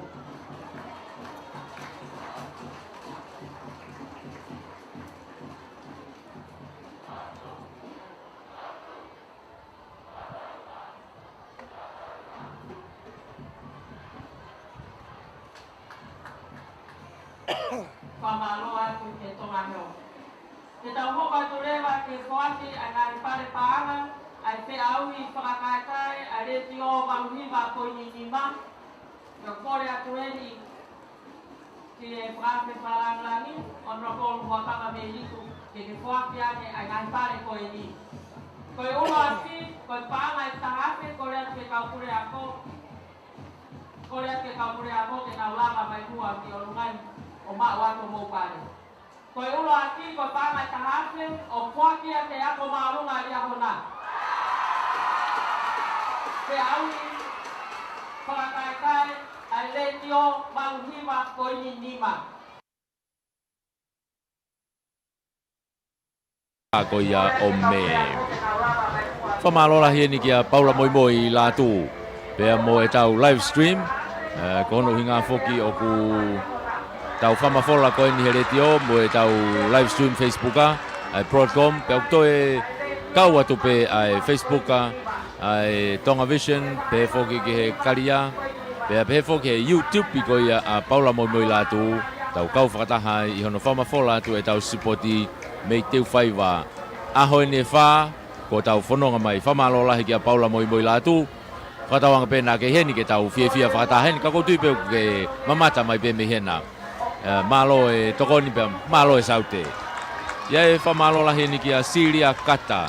Silia Kata pia mo e tafe tauriki Pure Perfume Oil.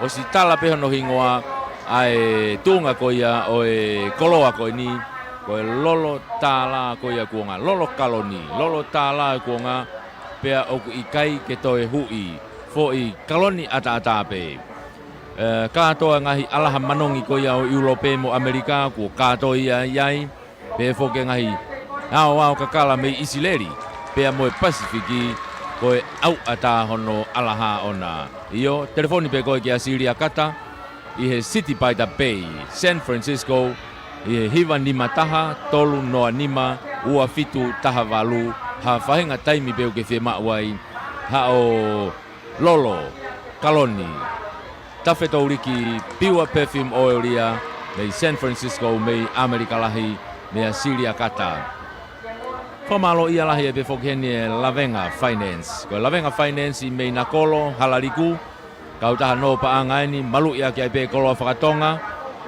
pea moe mea lere malu ia ke koloa whakatonga moe mea lere ha whahinga lahi peho o senite o fie mau whakavavave lava lere pe ke whakakato ia e he kautahani o si nau laiseni o si ai nau laiseni pe unau ngau e kakato atu i he ngahi tapa kotoa peho o fie mau paanga koe whika telefoni valu ono noa hiva tolu noa valu valu ono noa hiva tolu noa valu i he Lavenga Finance o Nakolo halariku Te wai whamalo makehei peheni ki a Prince Waller pea moe Siva International moe Siva Capital o Amerika iyo koe kautahani kuna uhanga koe o fetuku mai pe supply ai ngahi koloa koe tai e tau kupesi koe ia koe manulua koe tau talano peke manulua koe Siva International ia o kai ngahi kato handbags koe ngahi mea teu ngahi alambe pehe ko si paki kai o ai tau kupesi ko ia manulua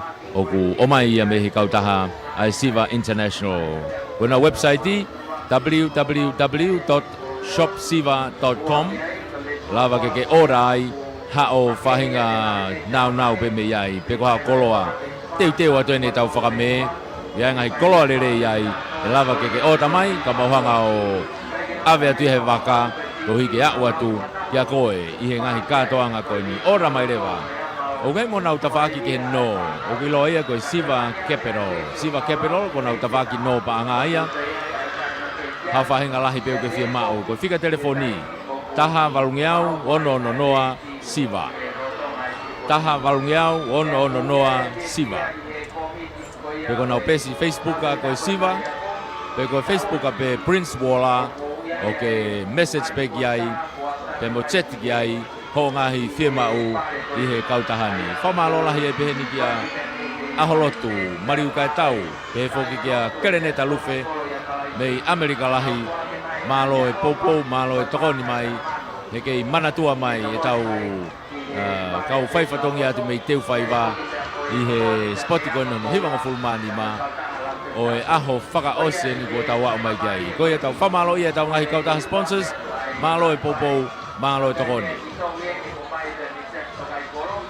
Io whamalo lahi e te whaukeheni ki he Friendly Islands Bookshop ko wharetohi o motuanga o wha ia aeni ko ia honau wharekoloa ana i he tungi colonnade i loto nukalo wha i aipe mo honau ngahi waa i wawao waa i hapai mo waa ko ia i ewa whakakakato ai ho ngahi nau ki he ako nau whaka ofisi ka kato kotoa pe me iai kamata pe me he tau ngahi ako toka mua aloi pe ki he tau ngahi lautohi aloi pe ki he tau ngahi kolisi mo ngahi ako maalungange ngahi ako whakateknikare lava lere pe whakakato ho mo ngahi nau katoa au ke ngahi ofisi e ngahi tawhaki ke he o whia mau ki he ofisi e lava lere pe o whiau pe he whoke tau ngahi tohi wai tau ngahi tohi whakalotu au ki he tohi tapu tohi himi pe mo e ngahi tohi talanoa ngahi tohi historia lava lere pe ke whakakato ia e ho whia mau katoa ko ia mei he wharetohi o motuanga o wha Friendly Islands Bookshop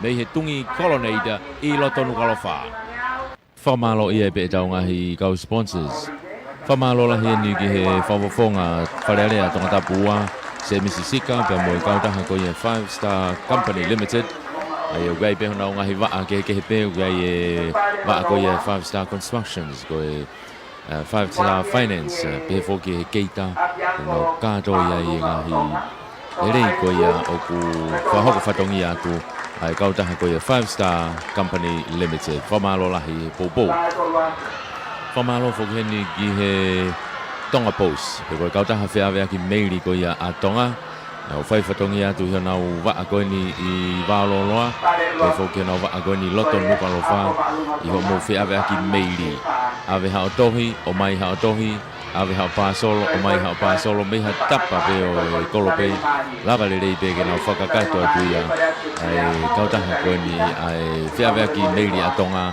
pe koe Tonga Post whamalo lahi e whingau aki e mona waa ko fast print ai au lava ke print ai hao whahinga pepa pe o kuke fie ma'u whamalo lahi oai lava le rei pe ke ma'u atu i tongani uta ki tua pureanga lava le rei pe pe mo no kautaha no foki whainga taimi pe whahinga lahi pe no malu ia ke kolo whatonga pe ko ngahi kolo mahu inga lava le rei pe ke whiao ia i he whakatau mafi kawatonga Trading and Finance o veitongo pe mo matai ka wawahu man ke whamare mole te mo ma'o atu a miha nau office koe o e polisi o e ako te tapu polisi o e Scripture Union ma'o atu mi ai whamaro hieni kia tanusia pai a pe mo e Harbour Deck Cafe Seaside Bar and Restaurant o gai foki nau keita ki hao whahinga kātoanga pe au kutoe lava peo hae atu ai whare kona i e waftau wha ahau ki hao whahinga kātoanga lava le rei pe ke whahokoia o nau tēni tia no ku kei i teu whaiva pe tau tēni tia no ki teu whaiva pe ta whaaki koia ki he gym JT Fitness Gym JT Takataka Fitness Gym i he ta whaaki koia ki he gym ia he tēni ti lahi ai o si iai pe kau kuki ai, iai pe te pire mo se ai, e whakakato ai hape whainga mea tokoni te ke ota, lava le rei pe ke nau hanga o ngauhi at maau. I kai ngata pe mea tokoni, kai pe foki ki hao inu. Inu hao inu mawhana koe kofi, ko inu moko moko, hao smoothie, hao whahinga flavor pe, nau lava le rei pe, o whahoko ia. Koe whakapare foki e he tanusia paea, e moe kautahani, ai kau pes athlete. O gai e vausia takpanga te au, ke kau best athlete ko toa pe o ngahi kalasi, ta tau pe a tangata mo whawhine, e whakatoa e ke he vausia, whiunga me panga tahawhi. Nima whawhine, nima tangata, ke kau tuki mua ko he ngahi kalasi ko toa e tok whakia i he whausinga ko ia o e ahoni. Whamaloa tu he whingawe aki. Harbour Deck, Seaside Bar and Restaurant, pe whoki heni ki he JT Takataka Fitness Gym.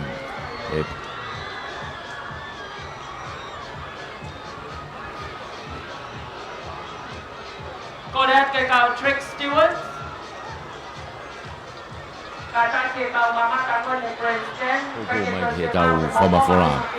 Ia he whamalola hi heni ki a Sione Tapu. Pea mo e Tapu Finance o Holopeka Hapai. Ka koe kantiteiti whokia o Hapai tahaua. Whamaloa te popo. Ko whapare whoki e Sione Tapu ia pea mo e Tapu Finance. Ai fine mui, ia mo e talavou, fofua me tali ko ia o mei hapai. Ai ana nau whakapare ko e takipaanga e ni mangiau, takipaanga ni mangiau, e fine mui ko e ko Lucia Loni, pea pefoki ki he talavou ko ia, na e hikuna mo me tali ko ngo hapai foki eni na hu mai he ngahi yako anga ko ia takuilau. Ia na hikuna metali koula, ulak metali koula ia hapai. Ia fuaki ai Sione Tapu pe mo Tapu Finance. Ai takpaanga ni mangiau ki he ongo hikuna ko ia ai ko Lucia.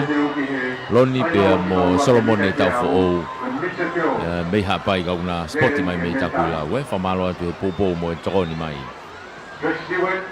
Io te teu tau tore taimini ki he tau whainolo ko ia mita te auen. Whainolo mita te auen ku tau iai tau tore taimini. Te teu at mo tau whanau i ki au pito ai Mitchet.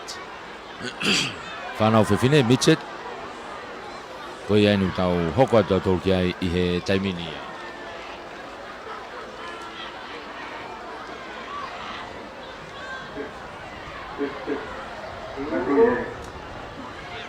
Koe lere mai koe ni he tau whainolo koe ni, uki ai a lo tana kiu o Takuilau, ko Mariana Tangulo Side School be mo Laisa Takau, koe be mo Susana Kaufusi o Tailulu, ko o kete ai sake o ria hona Korenita Tonga a Fo'ou, la tu whakau toki tonga hai mo Mere Lupe Nonu. Tuku mahi tai mini nau mata tatau mai pe.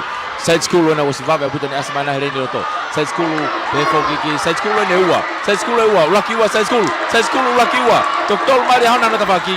Hau ke te pi Side School lia hona. Side School pe toki lia hona. Ko ene tuua na ia. Ko Mariana Tangulu, Laisa Takau, ko o star ia bitchet Side School. Nau ana na ulaki ua mai pia tok whikatolu mai pia o ke tai sake o ria hona. Ai hu I matapa. Ho mea bebe mi ho mea anga kai ala hataha o fetongi o ke to ia ha to no au ke to krimi a foi no fo anga ko ia. Ko tu tai mini ko sna alfa ko sporti ka mo India tawata inai ai ka kai forma ke na mea mai ke ko disten. Ai. Ko ne tu ana he tai mini ia. Ko e whahako mai koe ni ko atai ko ensenu ka ke te aitikite ia. Ka ko te aiko ke o mai o hiri whe, o whonu. O si iai mo huki ia heni, o si ase huki. O toi hau hoko peko e alu ia koe ke whakawahina.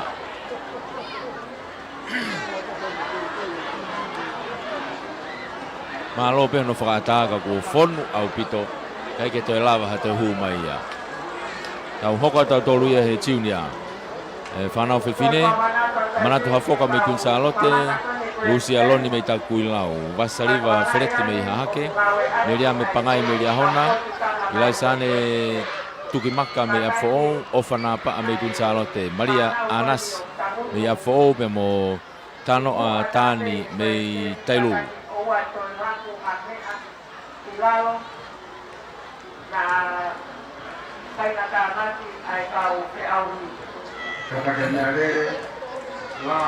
Oia ko tau tu ia, tau te wa pe tau tolu ki he whanau Whiwhine I ki e ni, pe ko tiune.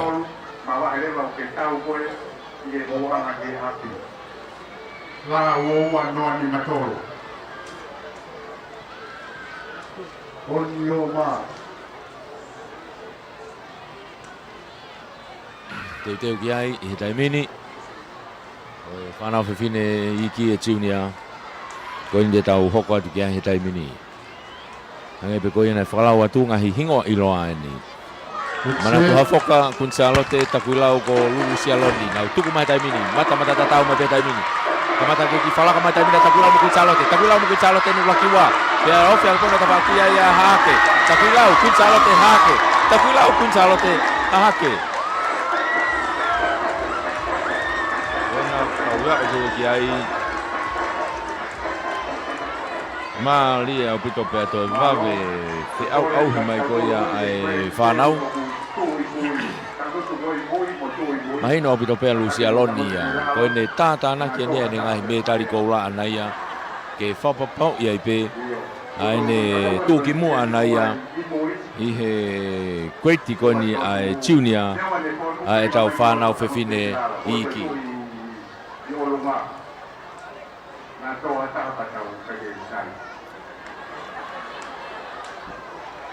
Ka goia ko lava te tau whanau Whiwhine I ki pe ko tiunia. Tau hoko tau tolu ke loto e ni intermediate whanau Whiwhine ai pe. Ia tupou hiki la tonga hai, foliaki sa kopo a fo'ou.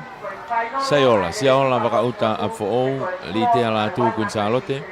Le sieri tai tupou hai, anita hufanga tonga hai. Wikilotu matea lona Tailulu, mo senta haukinima sa antelu. Koe ngahi hingo atu ki mo ani. Tupou hiki la tonga hai. Pe foki ki a foriaksa kopo a fo'ou. Siaola wakauta a fo'ou ai pe. Li tea la tu Kunsalote. Le sieri tai tupou hai. Anita hufanga tonga hai. Wikelotu Matelona Tailulu. Ngahi hingoa koe ni, koe ngahi hingoa iloa ia o e whanau whiwhine loto. Koe ni unau to e whetaulaki mai pēki he whainolo koe ia o e mita te au. Koe ngahi leren, o e ngahi leren. Wange ko lau koe tolahi a kinau tolu, koe tumu eni o e leren o ku kaike loto hataha kene to e tō he whainga lere koe ni. Tau te whito ke kau pou mo kau mamata.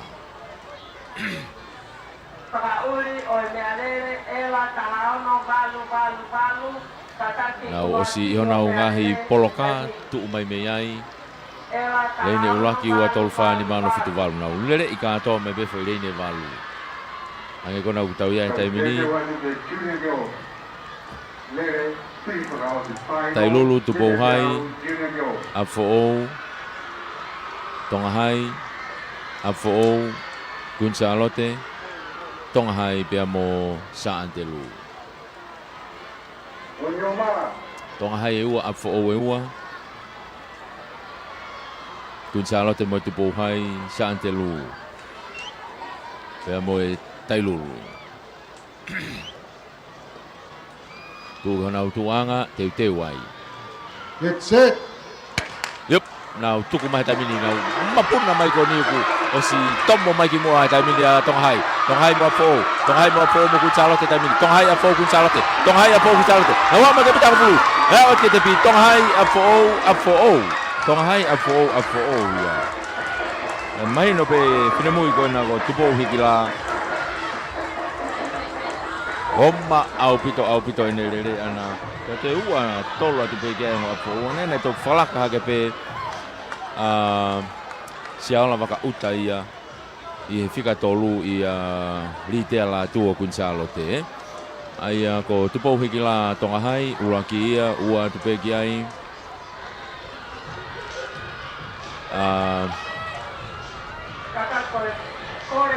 Foriaki sakopo pea mo tolu at pea siaola waka uta afo ulo wa ia. Koula siliva Polonisea. Tau una tau tolu ia. I he tau whanau whiwhine openi. Whanau whiwhine openi e no tau iai he taimini. O kia siutiti maake Tongahai ko sofaya whinau Gunsalote. Vino la whiri takuilau. Makasini whangake a fo'o. Maria ahau lawenga marie ana poloviri Tongahai. Meriame tahavalu lia hona. Salote kaufusi lawenga marie. O kinau tolu ia I he lere ko ni.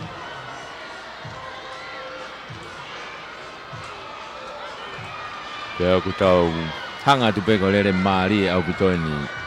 Siutiti maake Tongahai. Pehe kia sofaya finau Gunsalote. Vino la fili o takulau makasini whangake ai peo apfo'ou. Nga Maria ahau o lawenga marie. Kau toe ve'ewawe befoki pia mo ana polovili a Tongahai. Kau kaike nau fuwa mamao. Meriame tahavalu o lia hona. Kaike nau fuwa mamao nau taimi ko ia mehe nau ngahi hiti ko ia o imita te au. Ane afi.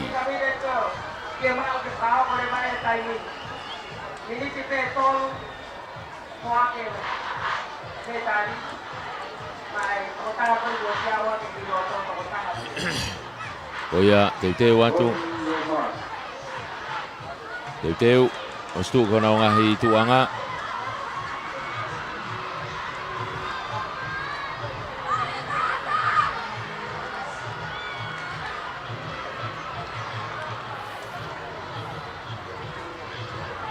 Tu kona ngahi tuanga. Leine wha, leine ima pea siutiti pea mo sofaya. Ia e tokotahana e false starter. E tau mamata peki he ofisa kātienge ngā e lue mai atu uai. Hanga teo ko e kei ulawe ipe ko Tongahai a ko ana poloviri. Te ko Salote kaufusi. Hina lue mai peo hiki mai mo lue mai rein fitu mo walu. O teke mahino poko hai. Ka koe ni unau toi fotutu fo'ou. Ke nau toi tuku mai.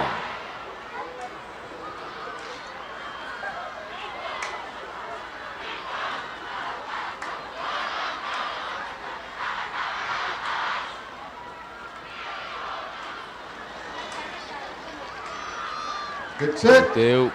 Yop, nau tuku mai tai mini puna mai. Mawahe mai tai mini si longa mai si titi maake ya o Tonga Hai. Tonga Hai apo bena no tawaki tawakoni. Tonga Hai apo pe mo takulau. Tonga Hai alo tami Tonga Hai apo takulau. Ni tau ko waki wa tau beya. Tonga Hai apo pe mo takulau ai. Ai ko si titi maake. Ko makasini whangake pea mo vino la whiri oe uraki ua tolu mai ia I helere koe ni mei unu whakataha ko pea a vino la whiri pea mo sofa ia whinau ko ia Kunsalote e toki vete mai pe e taimi ko e tuku mai ai ola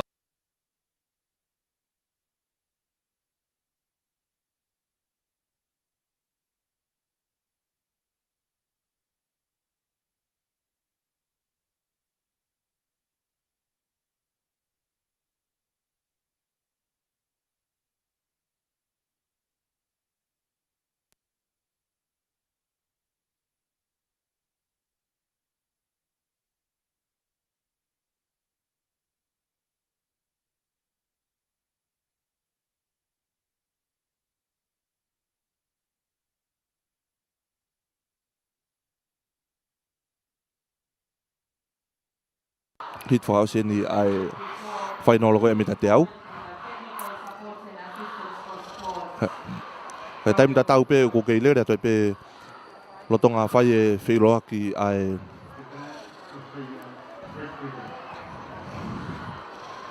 ambastoa Australia ka pe fo ke Japani pe mo kau a boya mo minister ko nga ku nasi poaki mai te na si lere atu e whatongia. Kai ke? Tau whoku magi mala.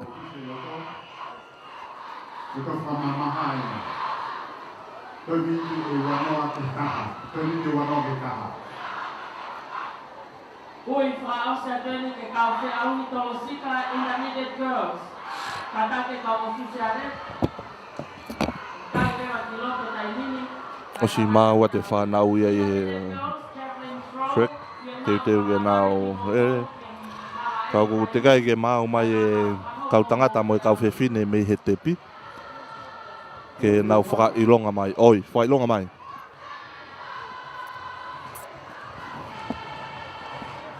I helere koe. Oni o maa. Kiho maa ka.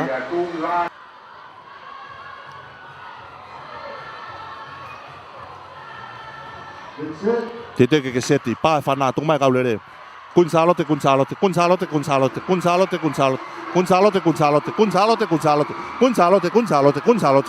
On Kunsalote on the line.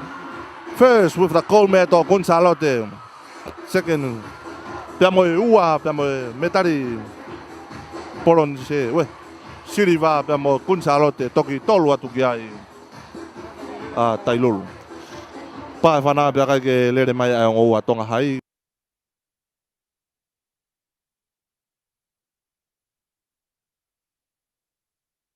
Lue ki tu a hange ki a te au ku mafusi nai hona vai whanga whatapu. Ona tolu pe ngai ako me tahi na lava mai kau te au skoti. Ko e ma e ua ko lava skoti, te ke ma we te tongi waka ke foki. Wai na ki konseti kalapu whapo, se sue siriana kone holo longo. Intermediate boys. Intermediate boys o kuea Christian Tupou pe me toloa. Pe te ro vai hu pe me a fo'ou.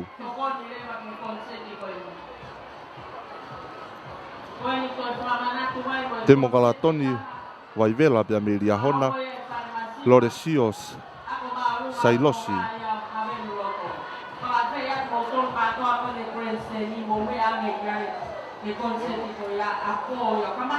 Pia me eua.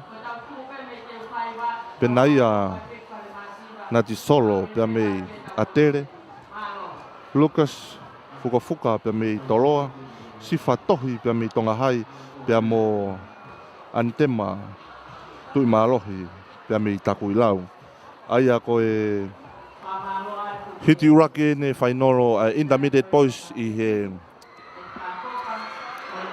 hiti urake ne whainoro Intermediate Boys whainoro I he mitai te au.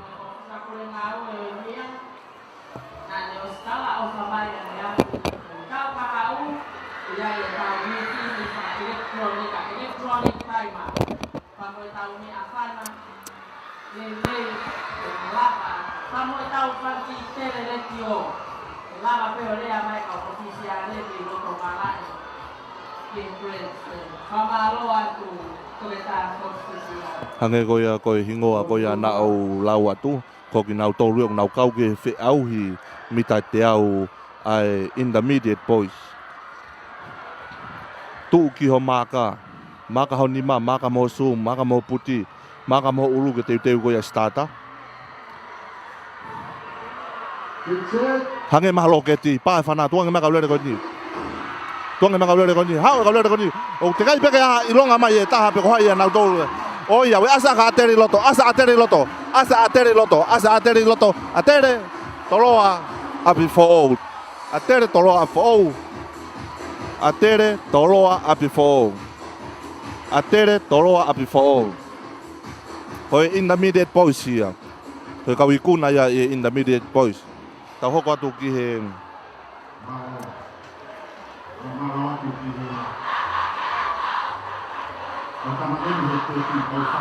tau hoko atu ki he Junior.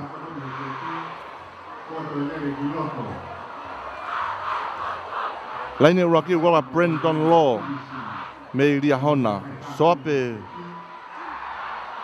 hungalu pia me eua sailosi vea pia me atere Williami se lui Tongahai Stareki Tupou Toloa Sione Kiu Toloa Sione Tupou Toloa Paula Fa ilonga tonga pia me ria hona katak fatonona tifika fitu Sione Tupou pia me akolotoloto hihifo akolotoloto hihifo fatonona tu Aia koe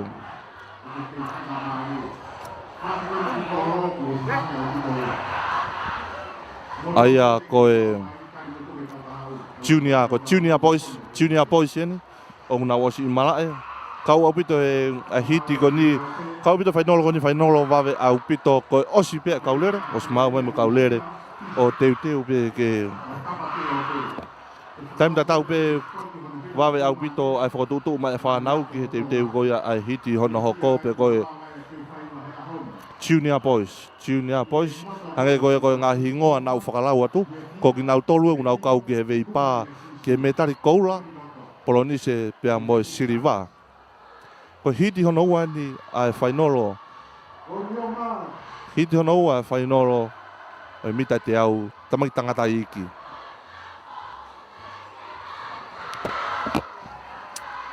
On your mark.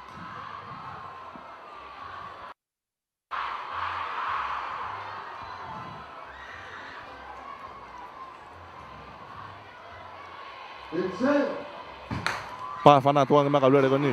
Loto mari o asima ya ria hona. Asima ria hona mi loto mari. Utanga talahi au pito dia. Ka ko ria hona ka tulturia pe atere mui. Tulturia pe atere mui. Ria hona atere. Ria hona atere. Ria hona atere. Ko ki maute pot pe ko e ako loto hahake na tolu. Kapa u ku tonu ku mau. Ka ko anga ia ku bakaya tu ki lere ai whanau. Kai ke? Ko Junior ia. Tau hoko atu ki he...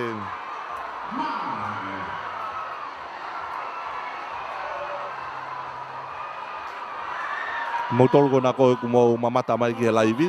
O ku lava pe o replay. Ke mau mea tonua ke pe.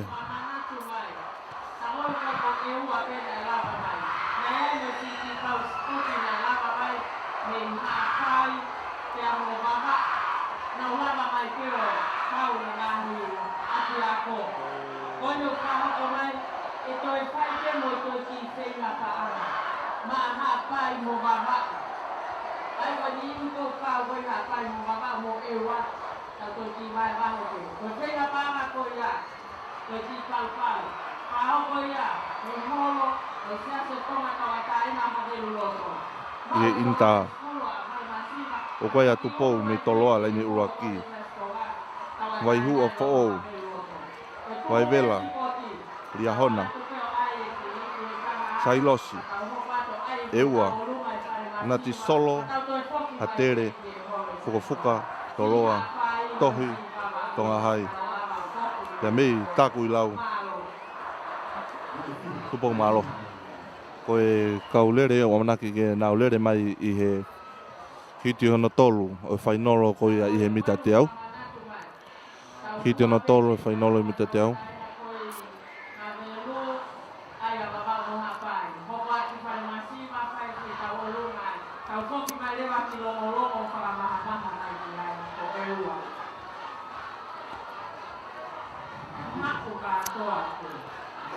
Time ta tau pe ko ia e tau taitari ki he hiti ona tolu ko ia ai mita te au final. O ko lotonga a whakarea mai I he MC I he maika. O ko amanaki ke whakahoko ai ki whinga paanga ka ureka ko ia pia me funga whonua. Ko mo tolu ko tau pe mo mea mai I he laivi pia me apina. Mo mea mai ki longolongo ke holo a longolongo amanaki ke whakahoko ai. E nau ki whinga paanga hanau totongi ke whaia ke whoki. Ke nau whoki aki. Kai ke ngata ai ko havelu. Se stonga I havelu amana ke lere ai mo ki whinga paanga ha apai mo wawa. Ko mo tol ko ia me foi one. A pe foi mo tol me lolo halai valu. Mana ke whai ki whinga paanga ai fiafi. Ki fiafi ni I havelu. Ko siofia pe ke tau kaureka me motu. Ke nau whoki atu ki motu. Ke nau whoki atu ki motu.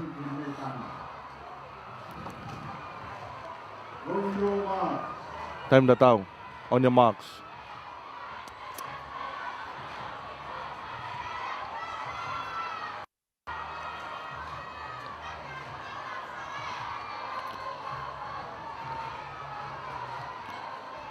Ria hona ko nau tu ko toa ki o lunga. Ko e me ai wai ria hona. Whakaha ki pe ai fia ai pasi mo hiwa pe me loto a. Pa whana. Po start ia to fokia ki nau tol ki mui. To fokia ki nau tol ki mui ki he maka.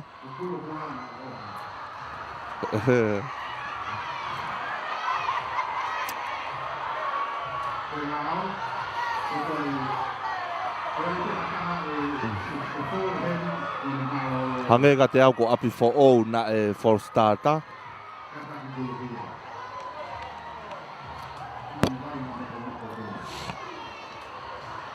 Time da tau pe loto mala e loto ngate te wa toi fa nau me ngai korisi ke pe ko te wen ke lova fuka motu pe ko lova fuka mita te au kai ke tau fu mai ke mita te au final a mita te au hiti ona tolu final a mita te au mo fa nau tangata ke no mak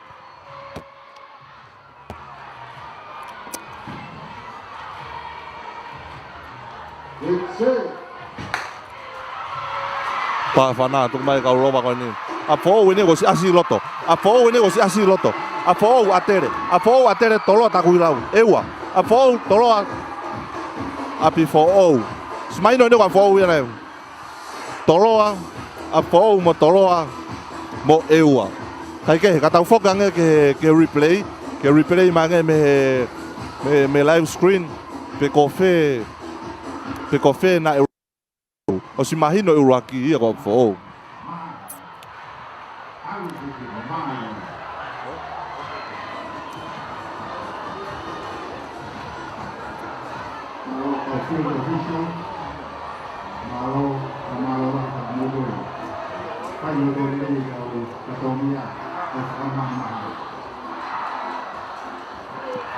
E hiti hoko ko open boys. Ora leti a fotofiri te mei toloa. Daniel Takai mei toloa. Disiate po ese mei tonga hai. Aminio he wanoa me a tere. Toten mai lau tonga hai. Aho kawa sulunga pia me toloa. Tau taika siua pa me a tere. Peni emerio pia me a fo'om. Aia koe maui a toko walu hiti hoko. Ai ko hiti ko niko hiti a openi. Ka kon ngo sio foi ni e risi o ku yai me kau nesinolo. Ko nesinolo ko toko ua pe. Iyo ka ko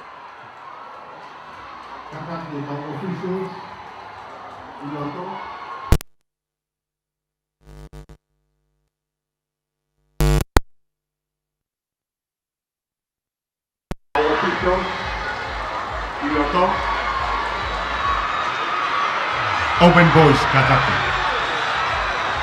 Te teo ke lere sivi whakaosi ai Open Boys. Une mau tuku mai koe ne Openi. Reine uraki a tere. Reine wake a tere. Reine ua pea moe tolu a tonga hai. Reine ua tolu a tonga hai.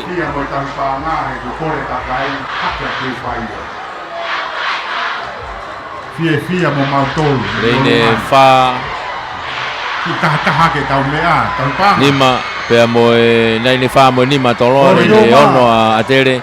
Reine fito e beto e tolo e taha pea reine valo a fōu. Ka koe ni nau teu. Ke nau tuku mai.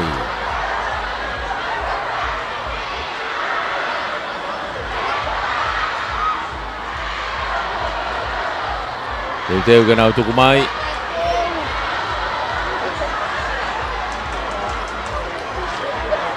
Set. Yop, tuku mai. Nau makape mai tamino hatonu mai koe nau tuku mai. O si mawahe mai ngota matoloa ya. Toloa tamino mo atere. Toloa. Mawa bito e umma mo tonga hai. Nau mai ke te bito ni. Toloa tonga hai. Toloa tonga hai. O no tama toloa ia. Ia mo tonga hai. Mimi ko kau tama pena nau taimile rei taha pe nau tolu me nau hiti. Ronald Fotofili. E foki a Daniela Takai, toloa loa uraki wa ia. Ia tolu atu pe alisiate po ese mei tonga hai pe. Eke uraki wa tolu pe ia. Nau kau tama taimile rei pe ia.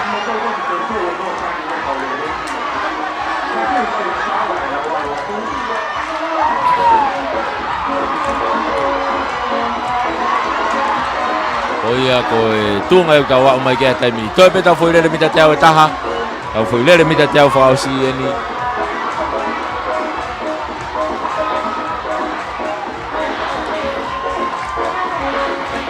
Pea tau teu lewa ke tau lere fuka. Mo e toenga koia o e polo kalama tāpuni. Sini au kia ofare e manu toloa. Wiliula mataere atere Henry Tuiono Tailulu Tuirefu piukana toloa ko ot whangamalu ki walu atere ko Tevita Koloa lawenga maarie Sausi Fofuka Riahona ne humi tu ala maka tonga hai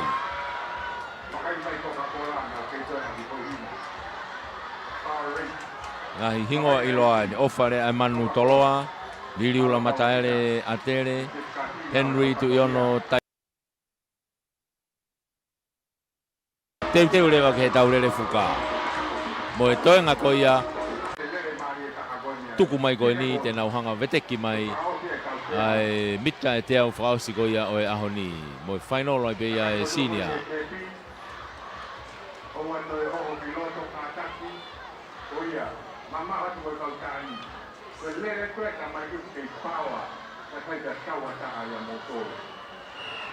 Kau whaita? Tongai nā tōha mea whaita. Teu atu ki he mita e te au e whanau tangata lalahi e ni. Kau tangata ve vave au pito. Koe toko ua pena na taimi koe o tukuhifo ki laro ke se kone hongo fulu. Ko ofarea e manu bemo viriula. Mataere. Ko ngo tamai ako na ilalo he sekon, au na ilalo he sekon taha ai ona na sekoni hongo fulu mo poini ka wofi fo pe Henry tu yo noi tu lef piukana be mo ot fanga valu ki valu I he kau tangata lele vave ko ni o e klasi sinia na us sivi faka osi mai ko ni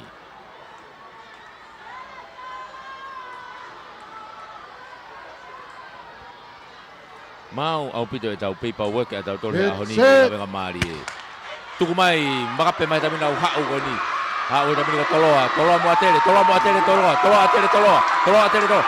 atere hau mai e tiga ke te pi toloa atere toloa atere to atu kau tama pena ofa rea ai manu toloa vili ula mataere pea mo ot whakavalu ki valu kata ko beit atere ofa rea manu toloa vili ula mataere pea mo ot whakavalu ki valu me atere o e ulaki ua tolu ia e lere whaosiko ia o e tau whanau tangata lalahi au pito ai lalahi ai sinia ko ia ko tau wa o mai tau tolu ki ai e tau ngahi lere toi pe e tau lere taha ai ko e tau whainolo ia o e tau lere fuka ia whainolo lere fuka ko ia te tau whaosi aki e tau ngahi iweni ko ia o e ahu whaosi ko ni e tau hoko rewa ki he polokalamba tāpu ni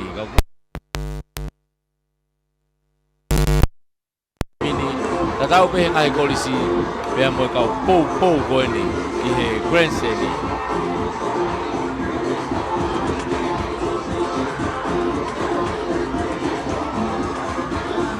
Yai famalo lahieni kia vai hola malupo pe mo malupo tire services I ma fanga wa e me alere ko na tavi wa fo wa second hand lava le pe ia pa na wa ko I wa ayo kilo pe master class tire ku ia vai pua ke lava ma wa I me alere pe ai na he vai ho me alere e tenta tau pe ia pe mo na rental car ai ku ia pe mo na car wash ai lava e lei pe ngai fatomia ko ia la ko vai me alere ko na tavia o kina tolo kama lola hieni ke Christopher Finance o fatai kau tahan mo malu ia ke kola fatonga pe ko fa hinga kola mahu inga pe ya I time da tau to haya ko foki na ngai kola fatonga ko tu pe malo ki fa hinga ka to wa pe ki sia ki putu wa to na ngai kola fatonga haya tu tau fasi lo tonga teu mai ka ule ka pe me he wa ta ko la pe ka ule ka me to la vale dei pe ke haya ia ko ngai fa fatonga ko ia ai Christopher Finance o fatai famalo ma ke heni ki a Fatima mo tulanga ko fas DJ2 America lahi e mo taulanga trading and freight services mana ke no va heni ma fanga lo tonga fa o na container he tai mini ki ave ki America fanga mari en tonga pa ke hauta me kai ave le ki America e container ko ni ai taulanga trading and freight services fa o pe I ma fanga nau ngai container na ofisi o tu pe mui I he whawhanua center I he ni tonga ni ko malolo tonga ta kia I he walu fituono ni matolu fituono pe ko semi taulanga ko walu whaua no wha taha hiwa pe ko taha ke pe Amerika hena ia maria taulanga matoto I he ono ni manoa ono tolu noa ono hiwa walu pe ko Fatima pe amotu I Amerika pe I he nima taha noa nima fitu nima taha ono taha matu tapuni nau container he aho wawalu pea whawholawa bewa ki Amerika I he aho wha ko ia o me whamalola hieni ki a Paula Moimoi lātu pea mo e tau live stream kono hinga foki o ku tau whamawhola ko eni he retio mo e tau live stream Facebooka ai Broadcom pe okto e kau atu pe ai Facebooka ai Tonga Vision pe foki ke karia pe foki YouTube ko ia a Paula Moimoi latu tau kau whakataha I hono whamawhola atu e tau sipoti mei teu whaiwa aho ne wha ko tau whanonga mai whamalola hiki a Paula Moimoi latu whatawanga pena ke heni ke tau fia whakataha heni kako tui pe ke mamata mai pe me hena malo e tokoni pe malo e saute ia e whamalo lahi ni ki a Silia Kata. Silia Kata pia mo e tawhe tauriki piwa perfume oil. O si tala peha no hingoa ai tunga ko ia o e koloa ko ni ko e lolo tala ko ia ko nga lolo kaloni lolo tala ko nga pea o ki kai ke to e hui fo i kaloni ata pe ka to ngahi ala manongi ko ia o Europe mo Amerika ko ka to ia iai e fo ke ngahi au ka kala me isileri pea mo e Pasifiki ko e au ata hono ala ha ona io telefoni pe ko ki Silia Kata i he City Paita Bay, San Francisco, i he hiwa nima taha, tolu noa nima, ua fitu taha walu, ha whahinga taimi peo ke whema wai, ha o lolo, kaloni, tawhe tauriki, piwa perfume oil ria, mei San Francisco, mei Amerika lahi, mea Silia Kata. Whamalo ia lahi e te whokeni e Lavenga Finance. Ko Lavenga Finance i mei nakolo, halariku, kau taha no paangaini, malu ia ki ai pe koloa whakatonga, pea moe mea lere.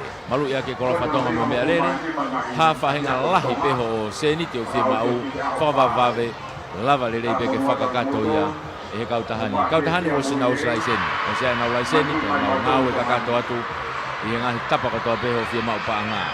Ko whika telefoni, Valu ono noa, hiva tolu noa valu. Valu ono noa, hiva tolu noa valu. I Lavenga Finance, ona kolo halariku. E wai whamalo makehei peheni ki a Prince Walla. Pea mo e Siva International, mo e Siva Capital o Amerika.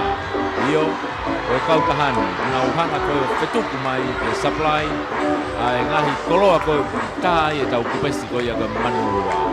Manurua, tau tano pe ke manua ko Siva International ia. O ke ngahi kato handbags, ke ngahi ia teu. Nah hela ko ia Siva. Pa ki ke kupesi ko ia manua. O ku o mai ia me he kau taha ai Siva International. Ona website www.shopsiva.com. Lava ke orai ha o fahinga nau pe me ia pe ko ha koloa. Teu atu ene tau whakame, ia ngai koloa lere iai, e lava ke o tamai, ka mauhanga o ave atu he waka, o hike au atu, ia koe, i he ngahi kātoanga koe ni, ora mai rewa. O gai mo nau tawhaki ke no, o wilo ia koe Siva Capital.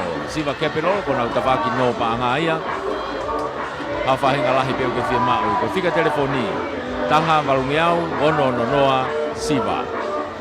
Taha walungiau, ono noa, Siva. Peko nau pesi Facebooka koe Siva, peko Facebooka pe Prince Walla, o ke message pe ki ai, pe mo chat ki ai, ho ngahi whima u i he kautahani. Whamalo lahi e peheni ki a aholotu, mariu kai tau, e whoki ki a kereneta lufe, mei Amerika lahi, malo e popo, malo e tokoni mai, he kei manatua mai e tau kau whaifatongi atu mei teu whaiva i he spoti koe nunu hiwanga fulmani ma o e aho whaka ose ni ko tau wau mai kiai. Koe e tau whamalo i e tau ngahi kautaha sponsors, malo e popo, malo e tokoni. Io whamalo lahi e te whoki heni ki he Friendly Islands Bookshop. Friendly Islands Bookshop o koe wharetohi o motuanga o wha ia. Aini koe e honau wharekoloa ana i he tungi Colonnade i loto nukalofa. Ia ipe mo nau ngahi waa i wawao, waa i hapai mo waa ko ia i ewa. Whakakakato ai ho ngahi nau. Nau ki he ako, nau whaka ofisi, kakato kotoa pe me iai. Kamata pe me he tau ngahi ako toka mua, aroi pe ke he tau ngahi lautohi, aroi pe ke he tau ngahi kolisi mo ngahi ako maulungange. Ngahi ako whakateknikare, lava lere pe o whakakato ho mo ngahi nau katoa. Au ke ngahi ofisi, e ngahi tawhaki ke he o whiema au ke ho ofisi, lava lelei peo whiau. Pea pehe whoke tau ngahi tohi. Wai tau ngahi tohi whakalotu, au ke tohi tapu, tohi himi. Pea mo e ngahi tohi talanoa, ngahi tohi historia. Lava lelei peke ke whakakato ia, e ho whiema u katoa ko ia. Mei he whare tohi o motuanga o wha Friendly Islands Bookshop, mei he tungi Colonnade i loto nukalofa.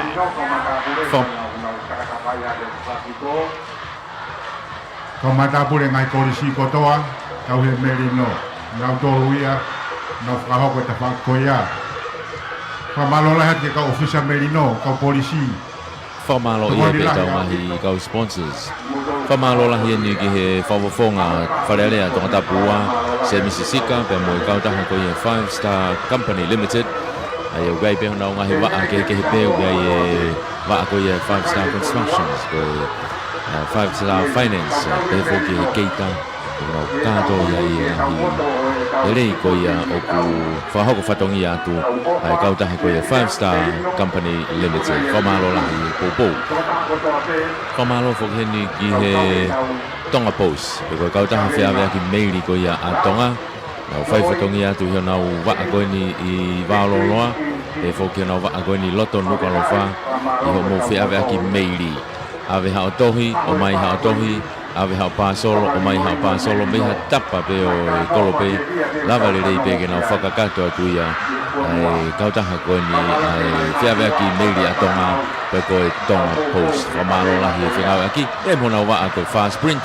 Ai au kulava ke print ai hao whahinga pepa pe. O kuke fie ma'u. Whamalo lahi ni ki a Siva. Pea mo iwhareni katoa pe mo whakatau mawhi Kawatonga Trading and Finance o Veitongo pea mo matai ka wawau. O kau taha koe ni ko nau tawi o nau tole Kawatonga. Ha o whahinga fie ma'u Kawatonga pe. Ha pe lahi o ki fie ma'u. Ha pe taimi o ki fie ma'u ai. Lava le rei pe ke ma'u atu. I tongani, uta ki tōpure anga, lava le rei pe. Pea mo nau kau taha no foki. Whainga taimi pe, whainga lahi pe. No malu ia ke koloa whakatonga pe ko ngahi koloa mahu inga. Lava le rei pe ke whiau ia. I he whakatau mawhi Kawatonga Trading and Finance. O Veitongo pea mo matai ka wawau. Whamalo hieni kia tanusia paia pea mo e Harbour Deck Cafe, Seaside Bar and Restaurant. O gai fōki e nau keita ki hao whahinga kātoanga. Pea ko toi lava peo hae atu. Ai whare kona i e waftau whaahau ki hao whahinga kātoanga. Lava le rei pe ke whahokoia. Ko nau tēni tienu ku kei i teu whaiwa pe. Tau tēni tienu ki teu whaiwa pe. Ta whaaki koia ki he gym, JT Fitness Gym. JT Takataka Fitness Gym. E he ta whaaki koia ki he gym. Ia e tēni ti lahi ai osi iai pe kau kuki ai, iai pe te pire mo se ai. Ke whakakato ai hape whainga mea tokoni te ke ota. Lava le rei pe ke nau hanga ngahui at maau. Ikai ngata pe mea tokoni kai pe foki ki hao inu. Inu hao inu mawhana ko kofi. Ko inu mokomoko hao smoothie. Hao whahinga flavor pe. Lava le rei pe. O whahoko ia. Koe whapare foki e he tanusia paea. Pea mo e kautahani. Ai kau pes athlete. O gai e wausia takpanga te au. Ke kau pes athlete ko toa pe o ngahi kalasi tatau pe tangata mo whawhine. E whakatoa e ke he wausia whengo me panga tahafe.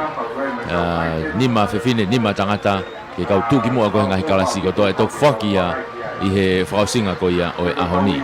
Whamalo atu he whengau e aki. Ai Harbour Deck Seaside Bar and Restaurant. E whoki heni ki he JT Takataka Fitness Gym. E popo mai ki he tau whamawhola. Iai e whamalo lahi heni ki a Sione Tapu. Pea mo e Tapu Finance o Holopeka Hapai. Ka koe kantiteiti whokia o Hapai Tahaua. Whamalo ati he popo. Ko whakapare whoki e Sione Tapu ia pea mo e Tapu Finance. Ai Whinemui. Pea mo e Talavou, Fofua, me tari ko ia o mei Hapai. Ai ana nau whakapare ko e takipaanga e nimangeau. Takipaanga nimangeau.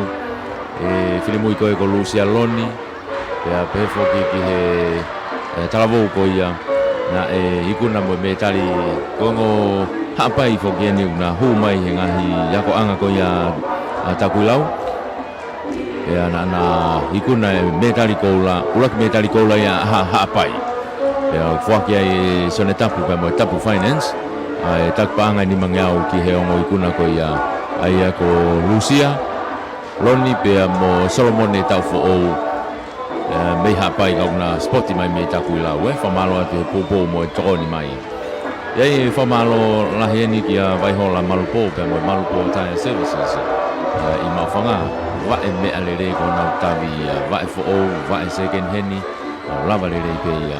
Ia hanau wa au ku iwa wa. Ai o bilo pe ko masterclass tire ku ia Vaipua. Ke lava ma wai wa e mea lere pe ai. Ngahe wa e ho mea lere.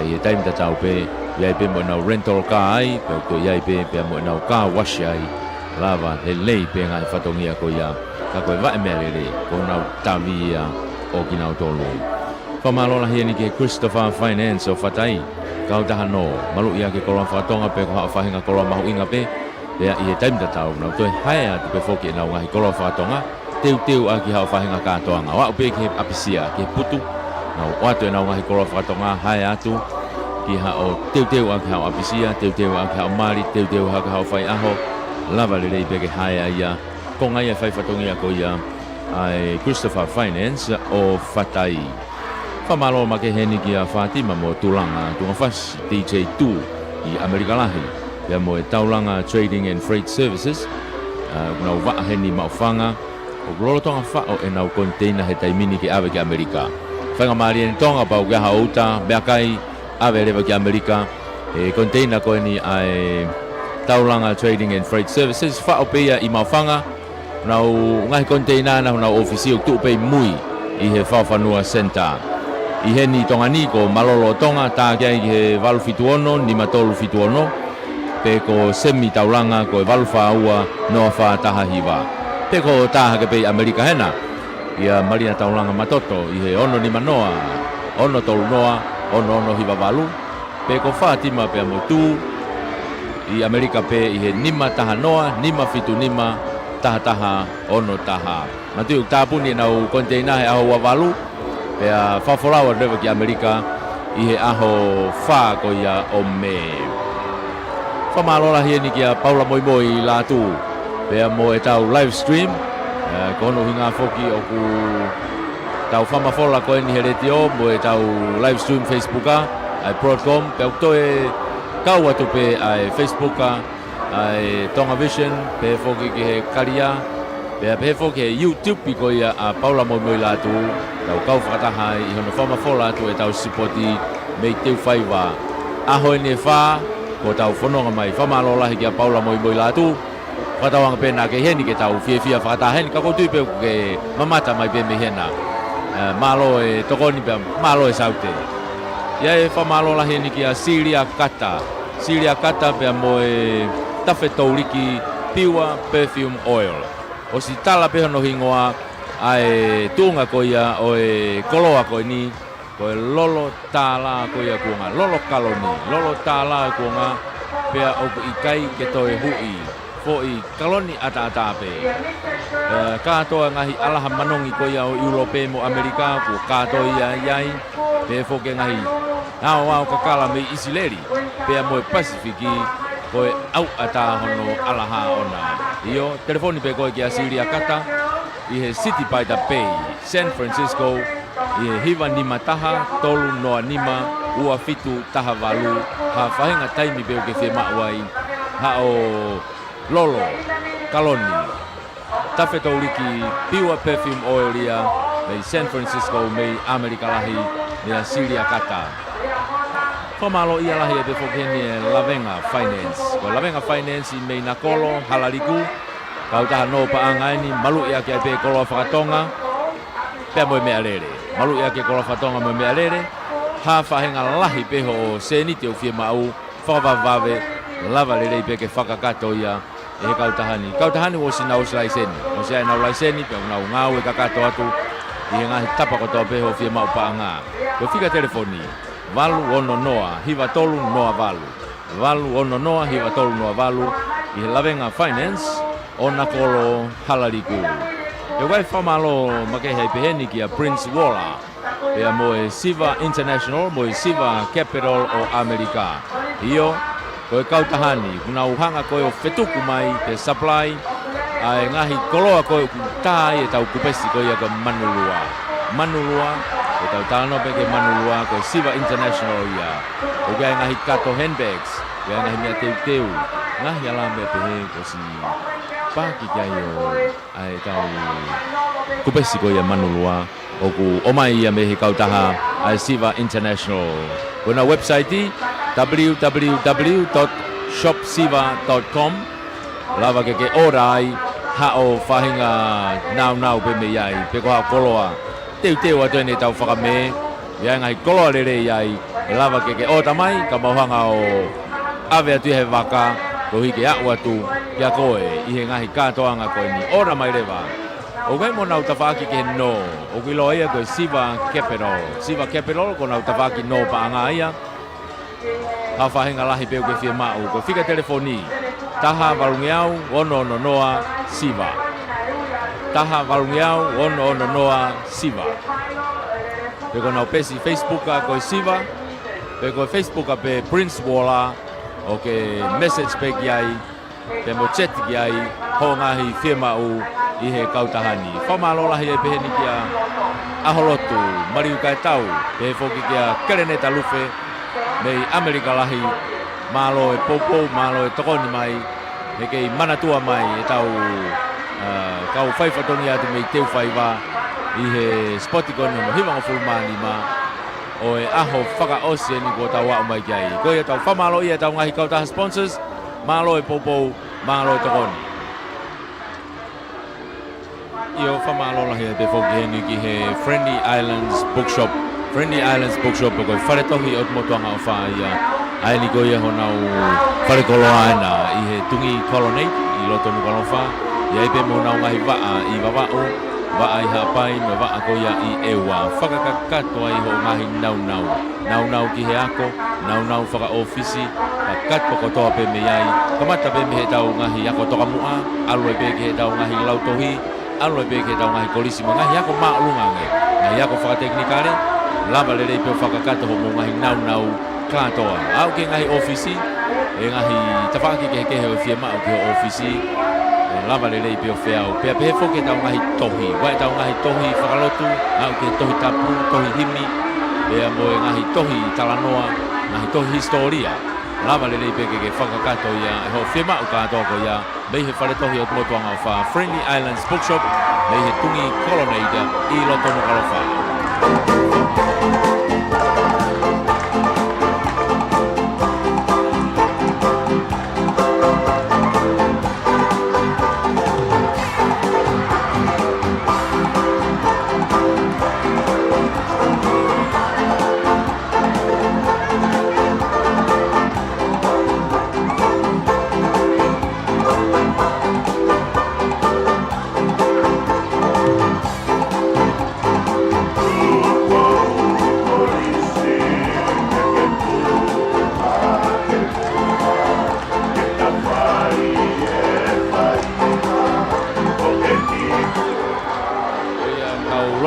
I te whaiwa pe tau toluia i he Houani tau koe tuana koe ni kei mā opo le rei au pitope kei mā opo le rei e nofo ta tau pe he turike wha o te whaiwa mea kuhange ko lau o kutoe kai ka hataha i e whie alu kai ka hataha i te whie ma wahe he taimini kono hui ngā eni o si tukupaa whoke ko miti e ngahi ako si poti ona o se angana tolo saute he taimini koe matapa kai ke te hataha ia tu he matapā ke totongi. A tā matapā ia ke hu mai e tō taha ko tō pehe taimini ki heni. Kai ke te aitikite ia. Hu mai koe he taimini u kata. Ka koe mea e ni. O kufonu, o sifonu e nia. O sifonu a pito e korenste nia. O kui maalo mo e peko ngahi tafa akina u ke iaha ki whainga maari ai. Koe mea pe ia, he taimini. Koe hinga ia.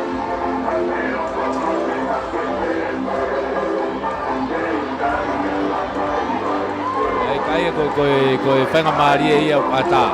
Ange koe kulave o sifonu ia. Koe winga koe kulave koe ane nai kai ke taha e whi mawahe mi hono tangutu anga. Koe hiko fo i saute koe ni. Hu tai tatongi mai koe ni. Ai unau tu na tori lalo he kau hu tai tatongi. O maka iha ka olunga. Koe toi aha taha e toi mawahe mi hono nofo anga. Koe hu maha taha tangutu ai. Pea kone osi ana ia. Kai ke toi hao koe kremi ho nofo anga. O te whoki mai, o hawa ko whakaukau e huki o e tu ia he taimini. O mawahe pe me hono whanga, o whoki mai pe au, o tutu o e pe lalo o sfonu ia. O se ai toko taha ia e nofo ia hono whanga. Kau whakakae ni lalo, ilonga pe kau whakakae toloa, ko hingnau, ta olunga he whasi koni o toloa, Maari e. Kau mo mamata mai he live streami, Oena.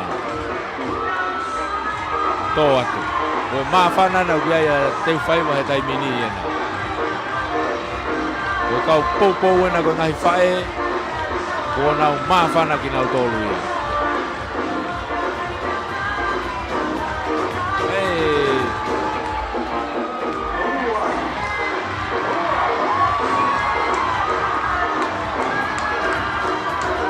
o whanonga e muke kakaanga ko ste puilo to mari e o wei e whakaekai ko a fōu e rebu ki hulu i whange e whakaekai ko na fōu he kakaake ko ki olunga e stai muke uia ta skiliti e whaake na o mau hiki atu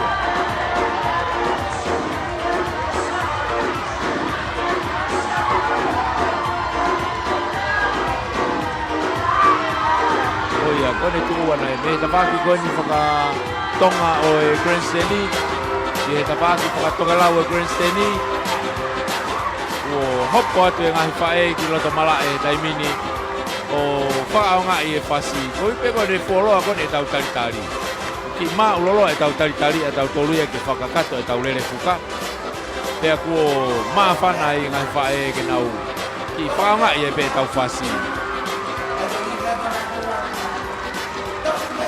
o mea mai pe kia kapau ke mea mai live streaming te ke ongo i mawhana ko ia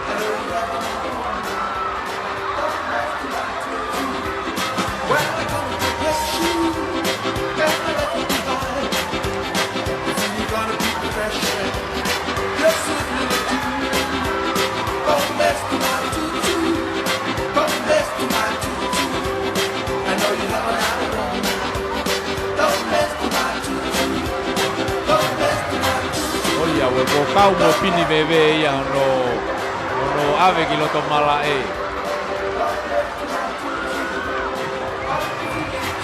ko ma fana kal mo ngai tamai ki loto e taimini e ki ngata pe ngai fa e ki loto mo ngai tamai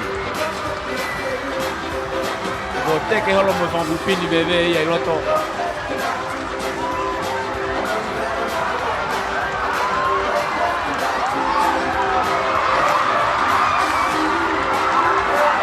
mamata mai pege no kulu atu ngai ata oe tunga e tau ai he taimini ia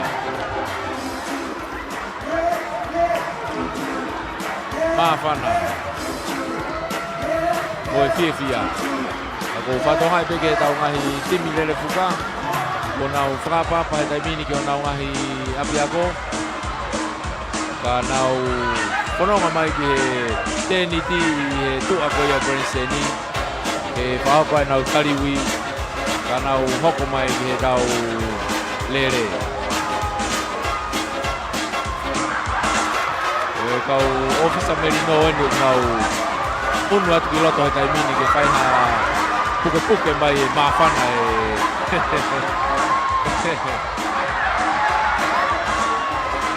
oia we homo ate fui whakaekai e tahari a hona kone hanga tonu mana hilo to mala ke alo au ki hona ke tapake taha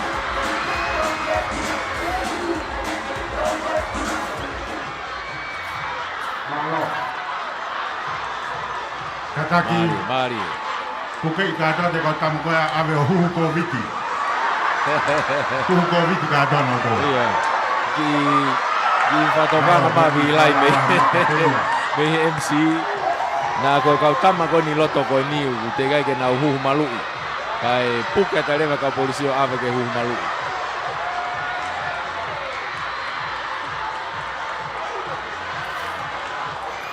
timene a tonga hai taki mai po ese na o mai taimini ke wha apa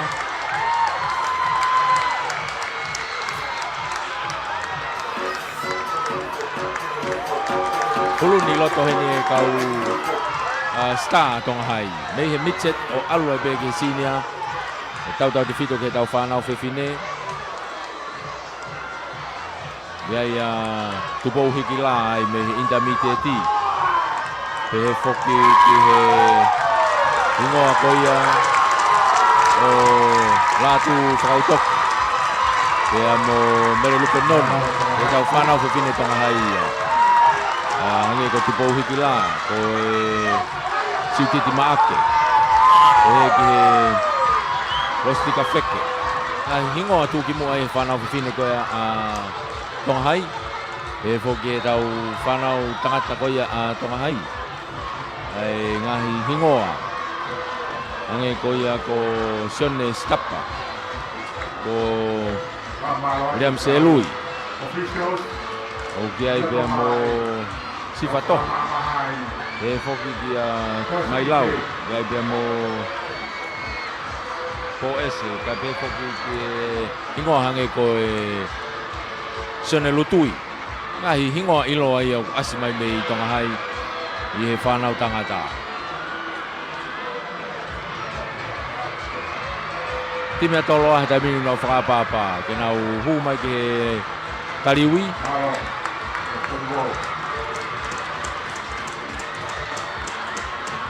Ngahi hingoa ilo ai mei toloa au asi he Micheti hange ko ia ko Osayasi Aisea. Pe whoki ki a e kau tangata tuki mo ange ko Christian Tupou, ko Ronald Fotofili, ko Ofare Aimanu. E toto mai pe ngai hingoa i ngai lere ia ko ia i roto mala e. Ko e timi ene ko listonga e tamini nau toto mai tamini ke whakapapa.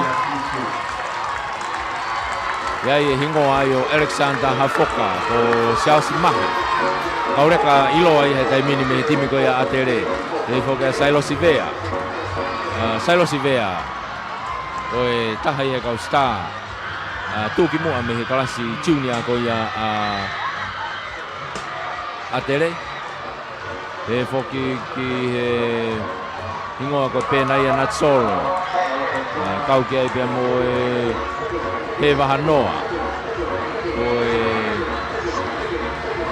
Viliula Mataere. E whoki kia ot whangavalu ki walu. Ngahi hingoa iloa. Oku asime he timi ko ia atere. Ke tau koe whanongo ai. I he koe nā tau whanongo mai he aha koe ne tolu koe ne o au mai ki he ahoni. Ka koe ni te nau tuithio kotoa mai he tau timilere fuka. Ke nau whakari ari ai.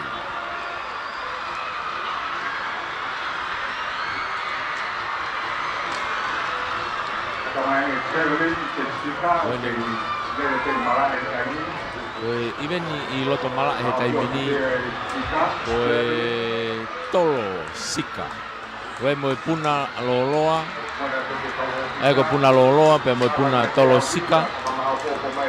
Koe ia loto ngalere he taimini ma koe whausi o si pe ia.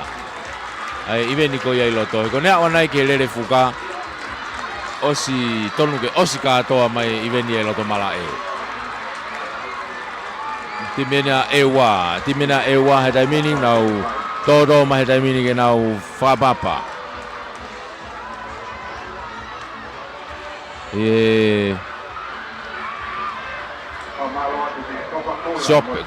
Sope hungalu ko e ngai hingoa ia a ewa. E tau whanau tangata pe whoki ki a Loresio Sailos. Ewa ia. I he whanau whiwhine. Ebe whanau whiwhine tūki mua mai me he timi ko ia a ewa. Nau kau mai he tau lere fuka koe ni te tau hoko atu ki ai i he taimini.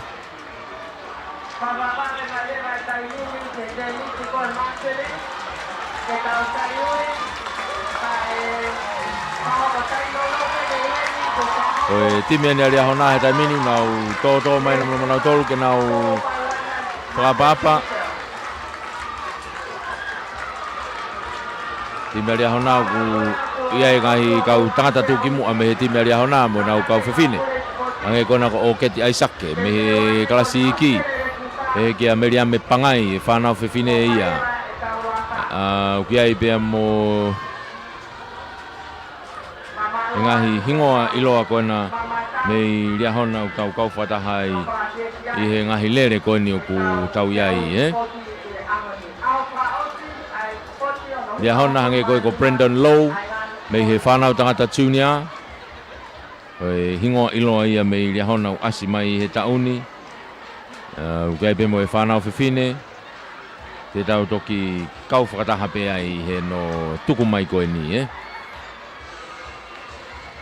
e final mai ko ni e tau lere fuka e o kia le vai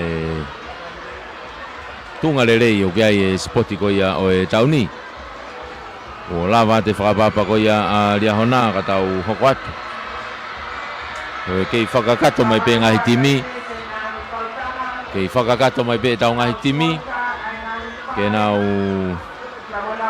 unu mai ke whakakato mai e tau ngahi tariui ko ni ke tau event ni whakaosi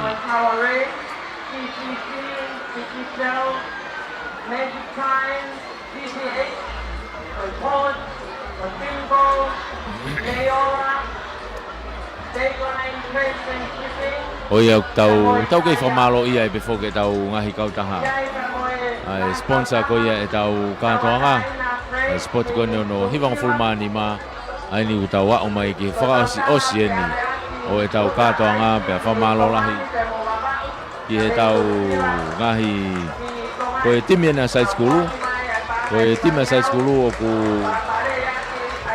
nau mitseti be tim mitseti be side school ia e whanau whiwhine tūki mua i mitseti ko ia side school ange kona ko Mariana Tangulu ko Laisa Takau o whine mui tūki mua ia he mitseti ko ia tonga side school pe foki he whanau tangata o kia ia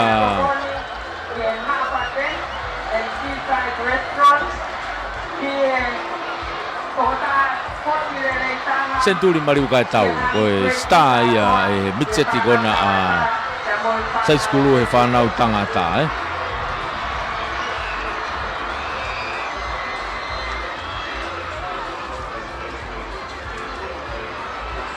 Aia koinu tau iai tau tolu he taimini ko e teu atu ke tau teu whainolo ko ia e tau lere fuka motu tau iai tau tolu he taimini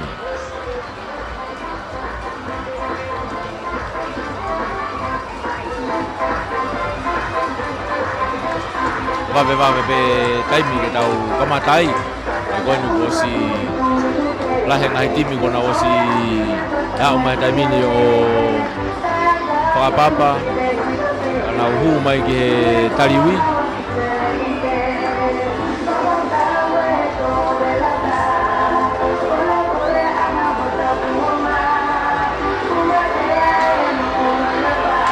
pia tau toki hoko rere ia tau pia mei ai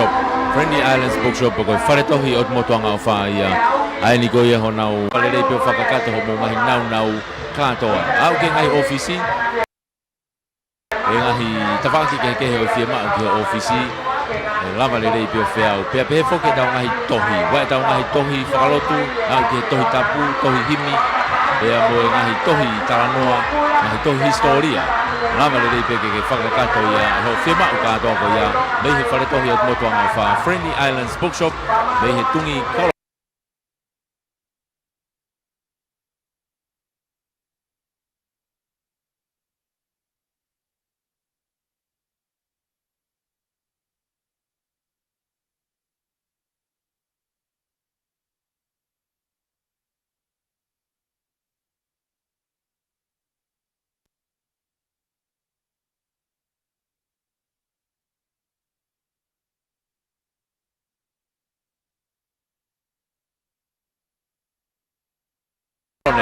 i loto no kalofa. Refreshments ke ako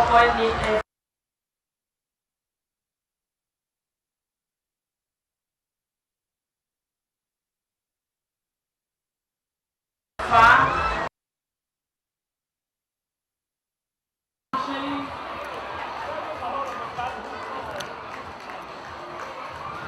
Ko tau panaki atu ki he ke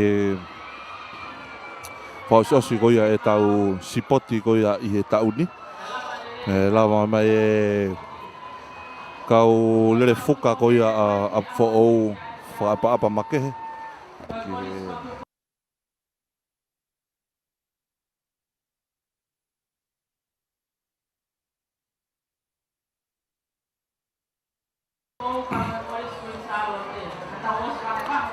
Ki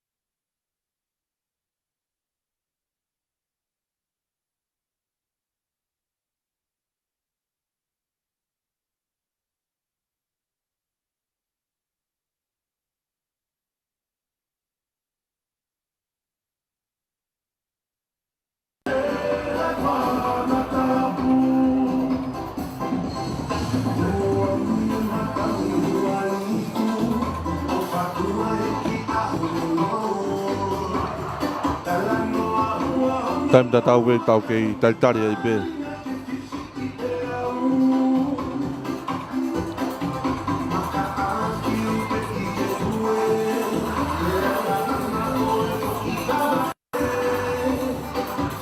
Time da tau e pe tau kei taritari ai pe ke lere fuka.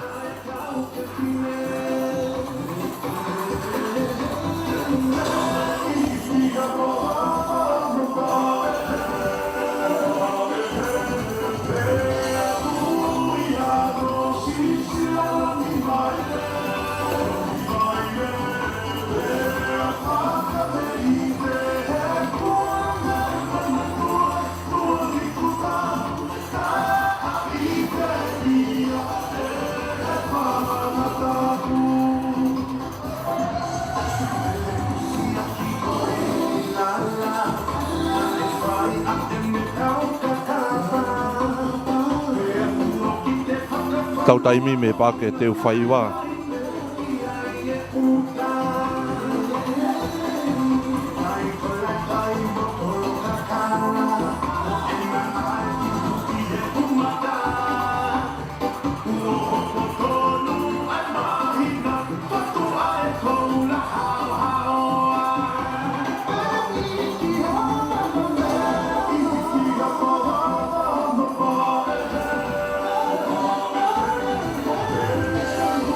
Toi tau mini te ua taha, pe hako ta tono ai ua. Tau kei taritari ai pe ki he ke mau mai ai. Kaike, koutu pe mau ko mau. Ko e whanau in ko nau me atu kiloto.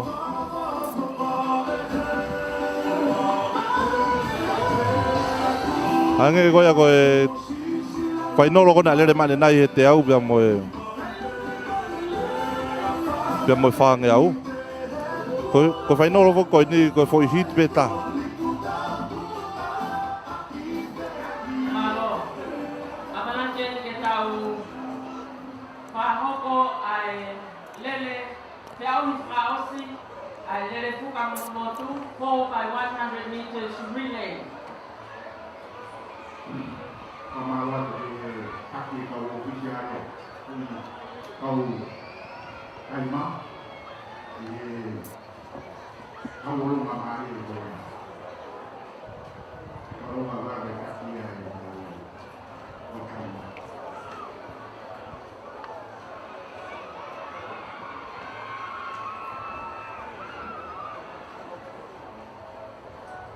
Bicara bisnis, koi kota, kami orang sekarang dari kita. Bicara bisnis, koi kota kita yang kiai, kalau kita aku, kita kata ini bisnis. Kata ke beho i mo tau kai ngamo mea mai mai te anga. Ko e ngahi hingoa ngon e whanau a manaki ke nau Michet Kios a manaki nau whainola tu i helere fuka. O kui kai ke mau mai nau hingoa. Ka te u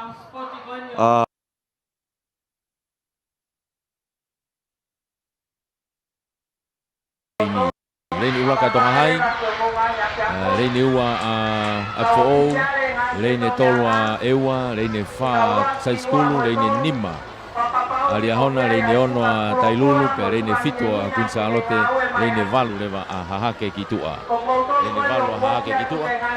Aia koe kakato katoa ngahi reini e valu, i he lere koe ni o e tau whainolo. Koe ngahi timi ia, koe nau hao koni me he ngahi hiti, ko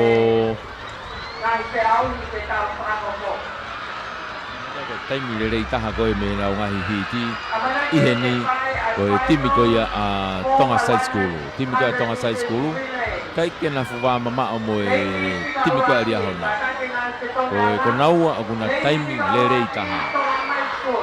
Timi ko aria hona o gai o Keti Aisake pia mo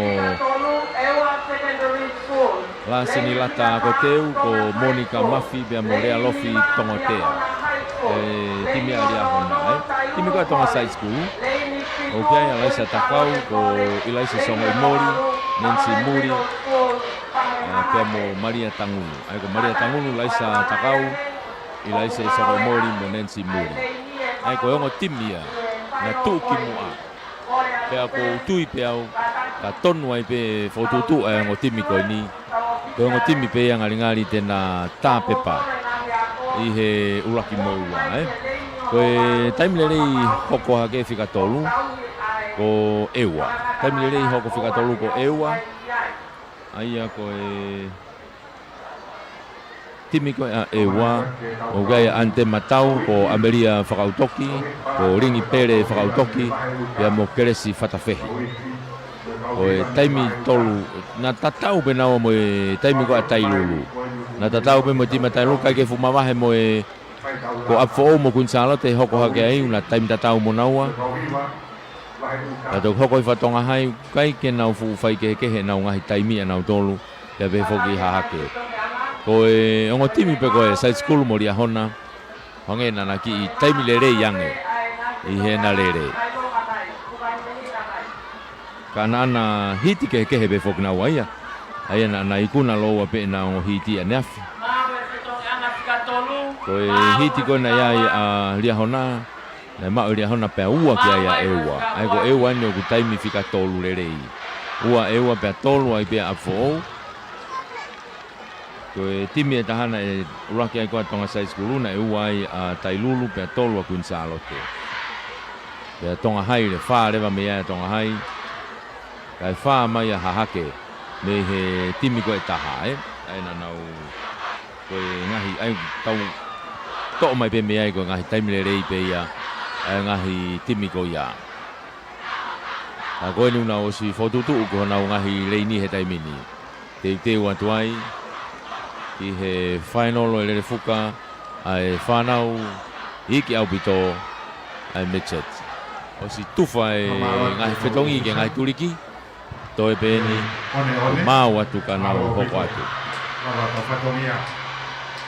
Pepeke aisi, Coca-Cola, aisi Timi ko ia a tailulu ia Susana Kaufusi ko losa Farekaono. Ailine fonua mo vika lo taki. Timi ko ia a fo'ou. O kiai a Loisi Otuhoma ko Torinda Tova. Maria Tatafu mo Nancy Watahausi. Timi a Kunsalote. O kiai a Sofiana Moala, Lovely Moala, Paia Potoi, ia mo Makarita Puamau. Timi ko ia Tongahai. O ku iai a Losaline Tutafaiva, Merenonu, Makeres Malafu mo En Uvea. O timi ko ia Vahahake. O ku iai Amelia Falatau, Daisy Nguatua, Ana Maria Mahe pia mo Latai Vaea. Ono mo. Ka koe whainolo ene utau unra tau tau kia tai mini. Na o si tuu ka nau tai tuanga tonu mo e pot tatau. Yup, tukwatu. Waki mika te au ena unau tukwatu tai mini. Na kei mata tatau. Ilonga bita asa side skulu. Side skulu mo tonga hai na mame abita na asi e lein koe ero tombo Liahona. Liahona, side skulu Liahona. Na wate tai mini fitonga. Fitonga side skulu. Fitonga ta Liahona. Fitonga mo kunsa alate. Takai ho ta mini ki unwa ta tonga hai ta mini mame abita tuli ta tonga hai ka ko si falaka ka ta mini side skulu ya. Side skulu mo Liahona. Side skulu na mo Liahona ta mini tua. Le fo ki kunsa alote. Tai ha ke ko ke fitonga no wani. Ko ma pa ma side skulu ya. Ofi ma po. Apo na mo kunsa alote. Le fo ki tonga hai na ku tere mai pe turiki. Ka ke taki me pa side skulu ta mini. Side skulu mo Liahona. Ah ona ta mini ke fitonga fakausi. Fitonga side skulu. Oh, fitonga side skulu. Fitonga Liahona. Na tuku mata mino si falaka abu to masa skulu ya. Tuli mari hona ki sa skulu. Tuli mari hona ki sa skulu. Tuli mai. Oh! Wow, ke tepi. Ke uraki basa skulu. Sa skulu lia hona. Man. To watu mon. Sa skulu lia hona. Na toki kuno watu mo eua mo tailulu ke tolu. O lere marie au pitoia. Ai tau lere.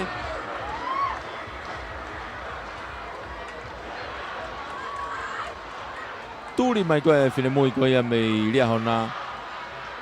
Marie au pitono turi. Na o mai peona, o mai ke mitang fu, na o mai ke tepi. Kai peke te felave ha mea. Rocky pea tonga side skulu ia. Nge kona ulawe ke ai. Timi ve oma upito ia tonga side skulu. O ki ai Maria Tangulu, Laisa Takau, Ilaise Songo Imori, pea mo Nancy Muri.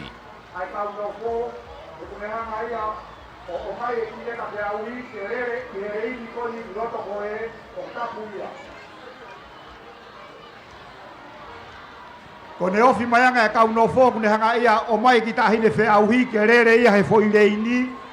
Ko ne moro ki pe reini e whakataa ngā irewa a ki toko taha fe auhi ko ia. Ko re whakamore atu ka ki mou tolu ko toa pe i mua i he grandstand.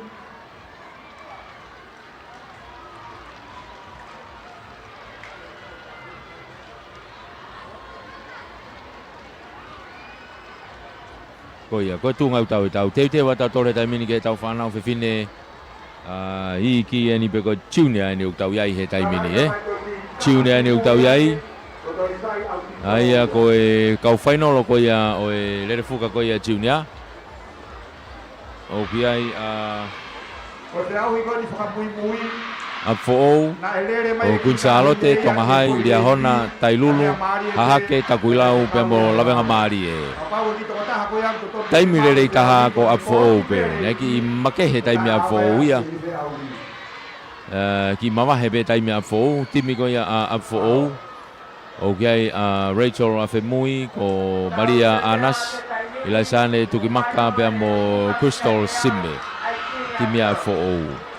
O timi ko ia Kunsalote na taimi rere i ua atu pea mo Tongahai. Ko timi ko ia Kunsalote. Ia manatu hafoka o whanapaa aso fifita pea mo Veronica Taria. Ko timi ko ia Tongahai. Timi ko ia Tongahai. O ku Iai tāpaita Saatini ko Mere Lereifi, Katarina Filimoehala pea mo Patricia Lele Noa. Me ko ngahi timi tuki mua ia e tolu, nau taimi lerei ko ia me ane afi. Hoko at peho nau tua ko Tailulu, e taimi lerei, timi a Tailulu lere mea vika mafi, Petri Lisa Latu, tano atani pea mo vino la Televave. Ko e timi ko ia Riahona, timi a Riahona, o ku lere me iai Crystal Fotu, o Maria Lapota, Meria me pangai pia mo Ana Tāforo. E ko ngahi hingoa ilo ni ka unau mei tu toko taha mai pe. Ko timi ko koe te toko la toko ua pe toko tolu ai e kau lere o ma. Ringali ko timi o koe hano whainga maari e. Wai mo timi a Tailulu. Timi a Tailulu kia ia Vika Mafi pe tilisia la tu ai kona ulawe kia nenai. Timi ko ia Hahake. Timi a Hahake o kia ia Erenoa Vakaloa ko Vasiliva Feret. Whanau ave matahau mo Losaline Folau. Timi ko ia Takuilau. O kia ia Suliana Palanite, Cecilia Kawaifiaf, Mona Fili mo Lucia Loni. E koe hingoa iloa ia. Ange ko ulawe Lucia Loni kaku mei tu toko taha me ia e. Koe timi ko ia lawenga maali e. O kia ia Sofia Finau Seini Piriu Crystal Sili mo Aristupo. Ngahi hingoa ia tau ngahi timi ena. Pea teu ai pe ki he toki vete pe mei velata. Vete pe mei malae. O si tufa e kau whetongi kona ngahi turiki ke i kulokula mai pe ngahi fuka. Oleh kerana kau tahu ni presiden kata kau tolo presiden parti vai. Na la via kaha, kau ko ni presiden o fa ase vai. Mengahi hina. Kataki Nau teu ia he taimini. Wo pe ngahi kolisi mo nau whakae. Koe whakaosi eni e tau ngahi iveni eni. Ta wa umai tau tolu kia he taimini. Pea koe ngahi iveni maari e au pito enia. O ku whakaosi au ki peha ai spoti ko toa pe.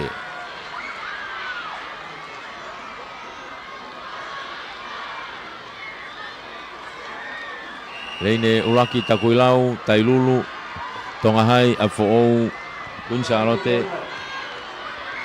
Hahake. Lawenga maari e kitua. Riahona lawenga maari e. Pea Hahake. Ai kone tua na ia, he taimini ia. Teu.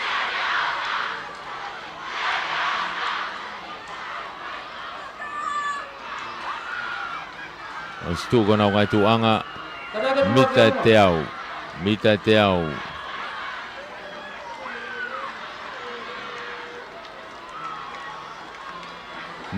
e wha.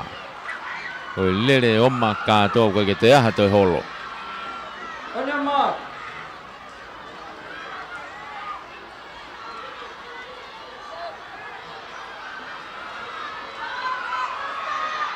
Six.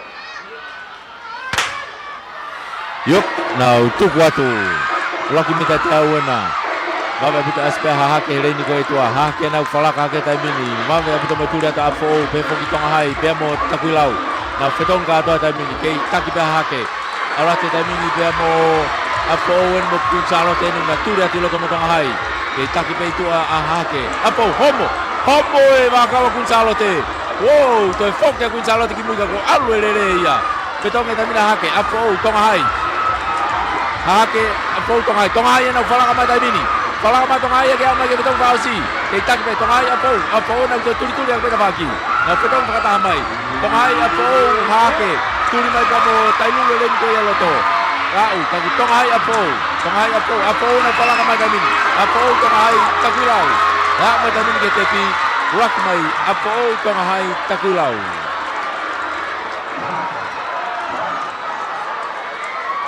Apo o tonga hai takulau.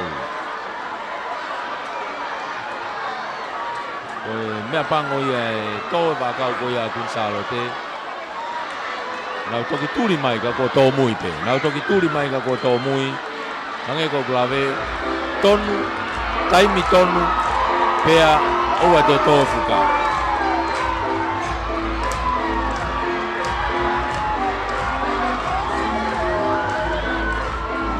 O ia ko e tu ia ko e taimini ia ko e kuna ia e timi ko ia apo ou. Ai lere ko ni me dari ko la ia. Rachel Rafemui, Maria Anas o Ilaisane Tukimaka e mo Crystal Simme. Timia apo. Tau ununu at peni ke tau whanau whiwhine loto loto. Tau whanau whiwhine loto loto eni te tau iai he taimini. Ai au ki ai tonga hai. Apo ou. Ano kau tu ai ki olu nga. Ne ngahe Princeton ki kau tangutu siu ta kau ko tau te. Ko ia eha o tu ki olu nga. Ko me ngahe pe Princeton ki kau ta kau. Siu ke TV u si whenga i mao. Nga lo ku skill. Kai ke he ko ia ko ne tu ia taimini e ko ngulawe ki ai. Tonga hai a fo kun salo te tai lulu ta kuilau dia hona ewa pe mo tupo hai ngai timi au no final ko ni he le fuka motu ko e fana fine loto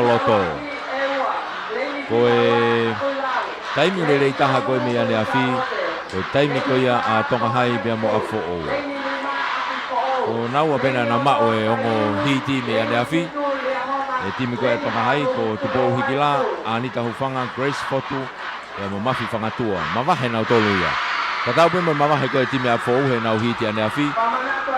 Siuti Taufa, Maria Halapio ko tausi aola wakauta pe mo Foriak Sakopo. Ka koe ahoni iai pe area pe. Hange koe ni koe ki whihalaki ki kai ke te whie mau ia. Timi a Kunsalo te na e ua mai ko he hiti mo fo o sela pese li te ala tu ati mo ka fusi mo sisi uno tuta faiva o e timi ko ia a tailulu ofi mai pe ngai taimi ko ni o tailulu ni na hit fata haya mo tonga hai wikelot matealona mo i tu yono Rosary vea mo Sunset tu wafu. E foki ke ngahi timi koni ko ifi mai taimi ka tau teu atau toluia i he starta o si failonga mai ngahi turiki on your mark mau ka to mai ngahi turiki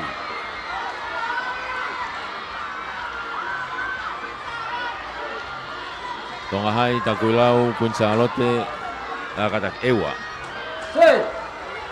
reni uraki na tukwa te taimini ewa Baba puti asa tonga hai reni le tonga Kunsalote tema po na wako man ga ke tong tinga uraki taimini ke taki mai be mu aria hona na tong ka to asia ka tonga hai taimini ka woma o to mu be aria hona tailulu apo na woma o to ne asia nai mua apo be mo tonga hai Kunsalote takuilau be mo ewa na wa ke tong hono wa tamina tong ka to asia ke mo apo tonga hai tailulu be na no tavaki be mo apo na takai mai ke ha ke anga tonu taimini apo tonga hai be mo tailulu he taimini na ulaki wa tolu na tong fakase taimini tong ma tonga hai tong na apo na wa pe mai ke anga tonu taimini ke taki mai pe taimini tonga hai apo na petau tau mi mari mai tonga hai apo ke taki mai pe tonga hai to mamba he ma tonga hai na mai ke taimini tonga hai apo Kunsalote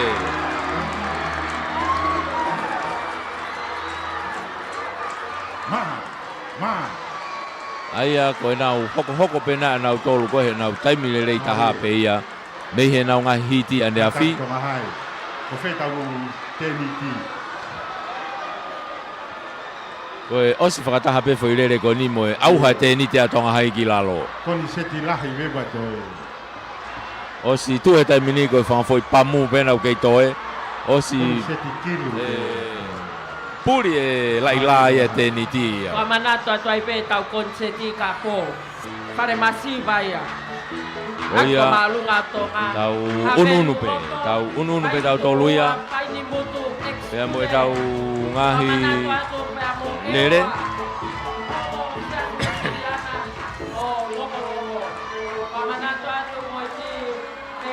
Tau hoka tau tolu ki he whanau whiwhine ko ia o e Tunia. O e kataki e eko tau una tau tolu ko ni ki he Openi ia. Openi.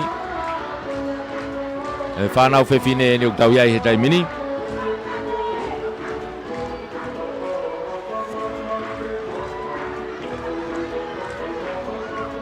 Ange pe koia ko e ne tuku mai ne kai foki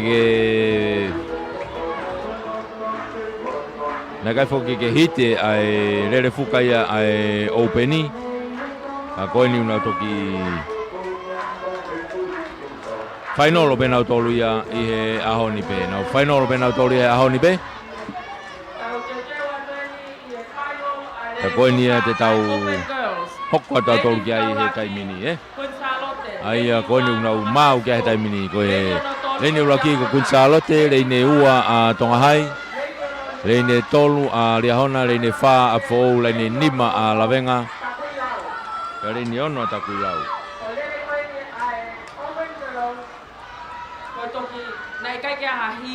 Ka koe ngahi timi e ni koe teke hanau taimi, nau toki tāpe pa i pehe ahoni.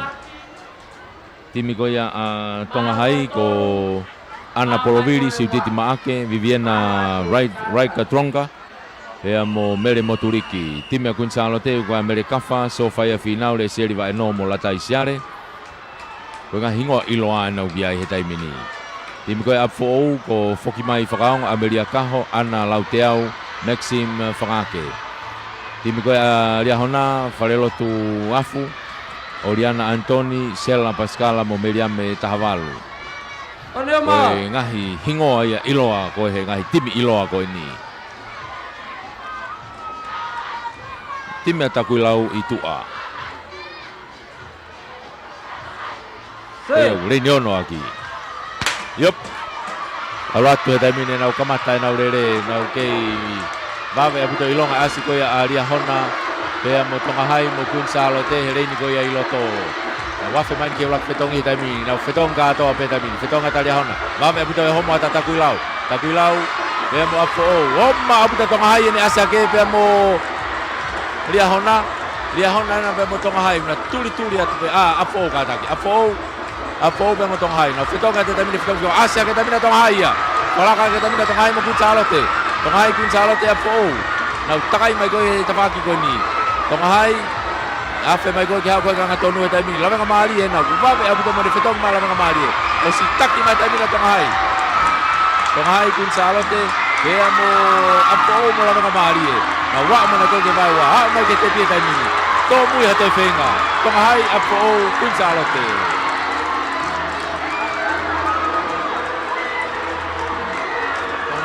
Fou Kunsalote. Oia. Oe tau tuu ia tau tolu ia. Timi a Tongahai. Ana Poroviri, Siutiti Maake. Venina Raika Tronka. Pea mo Mere Moturiki. Tau ikuna ai koe medali koula ia.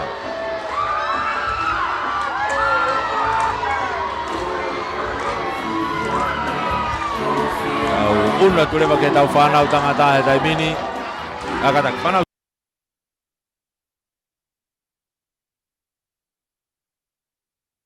Sinia. Akatak tau.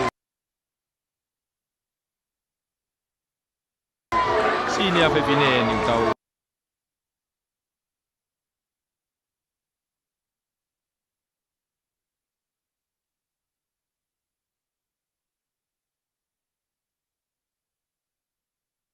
Yai he taimini.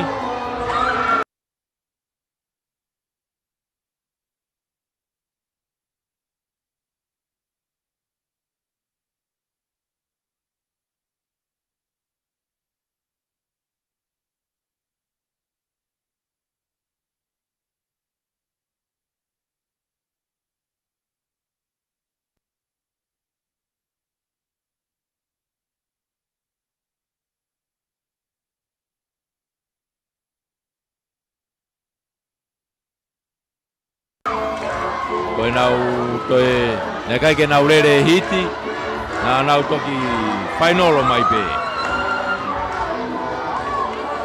Ne kai ke nau hiti, koe ni ko nau toki unu mai pe ke whainolo. O kia i timi ko ia a fo'ou, e ua, lawenga maari e ria hona, kunsalote, tailulu, tongahai, mo tupou hai.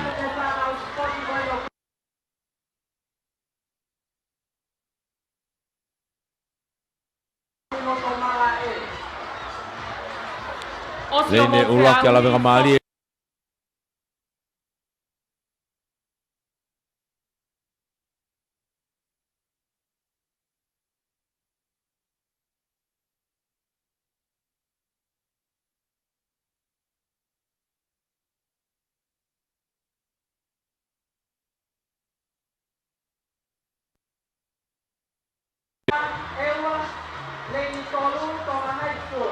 Timi ko ia a lawenga maria hona, ko ia Jeffrey Fare, Makinet Finau, Lauren Kaufusi mo Pateola Tonga.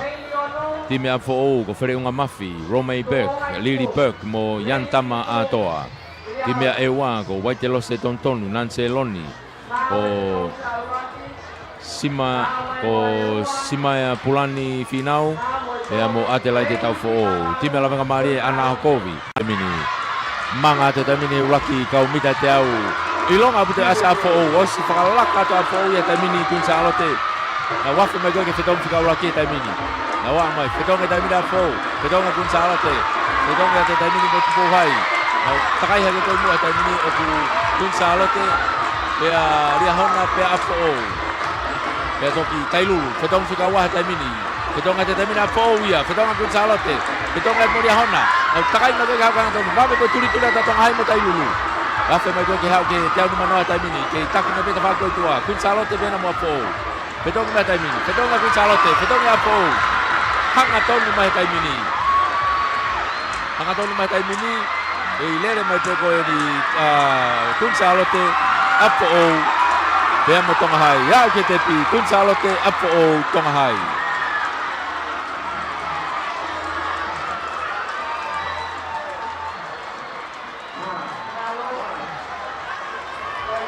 Kunsalote ia, Timia Kunsalote, Florence Akalo, Tonga Tupou, Merekei, Rebecca Moimoi.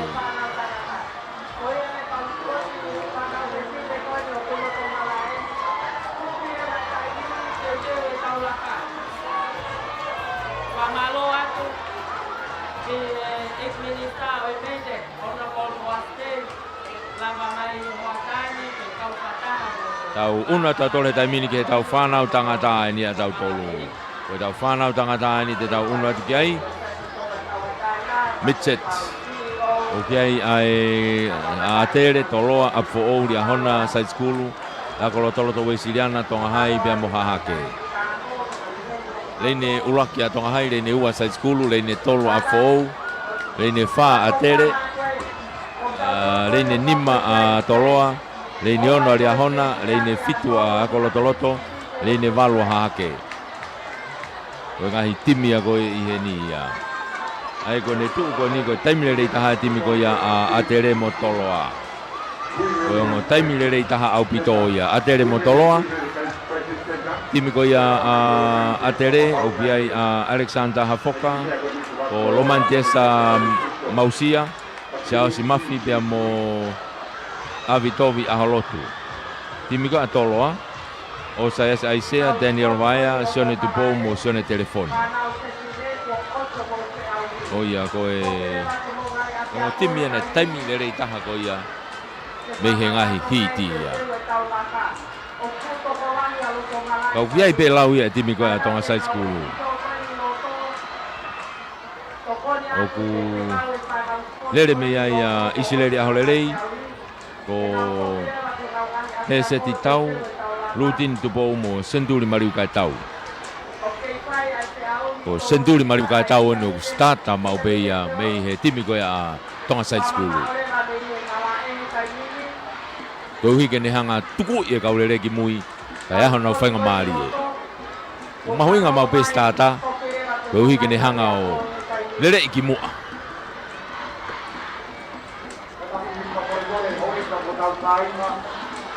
Iau i koe nā toki osi, nai malo pe hao, kai whakatai ao ngai, ai rere, ai ki kaunanga ko ini ko inga, ko fu ofi mai e no fo, ki here ini. Kune hanga ia, o whakawhe atu ia, ai whe auhi, ai ki toko taha whe auhi. Kore atu tau toi si i pe, ka tau osi. Oua mua e hanga he tau no fo, a moe kai ke tau tala ngofua ke tutuni ko atu, ke ne whakata ao ngai a hela ia, a moe ngosia, a ki toko taha whe auhi he mahina ene lima. Kore atu, Wa o mai tau ki ki taha pe mua ki mui kuake, a eni tau potu. Fai pe ki kore pe ke kau nofo kone Gorenseni. Ko kore o ku lahe ngahi kore ia. Ko kore ke kau tangutu ko niki o te nau te tu ki o lunga. He kono uhinga o si fa o Gorenseni ia ke whakastepu ki lalo. Ke tau tangutu le rei pe o si o le rei pe. Ko ke hata haia e kai ke lava sio. Papau e tangutu pe hono tangutu anga. Ko te tu ia ki o lunga. Hange ia ha o mai ia mei ha moa mo fisi. Koe ai kore e taha. Koe kore e taha, koe kau tuu koni i lalo au pito ia he vee tureki, i mua he Gorenseni. O fie mau ki o te nau koe unu ki mua fie i ilo. Koe hui e whakawhainga tā ia e ke lere mai koe e tō taha lere. Te koe ngahi leini whuka ni ngau e katoa ke ngahi leini e walu ka kato. Koe koe leini hono walu koni ki he Gorenseni. Nei mei tere ofu pai peia i mua pe he Gorenseni, Ai o fie mau ke oua toi aha taha e toi uno punou ki mua o whakasio ki mua. I he taimi lere, au tuu pua taritari pehe e au mai perere. Ai ko kore ia taha ia, ko hi na whakatai ao ngā, he koi ki unu ki loto e tahine lere ia, o lere ia he leini. Lere he laine, o tapu e lere he laine. Ka e lere he laine ko hui ko ne unu ki loto. Ona mo! He whakapapai atu e kau sio mei tua.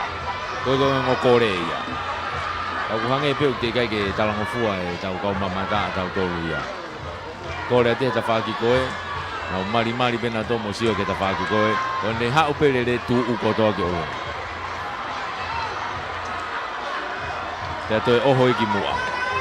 Set! Ei, ko haina e whana mai me ta whaki koe. Ia ome. Ia ome.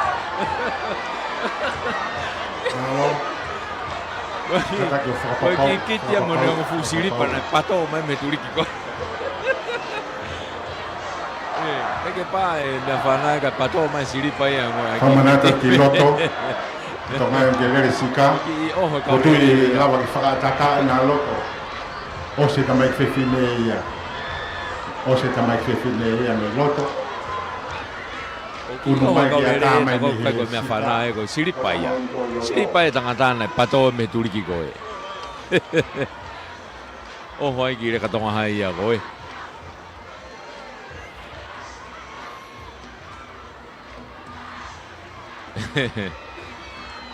Ona ma! Mari. Oni, teu.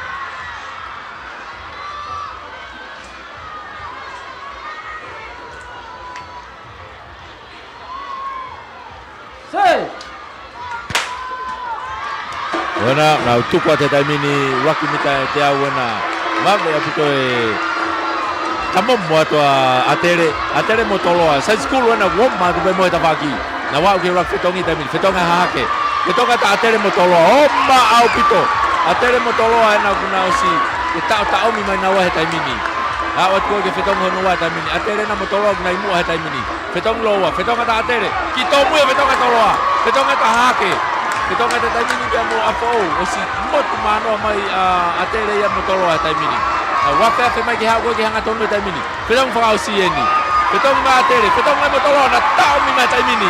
Atere motoloa.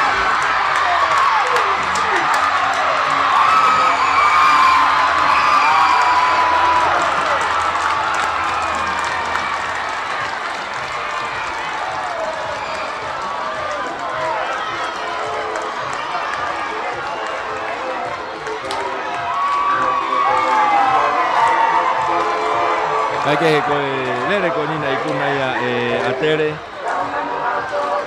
e a toki toloa rewa. A tere mo toloa, o e uraki ua ia o e whainolo koe ne whanau tangata iki au pito Mitseti.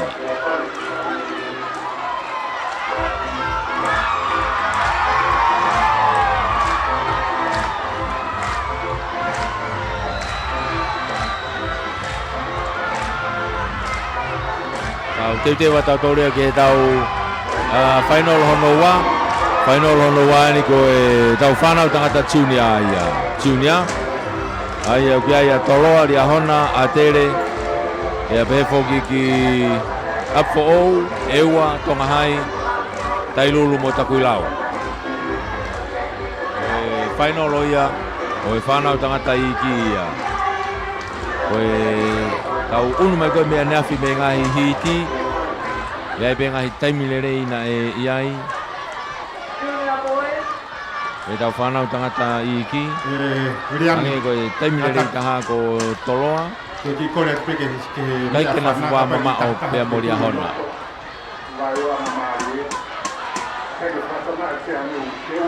Vante chakau tama kaki. Ange ulaki iyo kita tak lo tomari. Oku mei lama mape ulaki wa taimile rei taha ia a toloa aneafi hokua ria hona hokua atere eke na fuwa mama o mua fo pe mo eua tu mau pe he baha ama ai ngahi timi ko ni ai a foki ko toloa atere pe mo tonga hai i na nau ma o foi Junior boys ai ko toloa e foi hite taha ia hona foi hite taha pe a fo e foi hite taha Tailolo lane 2 Ewa Secondary School lane 3 Tonga College ai ko toloa mo atere na uraki ua pehe na hiti ane afi ai ko naua pe o taimi lane 6 Api for uraki mo tolo dia hona o taimi fika ua lane 8 ane mao ene hiti e foke fika faa o kia afo na ne mao mo ene hiti ai ko ko ngai foi lere ia koe te tau iai he taimi ni kataki ko ki whamana whanau tangata ko ia e timi a toloa iai se tarek finau sio siwa e te aki o lo peti tau whelungaki Miriami se lui ka kata ko sone kiu se tareki finau sio siwa e te aki pea mo lo peti tau whelungaki timi a toloa timi ko ia lia hona o kiai David Atoa, Paula Whailoa Tonga, o David Kurikefu bea mo Brandon Law, o timi koia Atere, o ku iai Sailo Sivea, o Sione Katoa, vei mau Fetuu mo Semisi Pulu. Ego ngahi timi tuki moa, pepe foke timi a fou, pea mo ewa, a fou mo ewa, na nau tuki moa pe. Ona ko Whailonga atu. Timi a fou gai ino ke whatai, Josefo Mailangi, Christopher Havea, e mo tama o ngosia. Ka ko e teu atoeni ke naurere. Ko e leine uraki kwa tailulu, leine ua a eua, leine toloa a tere, leine wha a toloa, ko nau tuka te taimini, bilo a te taimini ke uraki mita te au he taimini, ku kei mata tatau atu pe naurere a nau tolu. Ilonga pe asa fo mo lia hona reni ko ia tua na wa ate tami ke rak fetongi fetonga te tami da fo fetonga tali hona fetonga mo toloa fetonga mo mo ate ko pe mo ate takulau kamata ke kala ka te tami da fo takulau apo wena lia hona tuli at mo toloa ya vave au bito tuli ata toloa na wa ate ke fetongi wa tami fetonga ta fo fetonga ta toloa tere haka toloa ta vaki womba au bito toloa kala ka tami da toloa apo lia hona pe mo to ka tere na wa man ke fetonga fa se tami ni Petong mai taimina toloa apou. Petong mai hanga tonu mai taimini ke taki mai toloa. Tuli babe au pito mai liahona. Liahona na fika wa. Pe fika tolu mai ya apou. Au mai taimini ke te pikai ke te felave. Toloa liahona apou. Oi ngahi taimile rei bena na tau talanoa koe ki ai. Mei he nau hiti koe ane afi. Timi koe a toloa. Iai Sione Kiu o Sedarek Finau Sio Siwa e te aki e mo lopeti tau wheulungaki Timi Koulaia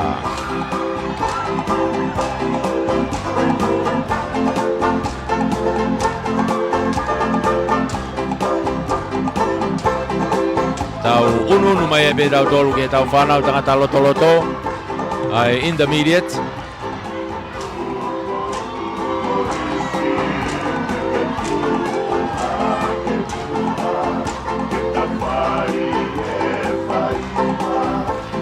Ai au ku final o heni ko apfo o toloa takuilau lia hona ewa tonga hai atere pe mo tailulu. Ko ngahi taimilere ko me ane afi ko apfo o pe mo toloa ko taimilere tahaya me he nau hiti ko apfo o pe mo toloa. Lane 1. Ko timi ko apfo o ya petelo vai hu ria mi lerenga se beste tonga mo una loto latiume. Timi ko atoloa.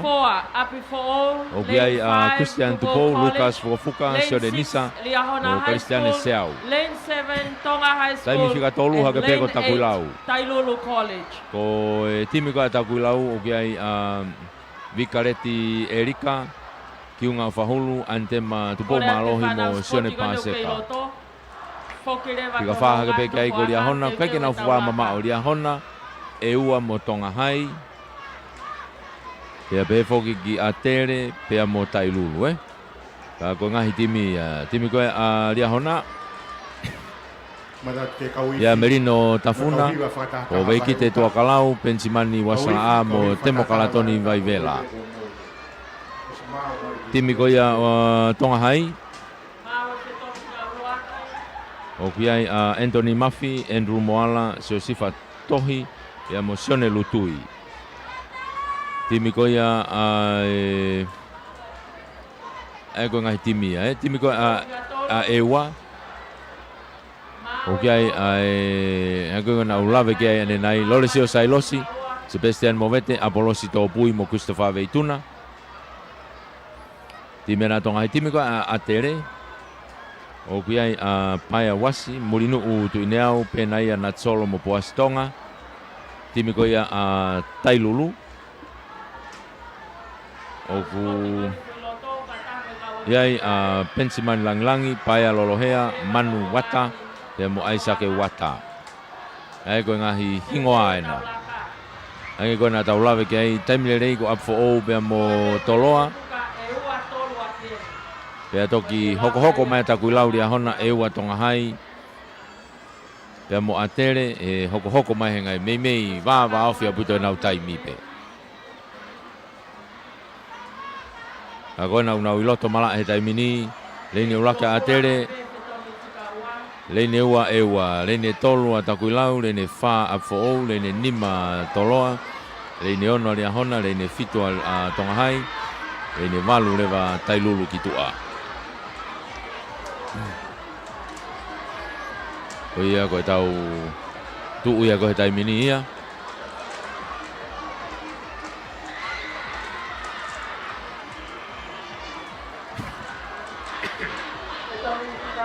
teu ai ke tau to si ipe tau ngahi lere ai to ipe intermediate tau hoko ke openi ya tau tatu kwa ke sinia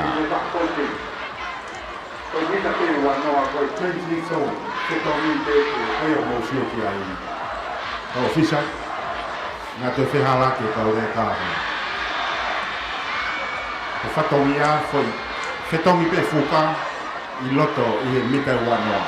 Kataki Williame ki wakai ane wane kwa haki tanga hino e kau ofisiare kwenye whetongi fikaua. Kataki whetongi fikaua ahoko mai. Koia, koe ne tuua na ia mo e taritane pe kei mahino pe taimini.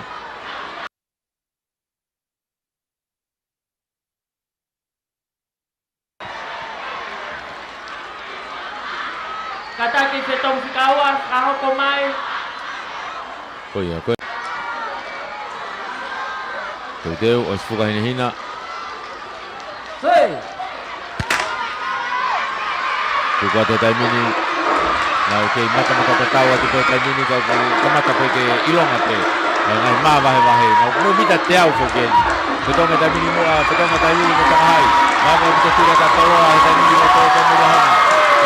Mata tawa taimini. Tailulu Tonga Hai toloa pe mo hana na vave apu tona wasi. Na fetong fika wana. Fetong ata toloa taimini asma toloa ia. Asma toloa mo dia hona. E fo ki tonga hai mo tailulu. Vave apu tona turi atakui lau heleni ko ia tona. Wafe mani ke fetong fasi. Fetong matamina toloa. Toloa no fetong mai motu mano ma toloa ia. Turi mata kui lau eta faki. Takui lau na toloa mo takui lau. Turi mata kui lau. Taku kai pe ke te felave a mea. Toloa takui lau lia hona. Toloa takui lau lia hona. Koe uraki ua tolu ia. Potu pota tau le rei apu te timi ko ia a toloa ia. Christian Tupou, Lucas Fukafuka. Sione Nisa mo Christiane Seau.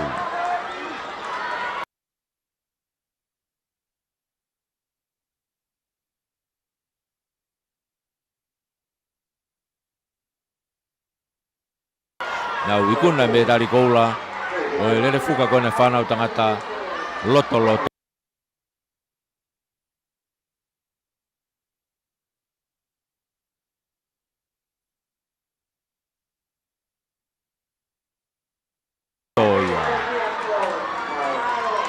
Hange ka tau nai toi wa kau a fo.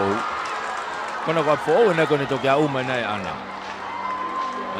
Kai ke whakatonga e au e tawaki ko iau kane nai ko a fo na taimile rei taha. Ai a ko tui pe malohi a puto tui na nau are a pena tole me tari he whainolo ko ni. Ka ko e mea pango ia kai ke na wau ki he me tari he ni. Hange ko le lave ko lele fuka ki fehala ki si I ko fehala ki fu ulahi au pito ia he taimi lele fuka ko tau hoka ta tole taimini ki he openi tau hoka ta tole ke openi he taimini ai au kia tonga hai ko lia hona ko toloa ko atere pe amo lavenga maari e timi a tonga hai au kia Jordan Wailala Leonidas Tuitavake Lisa te po ese mo William Matthews. O timi ko ia hona o Merino Tafuna ko tualau we kite. Tio wasla a te mo temo kalatoni vaivela. Timi ko ia toloa o ia Daniela Takai so siwa sulunga. Sione tau felunga ki mo Samuela Lelenoa. Timi ko ia toloa timi a toloa Timi ko atere o ia William Unpola te Vita Siua. He waha e minoni bea mohingano peau. Ko timi le wako ia lawenga maari e Manu Ahokovi, Tau Aho Ahokovi, Finau Kaufusi mo Sengstar Nai Toko.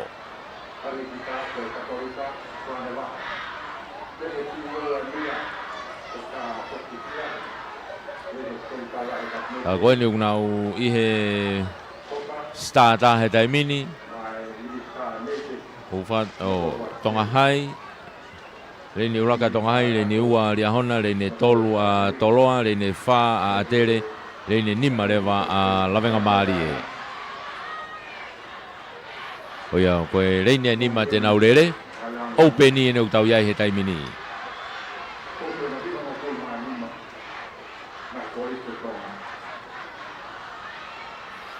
Koe nau toki whainolo ene a nau tolu, nakai ke aha nau hiti, koe nau toki whainolo peni. Na sai ngahi timia koe na nau hiti. Ka pau na nau whangi whehalaki iki ai. Te nau lava whalerei mai ki he whainolo. Koe ngahi timi koe ni koe pehe ni o whainolo pe. Kai ke toi whe mau ai whehalaki ai. Ko hui whako nau toki lere. Mau moe ua. Kai ke whe mau whehalaki ai. Mau moe tolu, mau stata. Malo.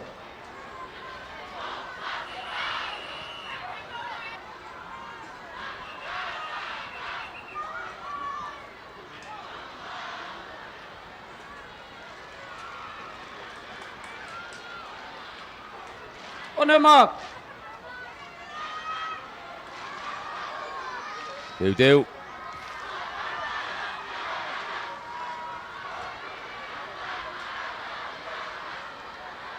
Nau puno pe ko nau ngahi tuanga. Whangongo ai. Kadak tu gelung. Ikai. Toi whe mao pe ke nau ki tu gelunga. Kana auto e On your mark. Open boys. Ikaw even whakaosien. Katak to senior.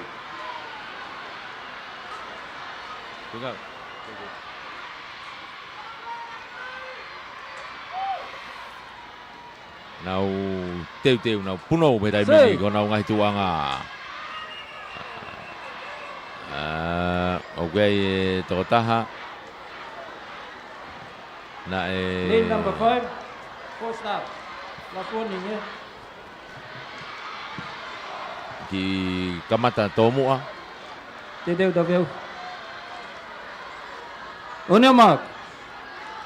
Yo hang tau ko ria hona pe. Lane wa Ko ni osfai ke fatoranga. Ka tengenga.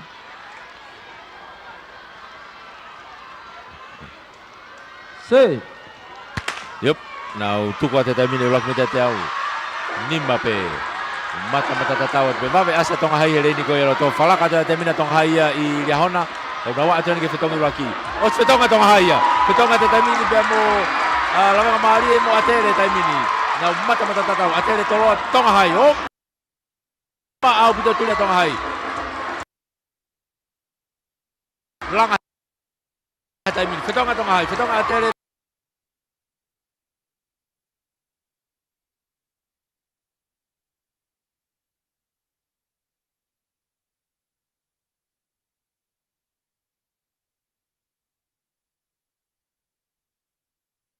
Abbiamo la Marie, la wafe mai che ha ganto da mi. Tuli ha abbiamo toloa lei ni loto. Toloa.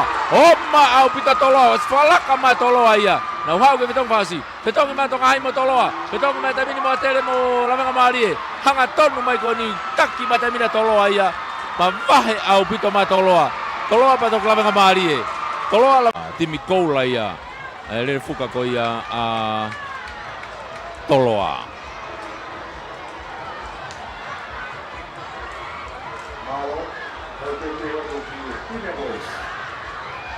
Whakaosien. Unwa tuan ke tau lere whakaosieni oe aho ni. Iveni whakaosi oe aho, iveni whakaosieni oe sipoti. Oe lere fuka ko ia ai whanau tangata lalahi ai sinia. Lere hene timia atere, toloa, ria hona, tonga hai, a fo'ou, takuilau, tailulu, ea mo tupou hai. Ngai timia unau lere heni, koe taimi lerei ko ia me nau hiti, ko atere mo toloa.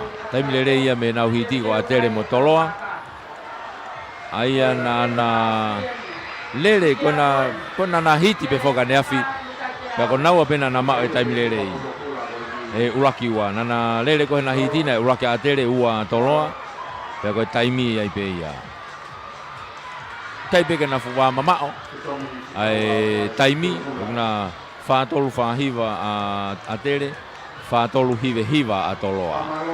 Ka koe poini whokia he rere o mapeheni, koe wā mamao ia. Koe poini e koe he rere wawe o wā mamao ia. Ka pa koe poini he rere mamarie, rere takailalahi, o wā ofi ia. Koe poini koe ni wā mamao ia, ka pau koe ia. Kaike. Ako ia timi ko ia a tere o kiai a viriula mataere te vita hangana out whakamalu ki walu e mo sosi fatu i pulotu. Timi ko ia toloa ko ia ofare a manu tu i ref piukana at nai sa folau be mo sone waske. Koe mongo timi ko ni ko na lere ana o te fito pembe he tonu e fetongi mo tonu e taimi. Tonu e fetongi, tonu e taimi. Tene toki tala pe fai ke he kuna tatau pe na. Te fito pembe he tonu e fetongi mo tonu e taimi. Tonu e fetongi, tonu e taimi. Tene toki tala pe fai ke he kuna tatau pe na ua. Ai ngo timi a ko ni. Kai ke toki taimi le rei hake a ria hona hoko hake ai. E timi ko ia a ria hona ko na tofu na mau e na hiti ane afi. E he hitia e taha penion le ha uri bia mo sione tau tua a. Hoka ka peiria hona ko timi ko ia a tonga hai. Ko e timi a tonga hai na e tolu ko he hiti ko a tere tolo a tonga hai. E ko tonga hai wa James Tafuna, ne humi tu ala maka, Plankete la waka pe mo Dominico atu aki. Oku toki hoko i whai timi ko ia Apfo'ou. Ko Apfo'ou e na e ua ko he hiti a ria hona. O via ia sone katoa ko ulu ka ulupe a kolo, sone po uri, vea mo sone vea matahau. E vega o hingoa ilo hange kona o sone vea matahau. E timi ko ia a Apfo'ou. Ko e ngahi hingoa ilo a tuki mua mai a mei ai.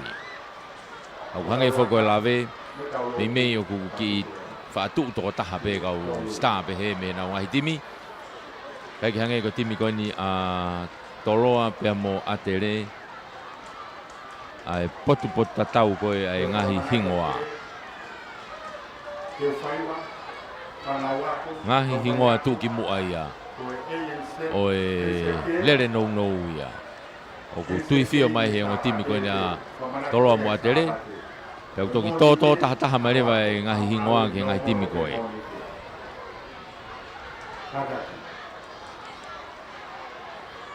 Kage, kako e mea whukātoa kātoa pēni, e alu kātoa pē ki he tonu o e whetongi, taimi le rei o e whetongi, pēr taimi tonu pēr mo e taimi kongu nau lere ai. Pēr ke teha mea kehe ko tekniki pēr mo e taimi, o ku mahu inga he ni. E tautatu whito ke ngahi timi ko e ni, o ku iai e kau tangata ve vave kātoa he timi. Lere mare taha ai. Tau tango tu katoa pe. Mau stata. One oma. E ulaki o kia tai lulu, ua Apfo'ou, toloa, wha tu pe kia i ko atere pe. Nima, a katak wha atere nima toloa. Ko tolu ko ria hona. Ono atonga hai, fitua takuilau, valua tatu pou hai he reine.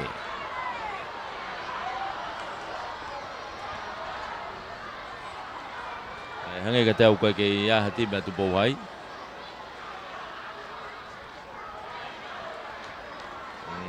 Ngata pe takui lau pe herei ni fitu. Tadak tu gelung.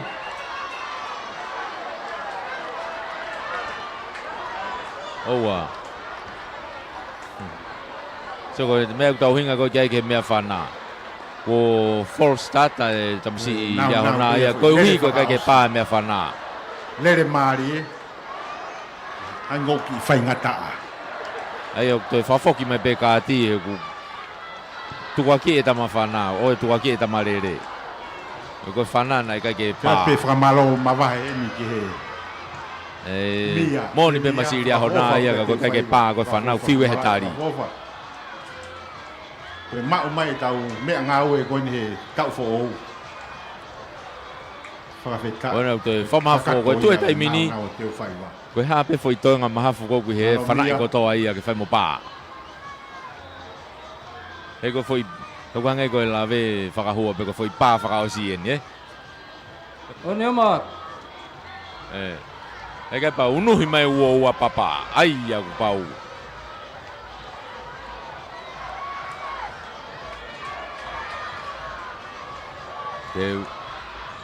Teu. Kei kula pe fuka me he stata.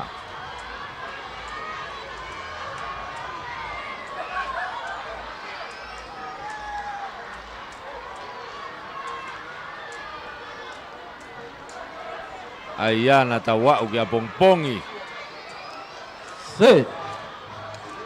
Oia, koe toe mou lue. Koe toe mou lue. Kai mo unu mai ua papaki ia kai vave. Ko te wa papa.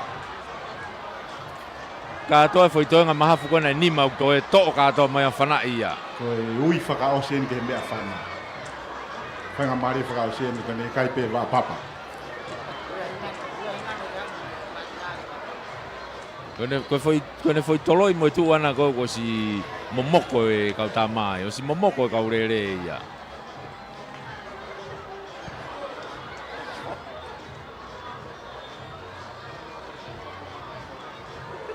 Kai ke kone tu ko ni. O ku hange o ku ki na yang e kau mamata he kau rere he taimini. Una frangonga ngena tol ke pa he kau rere. Whamalola ke kakai. Kai pa ui mai ki reka ko mone siri pa ke ha ui au. Whapaki au o reola ia ngai. Toi hake au wite a honi.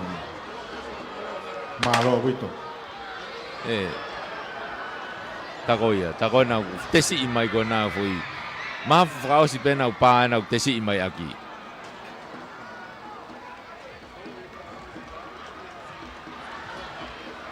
Motor ko ne me he ope. Ko tau even whakaosi. Ke whamalo atu ke tau ke kau whataha mai he tau kātoanga. Hange ko lau. Koe foi whakaosi eni bau hange o ku. Australia New Zealand fisi. Kai ke lava ta tangutu le rei he taimini. Nau whakangongo ke whai mo pā mea whana. Kai tupu mai foi le whakaosi. Koena.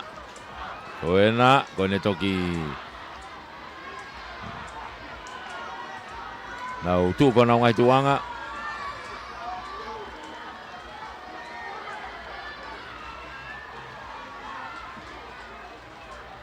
Set. Teu, op, alu. Marie. Vava ko hinga vava ko pa ko me fana. Nau tu ko te taimini mata tatau tu pena wa ke ula futongi taimini. Petonga to atu. Takulau, vave asa toloa. Toloa mo tere mo tonga hai. Dia mo takulau e taimini. Lia hona nau tok tomu yat moya. Kako tolo abe mo atere. Petonga tolo mo atere taimini. Na mata tatau mai pe. Ape mai ke au ke tau manoa. Atere mo toloa. Atere pena mo toloa i mua e taimini. Na ape mai ke au ke petong pakausi taimini. Petong ma atere. Petong ma toloa. Mua au pito mai atere ia. Atere kos ma vahe au pito mai ia. Turi ma toloa. Kai ke toi mau. Mau e atere. Atere toloa. Tonga hai mori ahona nana toki ofi mai naua e tolu.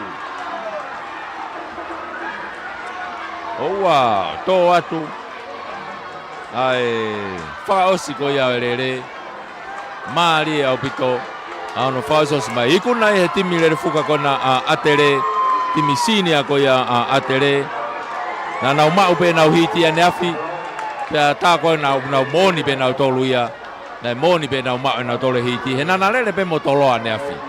I he nau hiti pa nau uraki ua pe. Na ko nau a pe ni mna te uraki ua pe koe ni. Timi lele fuka koe a atere ko viriula mataere. Te vita hangana. Ot whangavalu ki valu pe mo siosifa tui pulotu. Timi koula ia. Ai koristonga. Lele fuka koe ni sinia. Oi wanoa. Ua taha e ni. Kau whataha tuai i he taimini. Pea koe lava ia e ngahi iveni. Tau ku hange koe tau tu koe tau polokalama. Koe taimini te tau kamata ke tau whanofonofo atu he. Ke whakakakato e tau polokalama tāpuni. E tau whanofonofo ke whakakato e tau polokalama tāpuni. Ai au kiai pe ngahi polokalama au kuiai. E tau whakakato mono whake e toenga koe ni o ngahi metari kotoa. O a umai ki he tau lere fuka. E whakakakato mono whake ai i heni. Whaki ma ngai pare, wai whake ngahi saute ia. Ai ngahi pare, hangi koe nai whai kia e tau lave. Ai wai pare whaki. Ia ai tanu sia.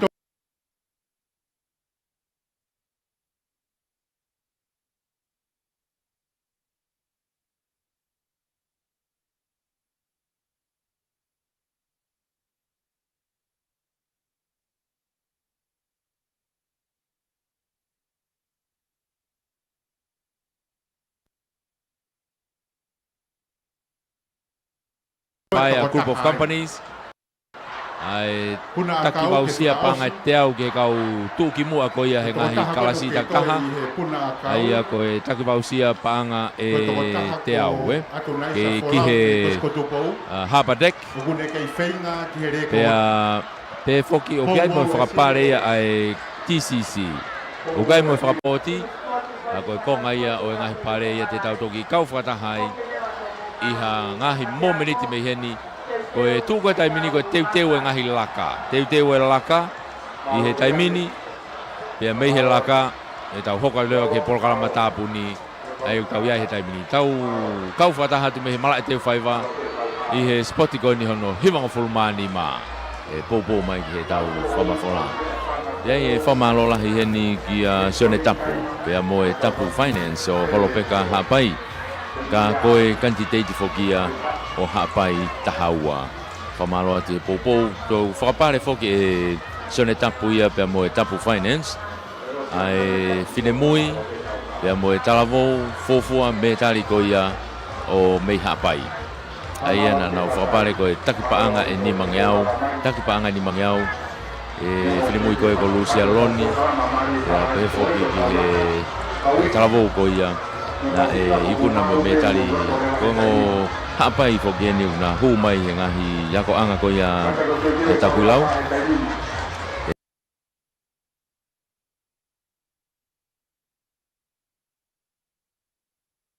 e ana na ikuna me tali ko la ulak me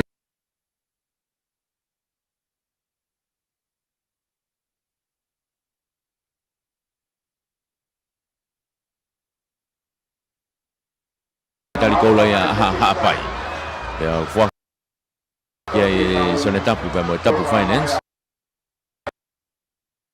ai takpanga ni mangiau ki he ongo ikuna ko ia ai ko Lucia Loni pe mo Solomon e tau fo o mei hapai ka una spoti mai mei tapu la we famalo atu e popo mo e troni mai ia famalo la heni ki a vai hola malupo pe mo malupo tire services I mawhanga wa e me alere ko nau tavi wa e fo o wa e second hand lava le o iai pe pe mo nau ka wash ai lava le lei pe ngai fatonia ko ia ka ko wa e me alere ko nau tavi o ki nau tolo pamalo la heni ki Christopher Finance o fatai ka ta hano malu ia ki ko fatonga pe ka fahinga ko mau inga pe pe i e time ta tau nau to hai atu pe foki nau ngai ko fatonga teu aki hau whahinga kātoanga. Wa upe ki he apisia, ki he putu.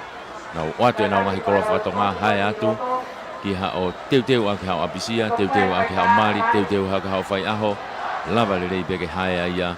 Ko ngai a whai whatongia ko ia. Ai Christopher Finance o whatai. Whamalo ma ke heni ki a Fatima mo tūlanga. Tunga whasi DJ2 i Amerika Lahi. Pea mo e taulanga Trading and Freight Services. Nau wa heni mawhanga. Lolo tonga whao e nau container he taimini ki awe ki Amerika. Whainga maari en tonga pau ki hauta, mea kai awe rewa ki Amerika.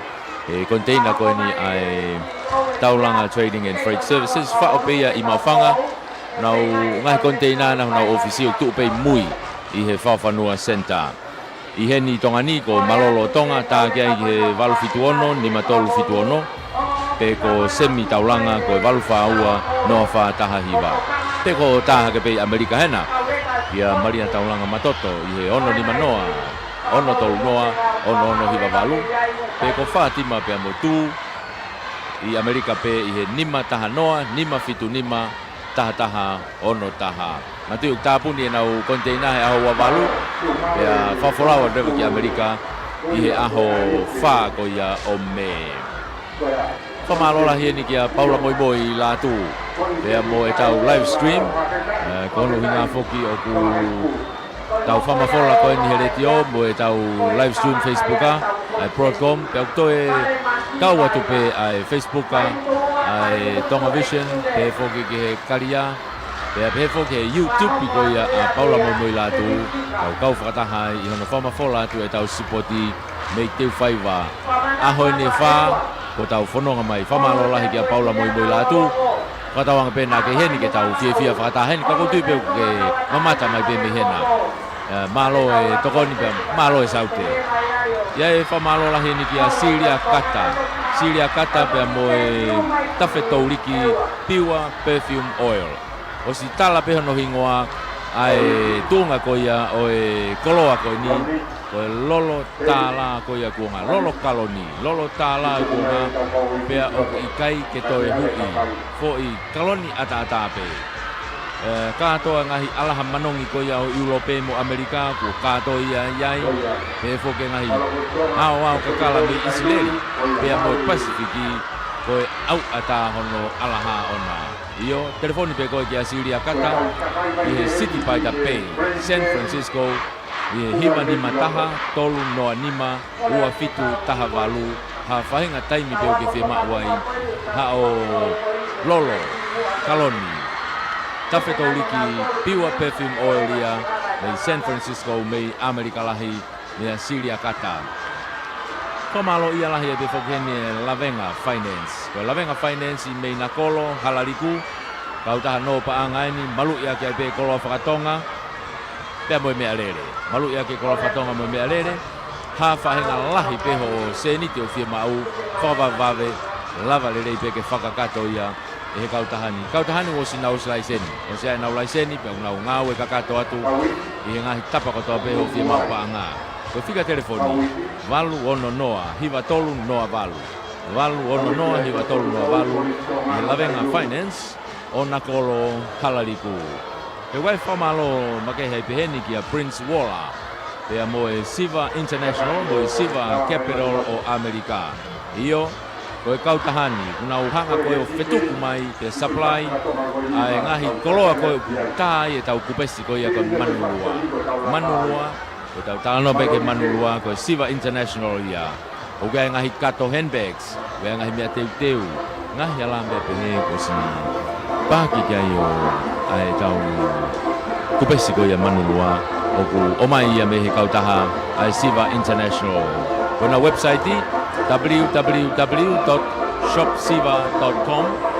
Lava ke orai hao whahinga nau pe me iai, pe koha koloa. Teu atu ene tau whakame, ia ngai koloa lere iai. Lava ke o tamai, ka mauhanga o ave atu he waka, ko hike au atu, ia koe, i he ngahi kātoanga koe ni. Ora mai rewa. O me mona utawhaki ke no, o wilo ia koe Siva Capital. Siva Capital, kona utawhaki no pa anga ia. Ha whahinga lahi peo ke whia mao. Ko whika telefoni, taha walungiau, ono noa, Siva. Taha walungiau, ono noa, Siva.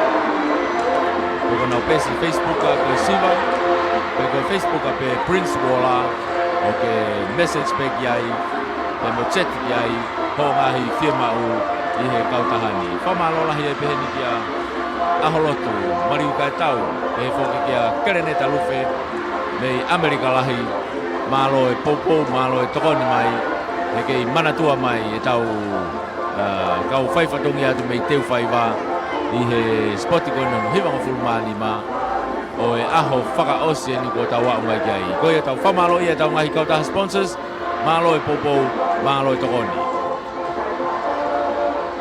Io whamalo lahi e pe whoki heni ki he Friendly Islands Bookshop.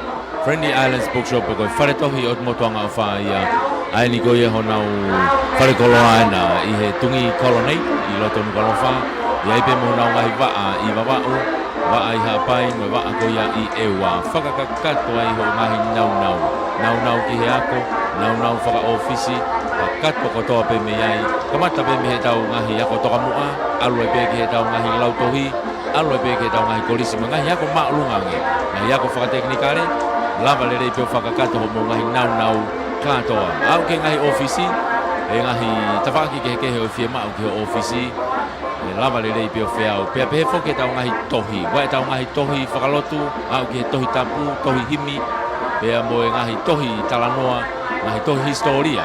Lava lere i peo ke whakakato ia, e ho whia mau katoa ko ia, mei he whare tohi o motuanga o wha Friendly Islands Bookshop, mei he tungi Colonnade i loto nukalofa. Whamalo ia e pe tau ngahi kau sponsors. Whamalo lahi ni ki he whawawhonga wharerea tonga tapua se Mississika pe mo i kautaha ko ia 5 Star Company Limited. Ai o gai pe huna o ngahi waa ke he pe o gai e waa ko ia 5 Star Constructions ko 5 Star Finance pe whoke he keita kato ia i ngahi e rei ko ia o ku whahoko whatongi atu ai kautaha ko ia 5 Star Company Limited. Whamalo lahi e popo.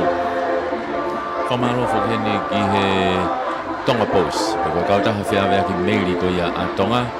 O whaifatongi atu hea nau waa koe ni i Wāloloa. Pe whoke nau waa koe ni Loto Nukalofa. I ho mo whiawea ki meiri. Ave hao tohi, o mai hao tohi. Ave hao pāsolo, o mai hao pāsolo. Meha tapa pe o e kolope. Lava le rei pe ke nau whakakato atu ia. ai kautaha koe ni ai whiawea ki meiri atonga pe koe tonga post whamalo lahi e whingau aki e mona waa ko fast sprint e au kulawa ke print ai hao whahinga pepa pe o kuke whie mau whamalo lahi ni ki a siwa pe mo i wharemi katoa pe mo e whakatau mawhi kawatonga trading and finance o veitongo pe mo matai ka wawau ko e kautaha koe ni ko nau tawi o nau tole kawatonga ha o whahinga whie mau kawatonga pe ha pe lahi ki whie mau ha pe taimio ke whie mau ai lava le rei pe ke mau atu i tongani huta ki tō preanga lava le rei pe pe mo nau kautaha no foki whahinga taimi pe whahinga lahi pe no malu ia ke koloa whakatonga pe ko ho ngahi koloa mahu inga lava le rei pe ke whiau ia i he whakatau mawhi kawatonga trading and finance o veitongo pea mo mataika wawau. Whamaloa hieni kia tanusia paea pea mo e Harbour Deck Cafe, Seaside Bar and Restaurant o gai fōki e nau keita ki hao whahinga kātoanga pea kutoe lava peo hae atu ai whare kona i e waftau whaahau ki hao whahinga kātoanga lava le rei pe ke whahokoia o nau tēni tienu ku kei i teu whaiwa pe tau tēni tienu ki teu whaiwa pe tawhaaki koia ki he gym JT Fitness Gym JT Takataka Fitness Gym i he tawhaaki koia ki he gym o ia e tēni ti lahi ai o si iai pe kau kuki ai iai pe te pire mo se ai ke whakakato ai hape whainga mea tokoni te ke ota lava le rei pe ke nau hanga o ngahui at maau i kai ngata pe mea tokoni kai pe whoki ki hao inu inu hao inu mawhana ko coffee ko inu mokomoko hao smoothie hao whahinga flavor pe au lava le rei pe o whahoko ia toe whakapare whoki e he tanusia paea pea mo e kautahani ai kau pes athlete o gai e vausia takpanga e te au ke kau pes athlete ko toa pe o ngai kalasi ta tau pe tangata mo fafine e u whakatoa e ke he vausia whiunga me panga tahafe nima fefine nima tangata ke kau tuki mua ko ngai kalasi ko toa e tok whakia i he whausinga ko ia o e ahoni whamaloa ki he whingawe aki ai Harbour Deck Seaside Bar and Restaurant pe whoki heni ki he JT Takataka Fitness Gym.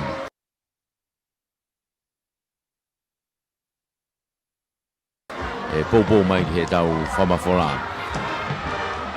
Io tau wau mai tatore tai mini ki he tau katoanga tāpuni eni ko he tau laka tāpuni eni e ngai kolisi. Timi eni ai kolisi tonga he tai mini o kunau whakapapa he tai mini i he fofonga ko ia grandstand ki he kau whakawhe. Whango na whakapapa taki mai befoke e kolistonga e mawhi tōki mana mo ui pea mo e kolistonga ko eni ukunau whakapapa he taimini kolistonga ia mo nau kau star ko na te vita hangana mo ot whangawalu ki walu na hingoa iloa ku tau whanongo ai i he timi ko ia e kolistonga e foke nau ngahi metari kau e kolistonga i he metari lahi i he whiauhini nau osi iau ke hongo fulue nau metari ta koe nau ku nau laka mai kona whawhawha pute tatau me mo nau ai teunga timena e wā he taimini o nau unu mai koni timi ngahi timi pai mo e tau whanonga mai ai i he whaasosi ko ia e tau whiauhi kau eura e whalakalaka au pito e nau whiauhi ko e tau ni e nau koula ukai mo nau polonise mo nau siliva a ko e timi whatahataha whoka e ua ia e kolisi ho whanga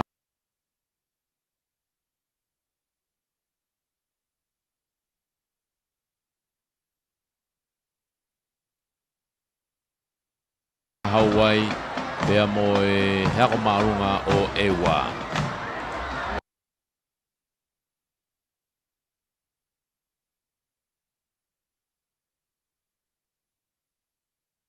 Kau whiauhia ewa na ku nau tuki mua mai e tau ngahi lere pepe foke ngai iweni ko ia i loto malae o ku iai whakariari mai kone nau ngai metari nau kau mai ko ia i he taimini ki he tau laka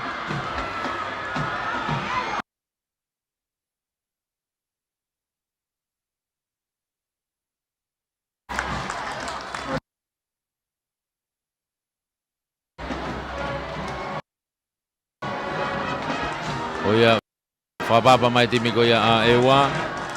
Tau unu mai. I he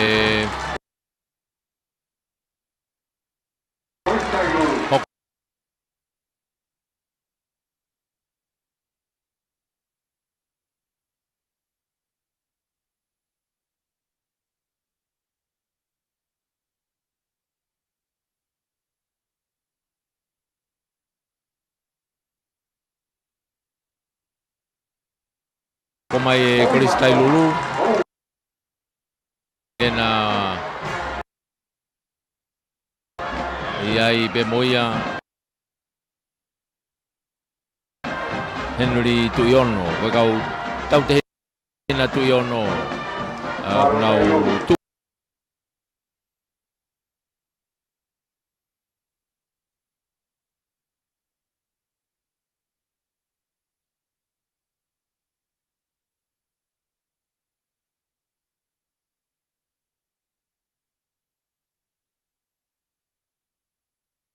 ki mu amai me timi ko ia a Tailulu.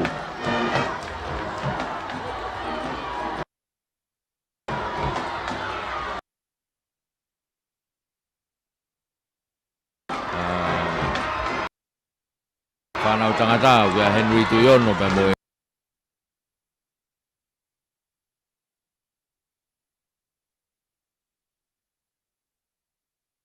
Ko ni o kutau iai he taimini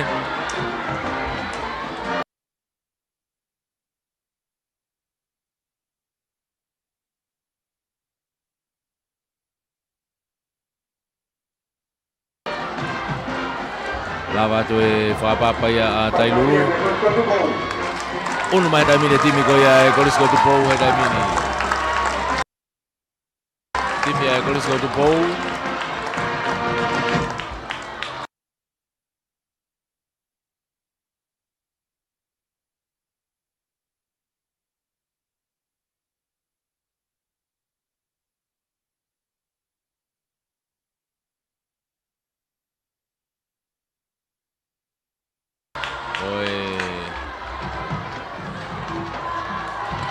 Sona to sayas.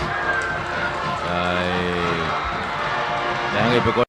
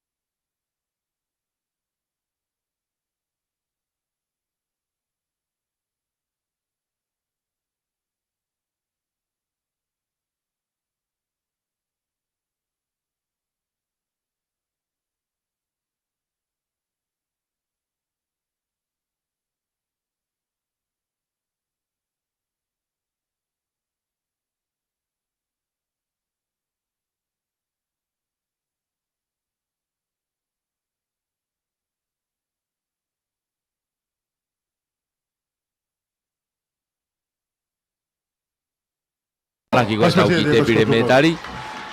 O e Kolis ko tupou. Te upehepe ko Kolis ko tupou metari lahi taha i hene tuu ko he taimini.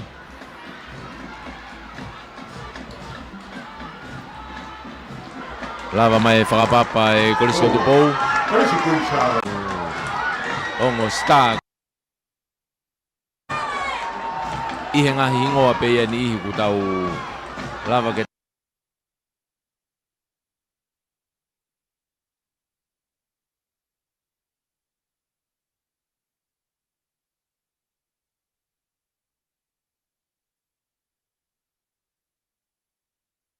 tau to mai heni ka ko e tu ki mu aia ai Kolis Kunsalo te yang e ko manatu hafok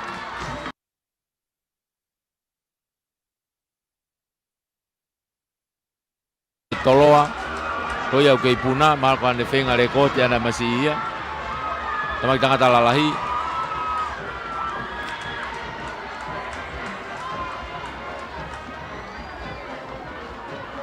Oh ya, Kolis Gonzalo te ia unau teunga piriti e no tui mai Kolis Gonzalo te he tapuni na nau teunga falani kupesi he kama whakawa koenu nau teunga piriti ko nau teunga anga maheni e nau tui mai koeni timieni a mamaloa nau hoko mai koeni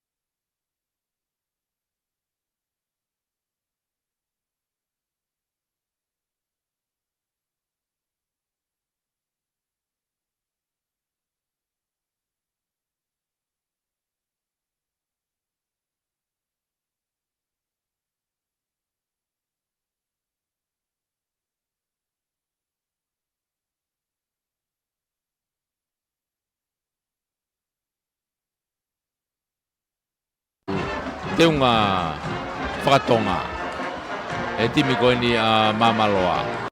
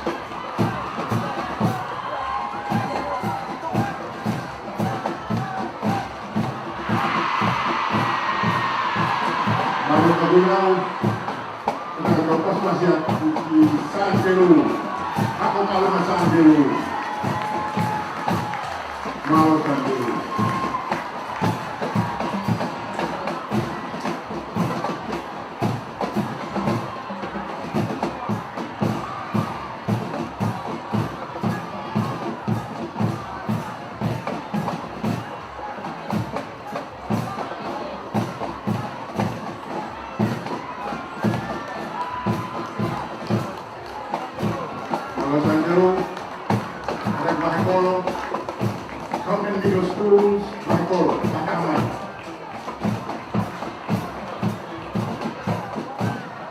Now Sanderu.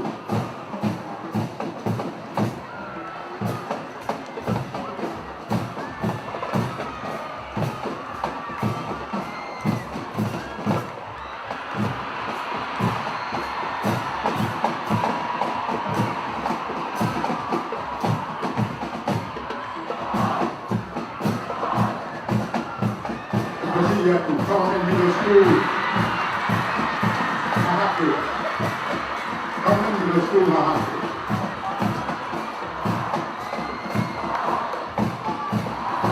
Topographic Government Middle School, Sihifo.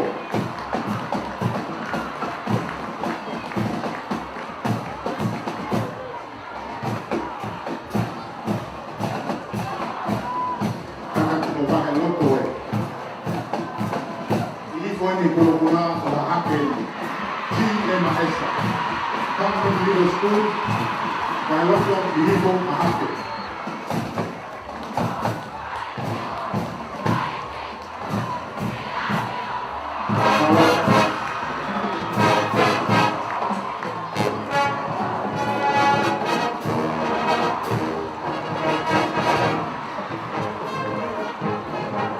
Thomas High School.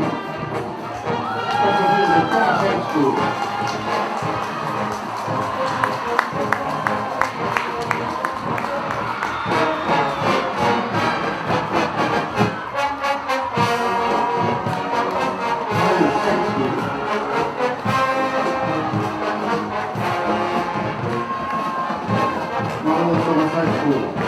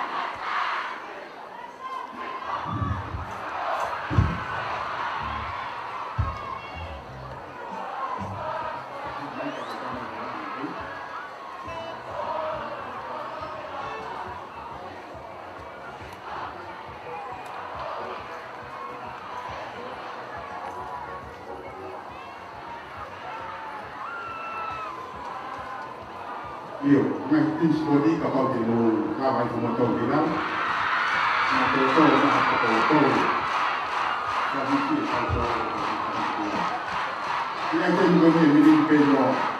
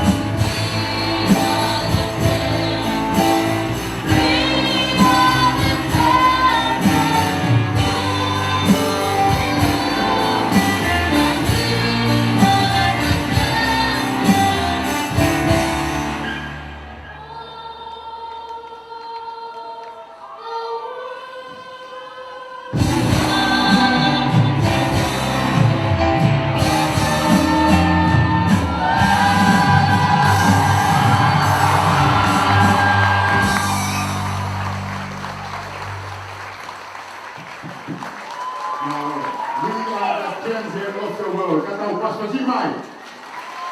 Kira whakampaha ia e mahi ako. Whanau ako koe ni e paso tuko u, ko istonga ako e kai uru. Kasi ilo ai, we are the champion, ai the queen ni Britania. Nga fofa pito no whahauwa te kaukana. Fotutu ia e rondiu, o la pei kolope aua, te amo wane sili. Nalo kawifi. Kapoka tuewa i he tainini, i he kau ngahi me kari whakaranga ni utoe, te amo i ngahi aua skoni. Nalo te sio. Okay.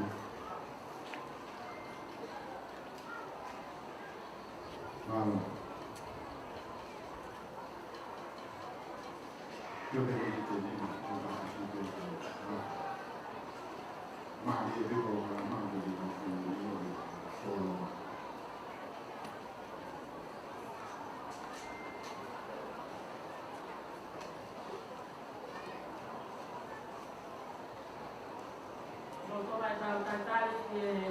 Fuati angan metali pamangan pare makehe where I pare yang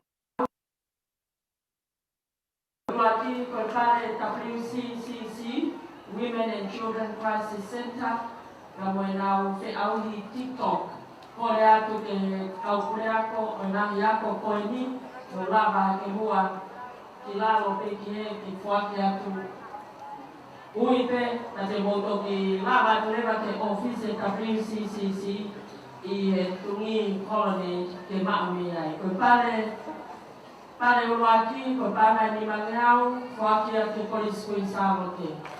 Pare onoa, ko paanga i toluniau, o kufuakia ke Haapai High School. Na send my bay now.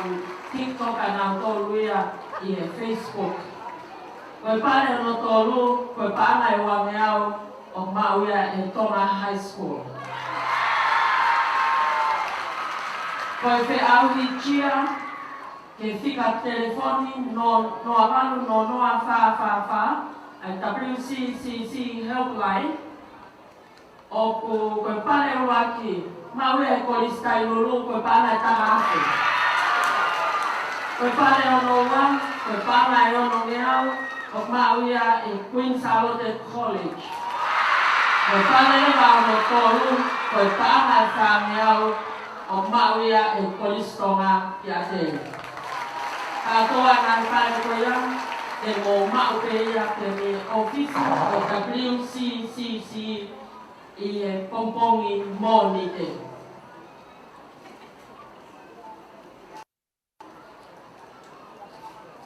Koe ki whiau he taha, koe timi sipoti te unga lerei taha. Nai whakapaanga ia e tau ataina Frank me New Zealand. Tak paanga te au, ai ngahi ako koe ni, e whaki atu pe ia i lalo he e tumu atu a koe. Koe Tonga Side School, Larenga Mahalia Christian College, Ewa Secondary Schools, Tonga High School, and Tupo College. Katate ngahi ako koe laka mai lewa mo ngahi whapofonga. Ke mau atu homo pare teunga lerei taha. Timi sipoti teunga whakaofo-ofa taha. Koe Tonga Side School. Vale. Kaki te mau? Lava mai ki lalo ki e whakata tumua. Tonga Side School, teunga lerei taha. Koe teunga lerei taha mo Larenga Mahalia Christian College. Kataki whapukonga Larenga Mahalia. Te teu mai mo Ewa Secondary Schools. Te teu mai mo Tonga High School. Te mo Korisko Tupo. Amen.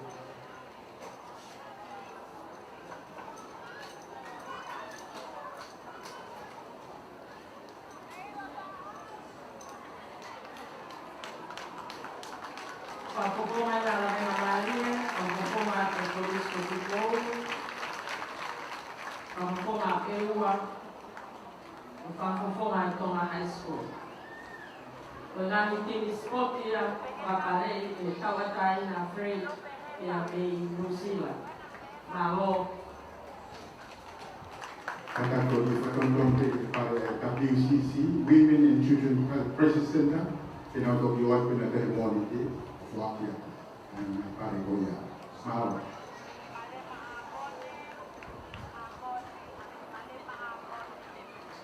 Malo kita umum berapa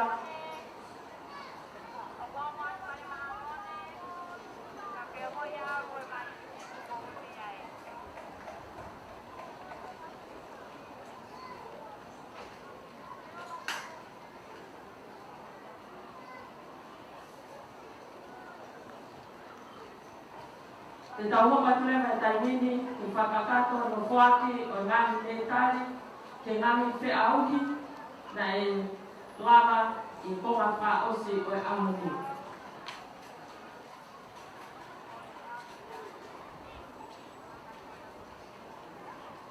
Ko e lere mita te au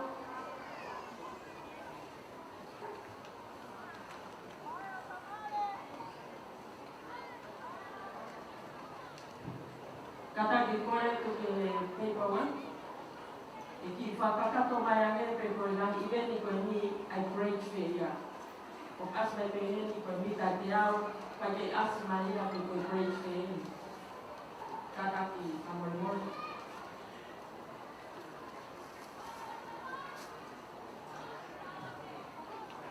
Como todo lo toque de que fuera con el cari, que no me vicuna, no me lo que ni. Soy vale, a otro lo que hay en el llama. Llama. Tanto lo que fue, un evento en el que fue aquí. No se lo ve motor, y hay un total de cada año allí.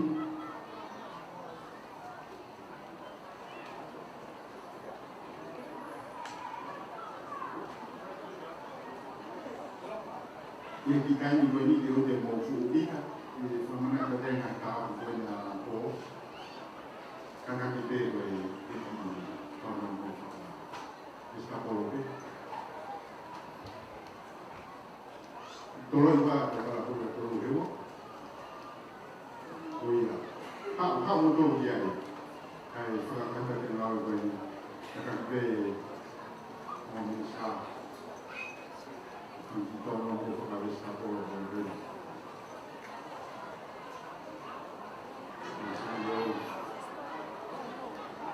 Oye, no cambié que la política. Korea tu me kau korea ko, ina o lava tu mo kila mo tu whakakato ai fuaki o ngani te kari koe ni.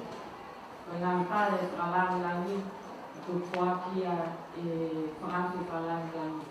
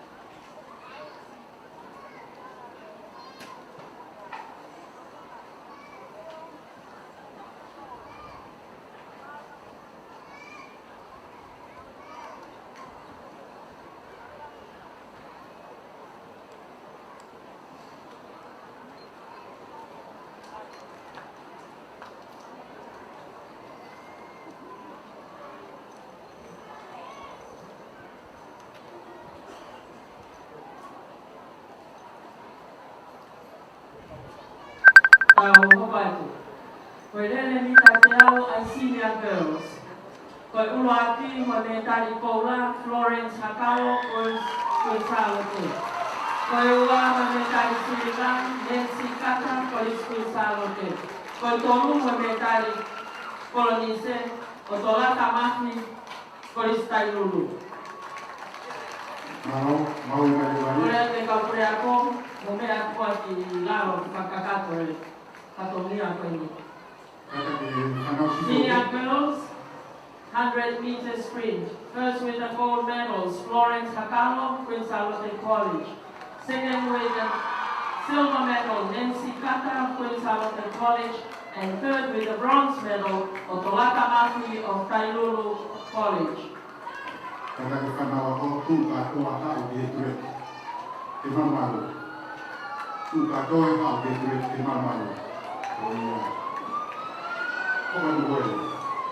Neremita Wameawa, Rocky Momentari Kola, Florence Hakalo, College Queen Charlotte. Koeua Momentari Silva, Nancy Kata, College Queen Charlotte. Koetolu Momentari Colonize, Leolani Loti, La Vega Malia. Senior girls, Ataki Puro. Senior girls, 200 meter sprint. First with the gold medals, Florence Hakalo of Queen Charlotte College. Second with the silver medals, Nancy Kaka of Queen Charlotte College. And third with the bronze medals, Leolani Loti of La Vega Malia Christian College.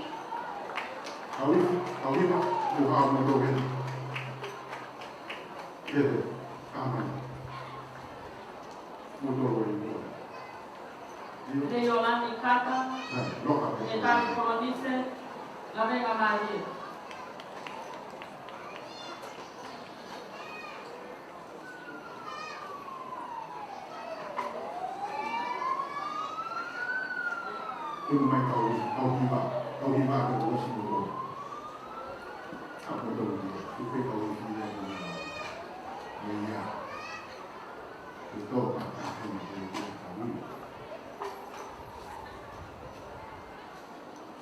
Malo Kuno. Neremita Famiao, I see young girls. Mauraki Mameta Kola, Tomatupo, Police Queen Charlotte. Ua Mosiliga, Mausiono, Kailulu. Otoro, Pamocolonice, Tediola Toma, Akomalu Mariamona. Senior girls, 400 meter sprint. Girls with the gold medal, Tomatupo, Queen Charlotte. Second with the silver medals, Mausiono, Kailulu College. And third with the bronze medal, Tediola Toma of Yaona High School.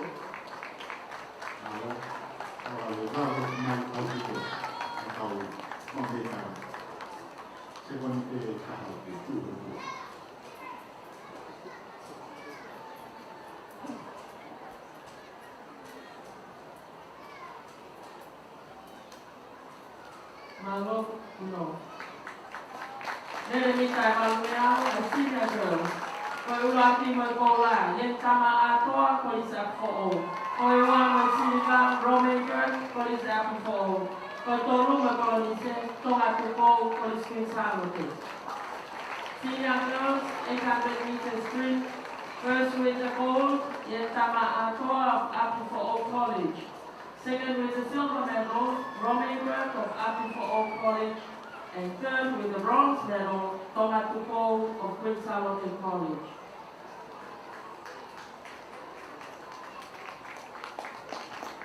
Malo, Kuno. Neremita Tahafe ni Maneao, a senior girl. Koeulaki, Momentari Silva, Momentari Kola, Kata, Romaker, Kolisa Fo'o. Koeua, Mosiliva, Yentama Atoa, Kolisa Fo'o. Koetolu Mokolonice, Lose Tonton, Eua Secondary School. 1,500 meter sprint, senior girls. First with the gold medals, Romain Bird, Api4O College. Second with the silver medal, Yentama Atoa, College. And third with the bronze medal, Lose Tonton, Eua Secondary Schools. Pataki Udako. Ewa.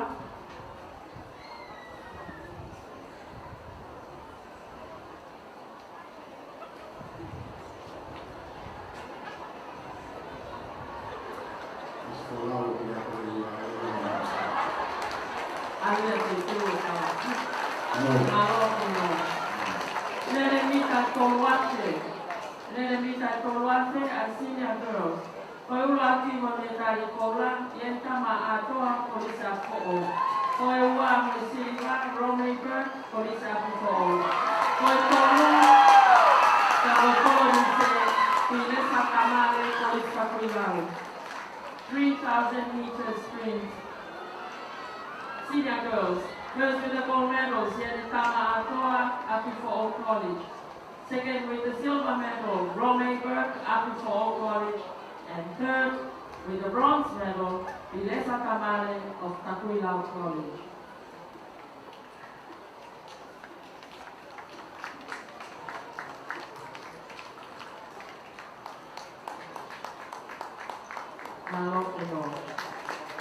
He tolo mita te au, ai senior girls. Koe uluaki pa moe koula, Florence Hakalo, Koiskui Salote. Koe ua mo mekai siriga, Patiola Tonga, ako maunga liahona. Koe tolu, mo mekai kolonise, Otolaka Mafi, Kolistai Ulu. 100 meters hurdle, senior girls. First with the gold medals, Florence Hakalo, Queen Salote College. Second with the silver medal, Patiola Tonga of Liahona High School. And third with the bronze medals, Otolaka Mafi of Tailulu College.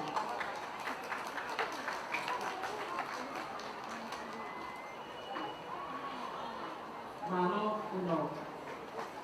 He tolo mita whāngiau, ai senior girls aipe. Uluaki, mo me tari koula, Merekei, Koriskuin Salote. Koe ua, mo me tari siriga, Stephanie Fallen, ako ma...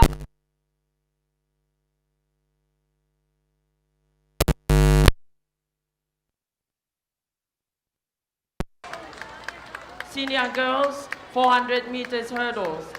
First with the gold medals, Merekei of Queen Salote College.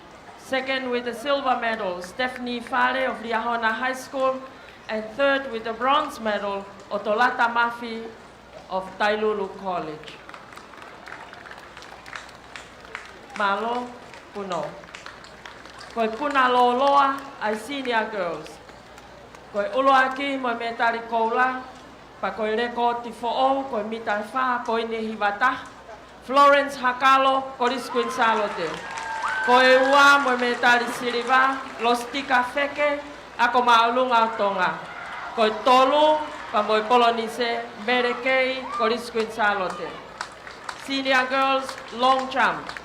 First with the gold medals, and it's a new record of 4.91 meter. Florence Hakalo of Queen Salote College. Second with the silver medals, Los Tika Feke of Tonga High School. And third with the bronze medal, Merekei of Queen Salote College.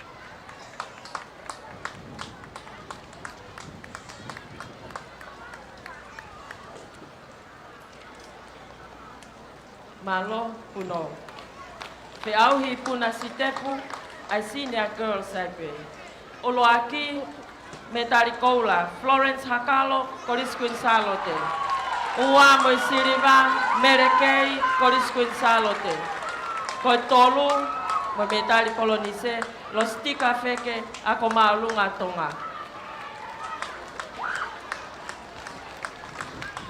Senior girls, triple jump. First with the gold medals, Florence Hakalo of Queen Salote College. Second with the silver medal, Merekei, Queen Salote College. And third with the bronze medal, Los Tika Feke of Tonga High School. Malo Puno. Koe puna ma olunga, ai senior girls. Koe uloaki, moi me tari koula, pia koe reko ti fo'ou, lai mau ia reko ti motua, reko ti fo'ou, koe mitai taha, koe ni tolu hiwa, koe Merekei, Koriskuin Salote. Koe ua, moi me tari siriva, nane toi mau ipe moia ai reko ti motua, ia makereta fia, ako maolunga riahona. Ka koe tolu, moi polonise, melaia polovili, ako maolunga o Tonga. Senior girls high jump. First with the gold medals, and it's a new record of 1.39 meter.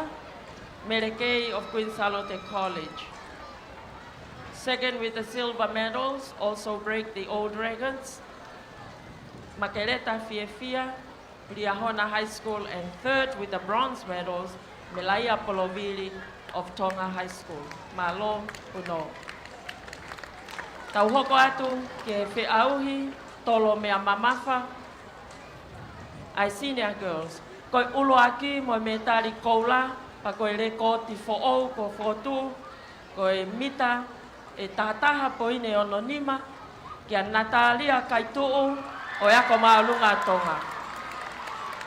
Koi ua mo me tari siriva, nane toi mau ipe a reko ti motua, aki ai mita tātaha poine ua walu, Sandra T. Fonua ako maulunga tonga.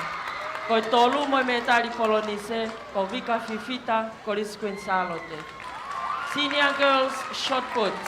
First with the gold medals, and it's a new record of 11.65 meters. Natalia Kaitu'u of Tonga High School. Second with the silver medals, also break the old records with 11.28 meters. Sandra T. Fonua of Tonga High School, and third with the bronze medal, Vika Fifita of Queen Salote College. Malo puno. Koi whiauhi tolo tiskas, ai senior girls. Koi ulo aki, Natalia Kaitu'u mo me tari koula, ako maulunga tonga. Koi ua mo me tari siriva, Sandra T. Fonua, ako maulunga tonga.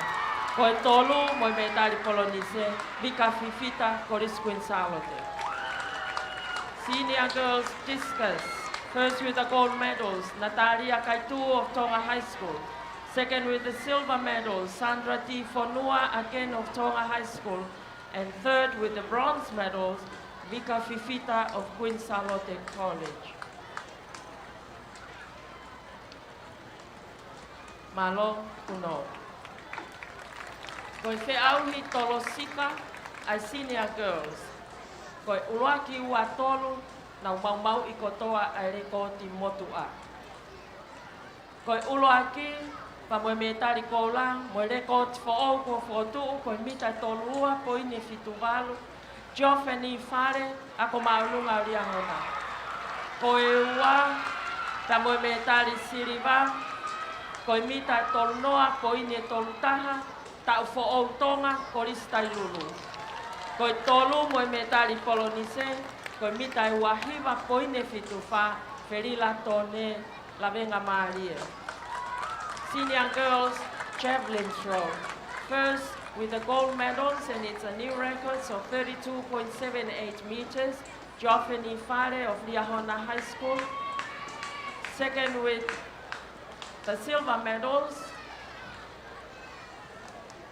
Tau Fo'otonga of Tailulu College with 30.31 meter, and then the bronze medal, Ferila Tone of Lavenga Maria Christian College.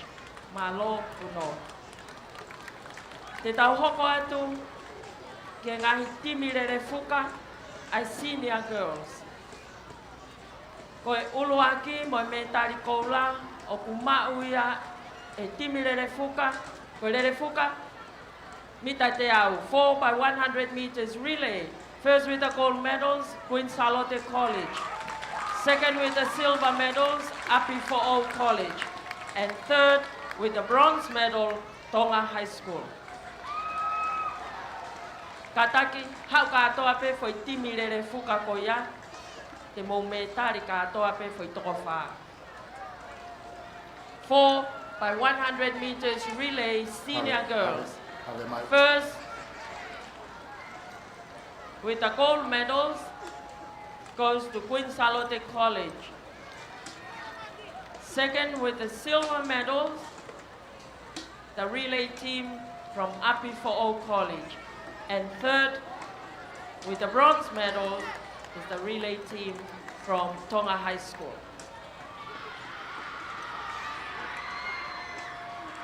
Kataki, paspasi ya te kawikuna.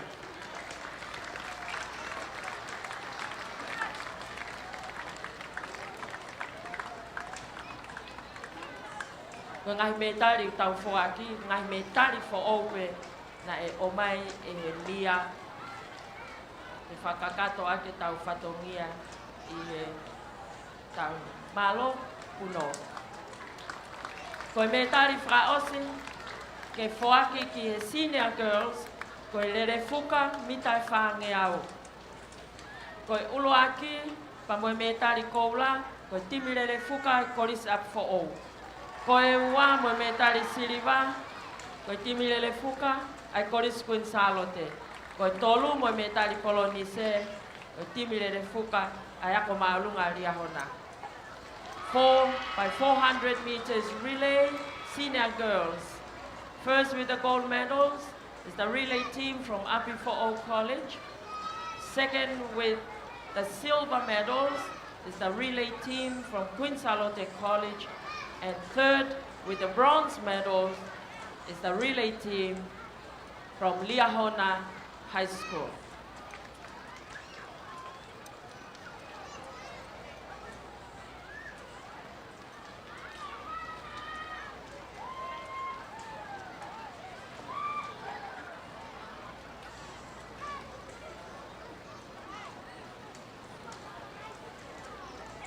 Malo puno. Te tau hoko atu ke intermediate girls. Lere mita te au ai intermediate girls. Koe ulo aki moe kou la, tupou hiki la, ako maulunga tonga. Koe ua moe siriva, si aola waka uta Api Fo'o. Koe tolu moe kolonise, ritea la tu koris Queen Salote. Intermediate girls, 100 meters sprint. First with the gold medals, Tupou Hikila of Tonga High School. Second with the silver medals, Yaola Vakauta of Api Fo'o College. Third with the bronze medal, Ritea Latu of Queen Salote College.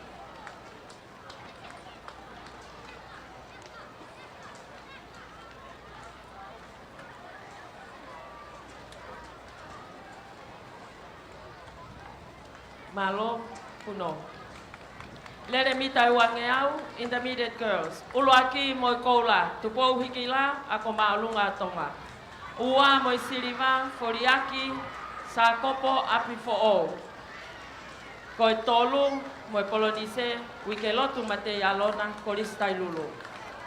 Intermediate girls, 200 meters. First with the gold medals, Tupou Hikila of Tonga High School. Second with the silver medal, Foriaki Sakopo of Api Fo'o College. And third with the bronze medal, Wikelotu Matealona of Tailulu College.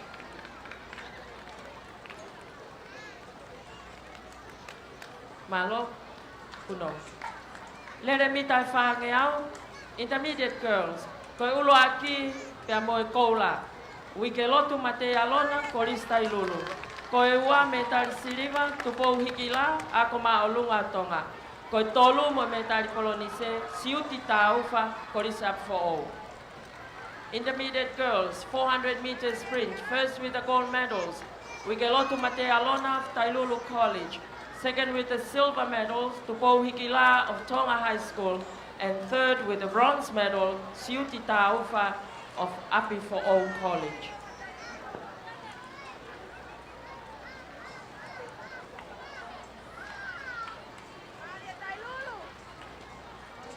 Malo, puno.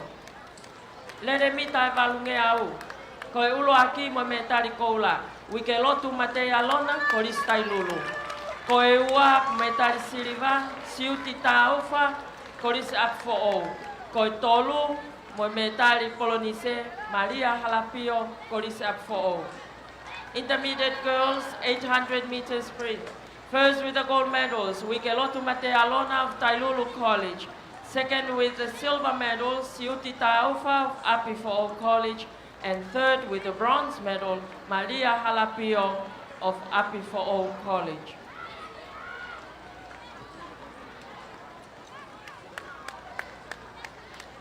Malo puno. Lere mita tahafe ni mangeau. Intermediate girls, ulo aki mo koula, Wikelotu Matealona, koris Tailulu. Ua mo siriva, siuti taufa, koris Api Fo'o. Tolu mo polonise, Maria Halapio, koris Api Fo'o. 1,000 meters, 1,500 meters. Intermediate girls, first with the gold medals, Wigelotu Matealona of Tailulu College. Second with the silver, Siuti Taufa of Api for All. And the bronze medals, Maria Halapio of Api for All College. Malo Uno. He tolo mitai te au ai intermediate girls. Koi ulo aki mo metari koula, mafi whangatua ako maulunga tonga. Ko e ua mo metari siliva, Luciane Kaufusi e ua secondary schools. Ko tolu mo metari polonise, Anita Hufanga ako maulunga tonga. Intermediate girls, 100 meters hurdles. First with the gold medals, Mafi Whangatua of Tonga High School. Second with the silver medals, Luciane Kaufusi of Ewa Secondary Schools. And third with the bronze medals, Anita Hufanga of Tonga High School. Malo Puno. He tolo mitai whangeau ai intermediate girls. Koi ulo aki mo me tari koula, Anita Hufanga ako maulunga tonga. Ua mo me tari siliva, toka one malafu koris takui lau. Koi tolu mo me tari polonise, resieri tai ako maulunga tupo. Intermediate girls, 400 meters hurdles. First with the gold medals, Anita Hufanga of Tonga High School. Second with the silver medals, Tokaone Malafu of Takuilau College. And third with the bronze medal, Lesieri Tai of Tupo High School.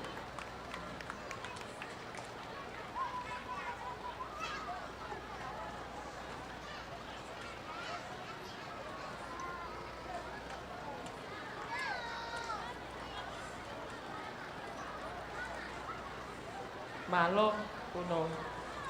Koi puna loloa ai intermediate girls.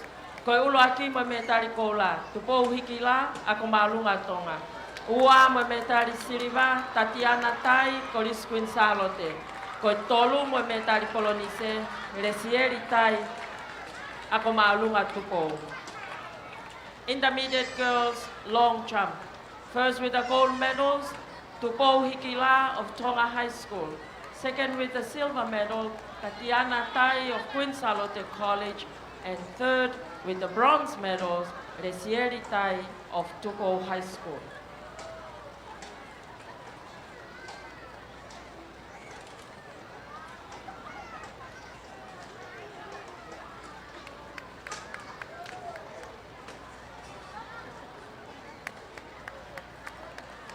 Malo Uno.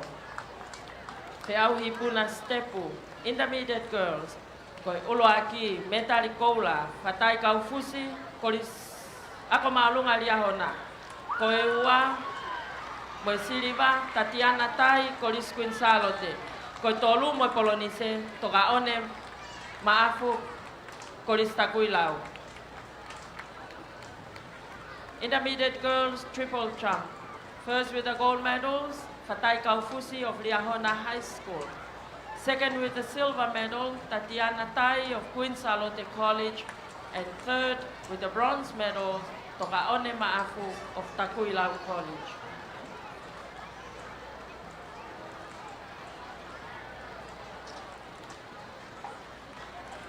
Malo Puno. Punama Olunga ay intermediate girls. Koi ulo aki mo me tari koula, Mere Taurepa, Ewa Secondary Schools. Koi ua mo me tari siliva, Grace Fotu, ako maulunga tonga. Koi tolu mo polonise, Tatiana Tai, Coris Queen Salote. Intermediate girls, high jump. First with the gold medals, Mere Taurepa of Ewa Secondary Schools. Second with the silver medals, Grace Fotu of Tonga High School. And third with the bronze medal, Tatiana Tai of Queen Salote College.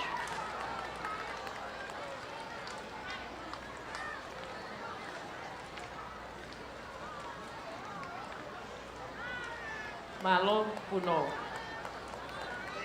Koi tolo shot put ay intermediate girls. Koi ulo aki mo metari koula, Nunia Kaituu ako maalunga tonga. Koe ua me tari siliva aloisia lanumata korista kuilau. Koe tolu mo polonise mafile o fifita korisa up for all. Intermediate girls shot put. First with the gold medals, Nunia Kaituu of Tonga High School. Second with the silver medals, Aloisia Lanumata, Takuilau College. And third with the bronze medal, Mafile Ofifita of Api for All College.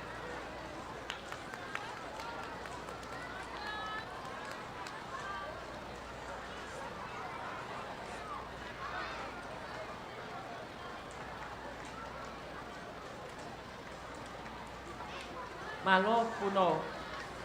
Koe wheau hitolo tiskas ai intermediate girls. Koe uloaki, metari koula, aloisia lanumata korista kuilau. Koe ua mo metari siliva, lavinia vikilani ako maalunga tonga. Koe tolu mo polonise, salina kauhenga ako maalunga liahona. Intermediate girls discus throw.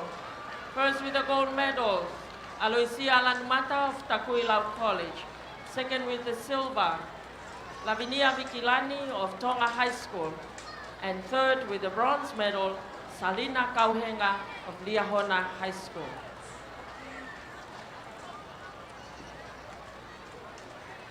Malo uno. Koe wheauhi tolosika a intermediate girls. Koe uloaki mo metari koula pa koe rekot fo o koe mitai toluono, koe mitai tolunoa koe neonono. Salina Kauhenga ako maalunga liahona. Koe ua mo siliva foriaki sa kopo korisi ap fo o. Koe tolu pea mo e polonise Lavinia kuli o ako maalunga liahona. Intermediate girls, javelin throw. First with the gold medals and it's a new records of 30.66 meters, Salina Kauhenga of Liahona High School. Second with the silver medals, Foriaki Sakopo of Api for All College. And third with the bronze medal, Lavinia Kuli of Liahona High School. Malo puno. Ko ngahi timi lere fuka eni ai intermediate girls. 4 by 100 meters relay.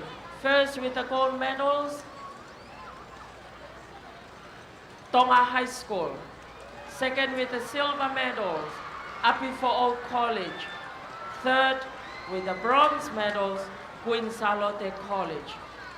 Ko lere fuka mitai te au, ko uloaki mo metari koula, ko timi lere fuka ai ako maalunga Tonga. Ko e ua mo metari siliva, ko timi lele fuka, ai koris Api for all. Ko tolu mo metari polonise, ko timi lele fuka, ai koris Queen Charlotte.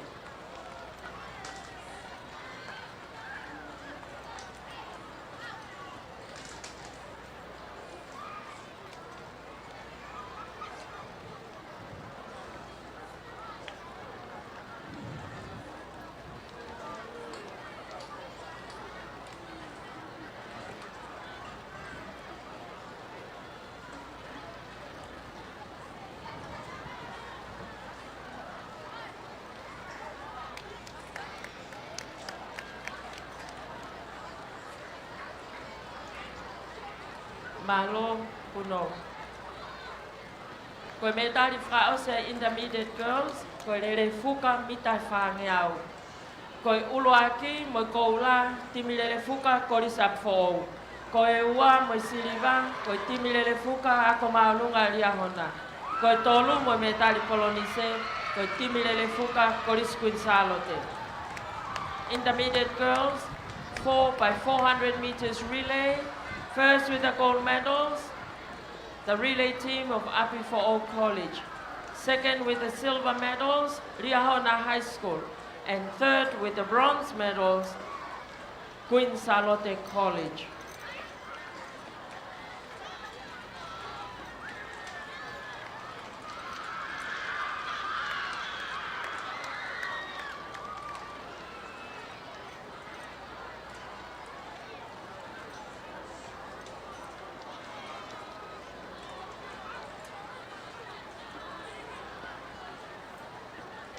Malo puno.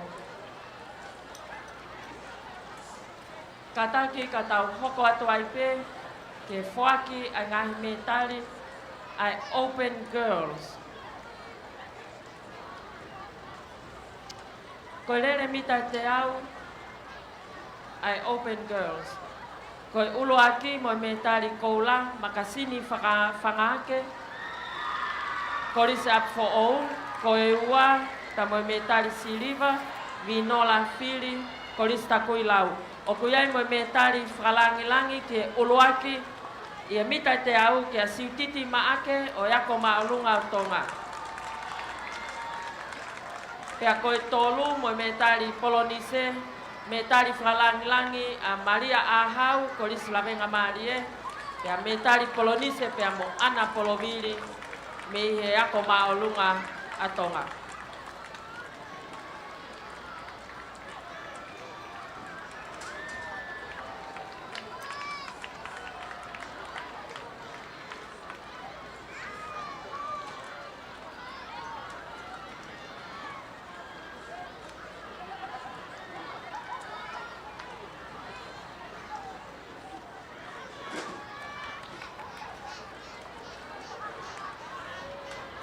Malo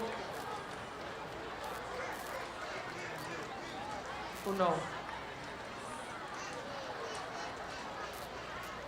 Ko rere mita e wange au ai Open Girls. Ko ulo aki me tari whakalangi siutiti maake ako maulunga tonga. Ko ai mo ulo aki me tari koula Ana Polovili ako maulunga tonga. Ko e ua mo me tari Polonise makasini whangaake ko risi up for all.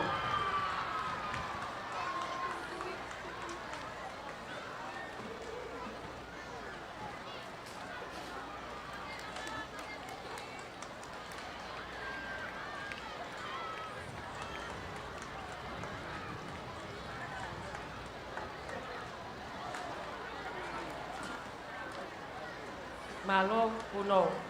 Koe rere mita e whange au ai Open Girls.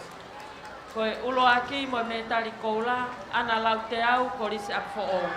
Koe ua mo me tari siliva, me ria me tahavalu, ako maulunga ria hona.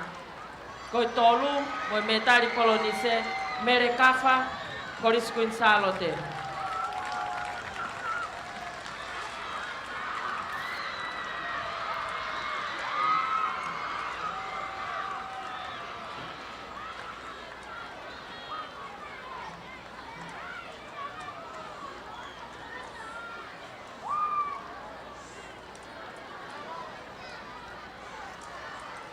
Malo puno. He tolo mita te au ai Open Girls. Koe ulo aki me tari whakalangi siutiti maake ako maulunga tonga. Koe ulo aki mo me tari koula mere kafa ko risi kuin salote. Koe ua mo me tari siliva whakalangi Maria Ahau ko risi lavenga Marie. Koe ua pa mo me tari siliva Ana Polovili ako maulunga tonga. Pea koe tolu mo Polonise, me ria me tahavalu, ako maulunga ria hona. Pea koe ai mo me tari Polonise whakalangi ai tolu kia makeresi whangpo o ko risi lavenga Marie.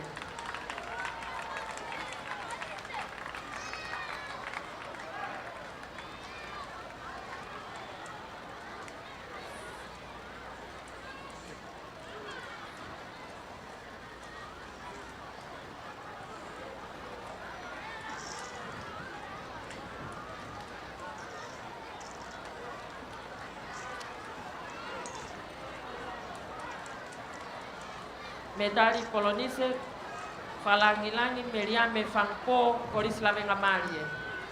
Kataki kai whoaki angea me tari Polonise, me ria me whangpo ko risi lavenga Marie.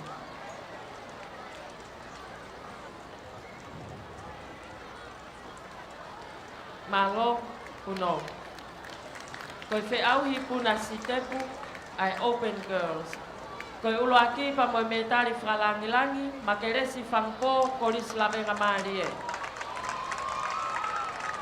Koe metari koula ke ulo aki foakia ke Sela Pascala o yako maulunga ria hona. Koe ua mo metari siliva Maria tu apau korista kuilau. Koe tolu mo metari polonise seini uhila koris kuinsalote pe kuiai mo metari polonise fralangi-langi ya siutiti maake o yako maulunga otonga. Open girls triple jump. First with the gold medals is an honorary medals awarded to Makelesi Fampo of Lavenga Malie College. First with the gold medals, Sela Pascala of Liahona High School. Second with the silver medal, Maria Tuapau of Takuilau College. And third with the bronze medal, Seini Uhila of Queen Salote College. And there is a honorary bronze medals awarded to Siutiti Maake of Tonga High School.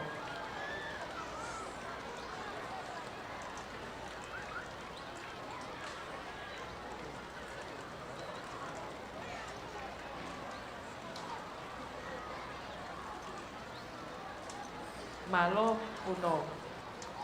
Koe whiauhi tolosika ai open girls.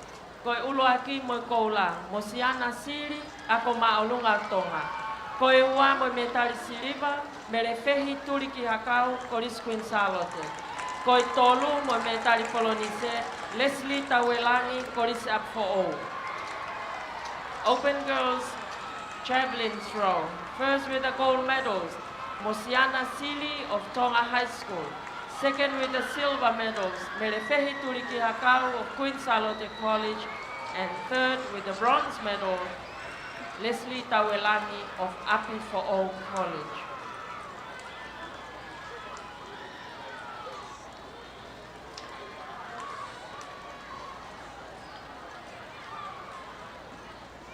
Malo Uno.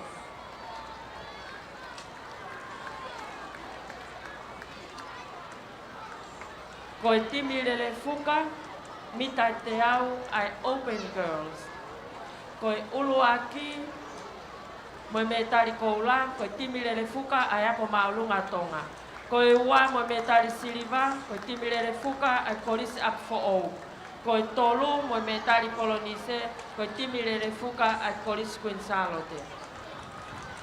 4 by 100 meters relay, open girls.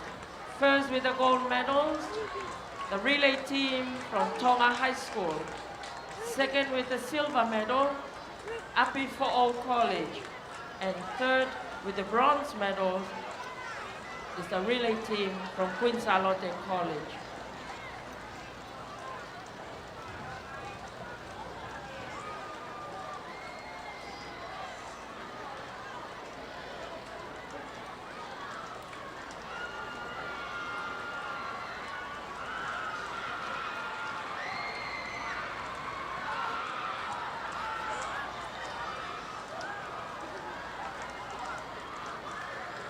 Malo Puno. Koe me tari whaosi ke open girls, koe rere fuka mitai whange au. Koe ulu aki me tari siliva, koe timi rere fuka koris Queen Salote. Koe ua ka moe me tari siliva, timi rere fuka ako maulunga tonga. Koe tolu moe polonise, koe timi rere fuka ai koris apfo ou. O kuiai, ka moe metali whalangi-langi, koe metali polonise, ke timirere fuka ai koris Lavenga Malie. 4 by 400 meters relay, open girls. First with the bronze medals, the relay team from Queen Salote College. Second with the silver medals, the team from Tonga High School. And third with the bronze medals is the team from Api for All College. We are presenting also an honorary bronze medal to the relay team from Lavenga Malie Christian College.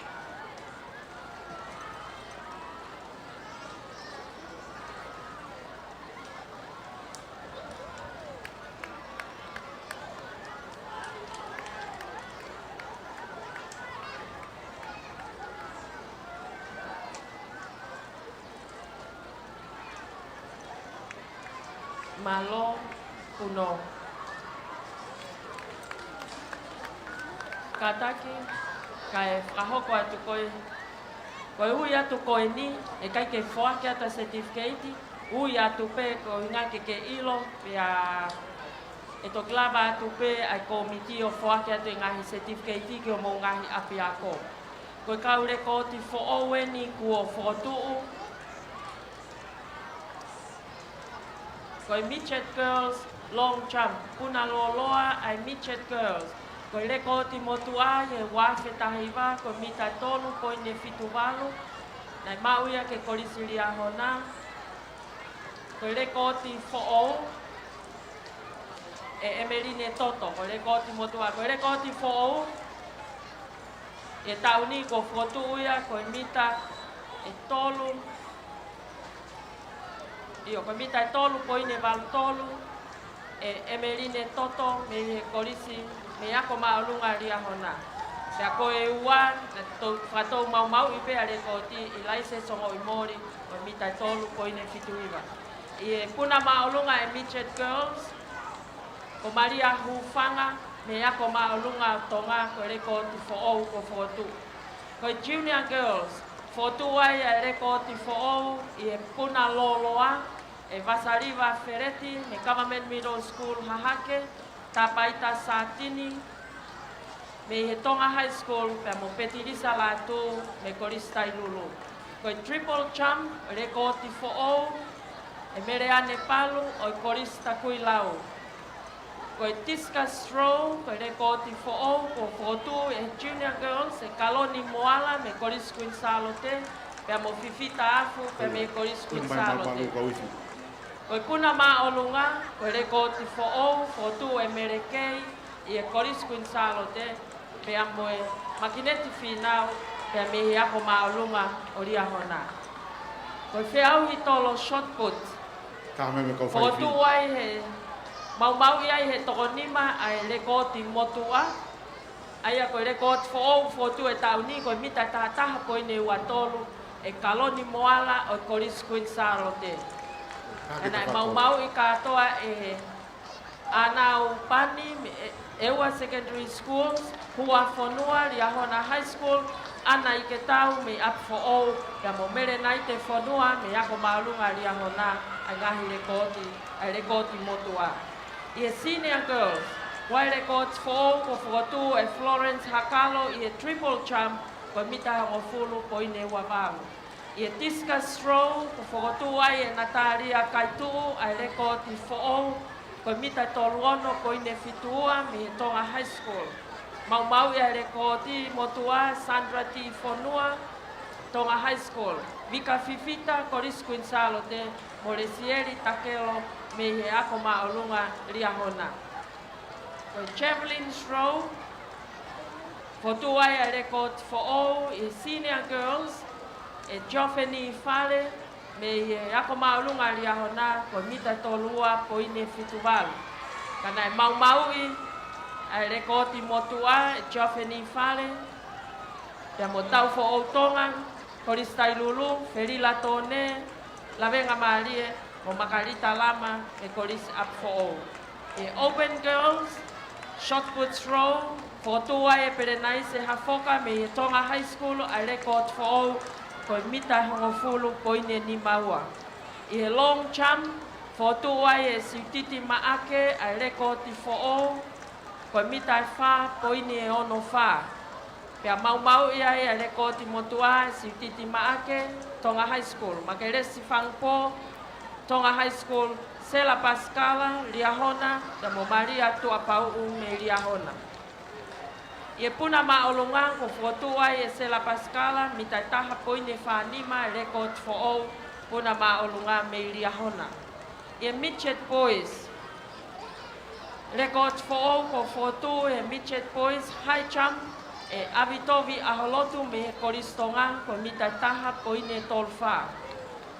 Ia mau ia I pe mo rekod I motua, e Avitovi Aholotu, pe mo loman tiesa mausia me Koristonga, pe emocione tuino kuafe me he korisi up for all. Ko Triple Jump ai Junior Boys. Ko mau ia rekoti motua pe fotua rekoti for all ko mita ho fulu poine hiva e te vita kuri kefu me ako maolunga o ria hona. Kana e mau mo re kot motua e sione makata me he korisi takuilau. Ko tolo tiskas, ko fotu wai e mauvite me junior boys, me ako maolunga tonga a rekod fo ko mita tol balu ko ine fitu tolu. Pea mau i e tui nukulave tapu elu, ka moe rekoti motua me he Tonga High School i e Tiskas Road. Koi puna maolunga e junior boys, rekoti fo ko fotu i e tauni ko mita taha po ini nima, e semisi la kulu pe me korisi up fo Whataha ia pe mo manatu hungalu me ewa secondary schools mo vei mau fetu me koristonga. Ia puna akau ai junior boys ko fotu ai e te vitatari a rekod fo ko mita e ua poine ono ua me he korisko tu pou pe mo isileri tu uta whaiva me he korisko tu pou ai puna akau ai junior boys. Ia intermediate boys shot put throw ko fotua e te vita te isina a rekod fo me korisko tu pou ko mita tatolu po ine whaua. E puna loloa ko fotua e penaia nat solo a rekod fo me koristonga ko mita nima po ine valfitu. Pea mau ia tu pa mo rekodi e sio sifa tohi pea molore sio sailosi. E puna stepu ko fotua e Mikaere Ilaiu me he korisko tu pou a rekod fo ko mita tahaua ko ine noa nima. E senior boys ko tolo shot put ko rekod fo ko fotu e tauni ko mita tafa po ine tolua e sonatane kaufusi me korisko tu pou. E puna loloa ko rekod fo ko mita e ono po ine tolutaha ko fotu ia e sio sifa tu ipulotu pe me he koristonga.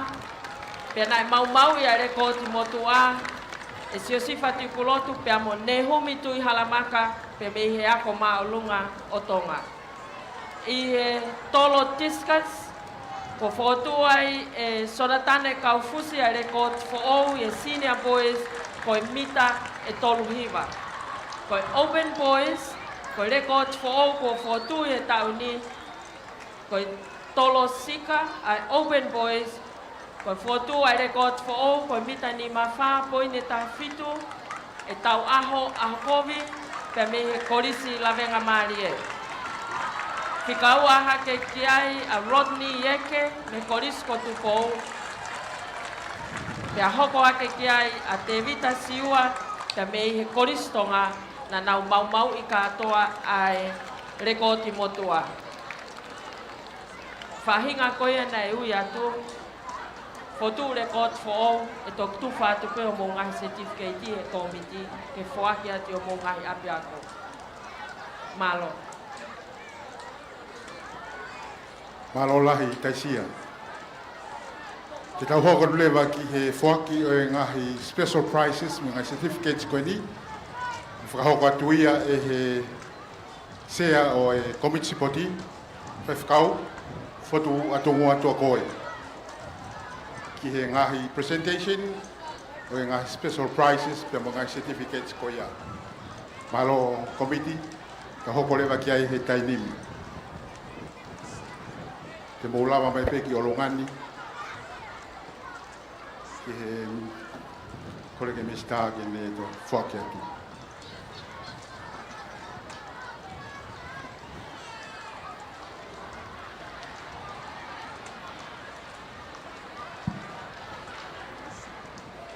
Koreke u whanga e whakatapu ka e whahoko atu e ngai pare makehe. I he spoti ono hiwanga whurumani maa. Pai ku whawhepe e ek minister o ako kene ngarerei ka whakiange e ngahi pare makehe whalanglange ki na toru tu ki mua e ngahi kreiti taktaha. Pea ku wea ngai sponsor ngarerei ki talavo ku Alex Apo i whakepanga e teao pea mo ngahi mea ofa makehe ma ki na toru koe ni. Whatahe pa mo ngahi trophy pea me he Coca-Cola. Pa mo e certificate, pa mo e wausia, kai ta tongi pa ngai te au. Ko e ngahi, ko kina utoro ene ngā kautu ki mua, i e ngahi kureiti taktaha. I he hamai kwewhine, ko Mitchet. I kuna ia he ki kaunanga ko Laisa Takau pe me Tonga Side School. Laisa Takau pe me Tonga Side School, nene i kuna ia me tarikoula e ua. Ko le atwe ke whanau ko ni ke nau whawawau e mai. Whawawau e mai. Laisa Takau. Ko junior grade. Ko le ke whanau spoti ke tau paspasi i mai ai kaunanga koni o Laisa Takau. Pare paanga pe me Alexa Apoi ka mai trophy, pe me Coca-Cola, pe me certificate, mau me atokoni tatotongi paanga teo. Malo pito. Ko junior o kuikuna ia ake me tarikoula nima. Kaunanga ko Luisa Loni pe me Korista Koilau. Luisa Loni pe me Korisi ta Koilau. Ia. Wawe Luisa. Kaunanga ko nini ne kuna me tarikoula nima.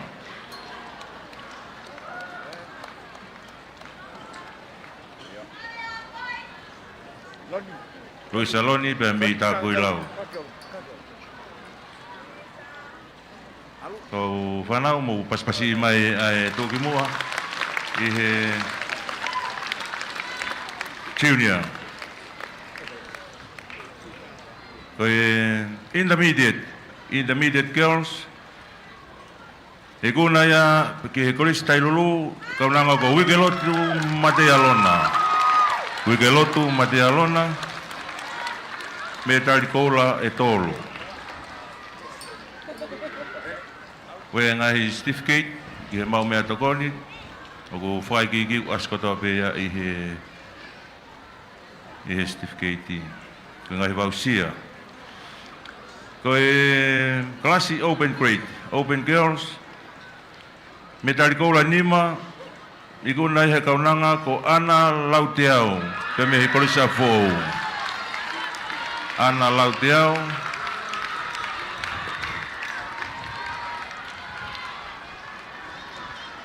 kataki ana o papa mai. Me tarikoula e nima. E whanawa ko tau paspasi a Ana Lauteau.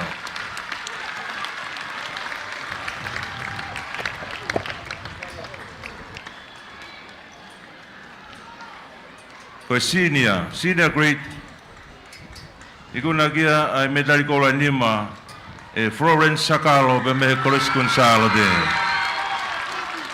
Florence Sakalo pe me Koris Gonzalo de.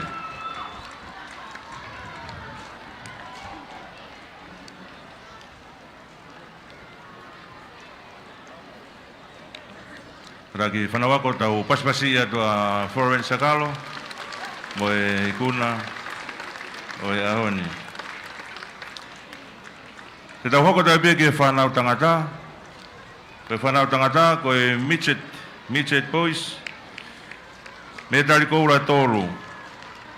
Siasi mafi, pe me he Koristonga.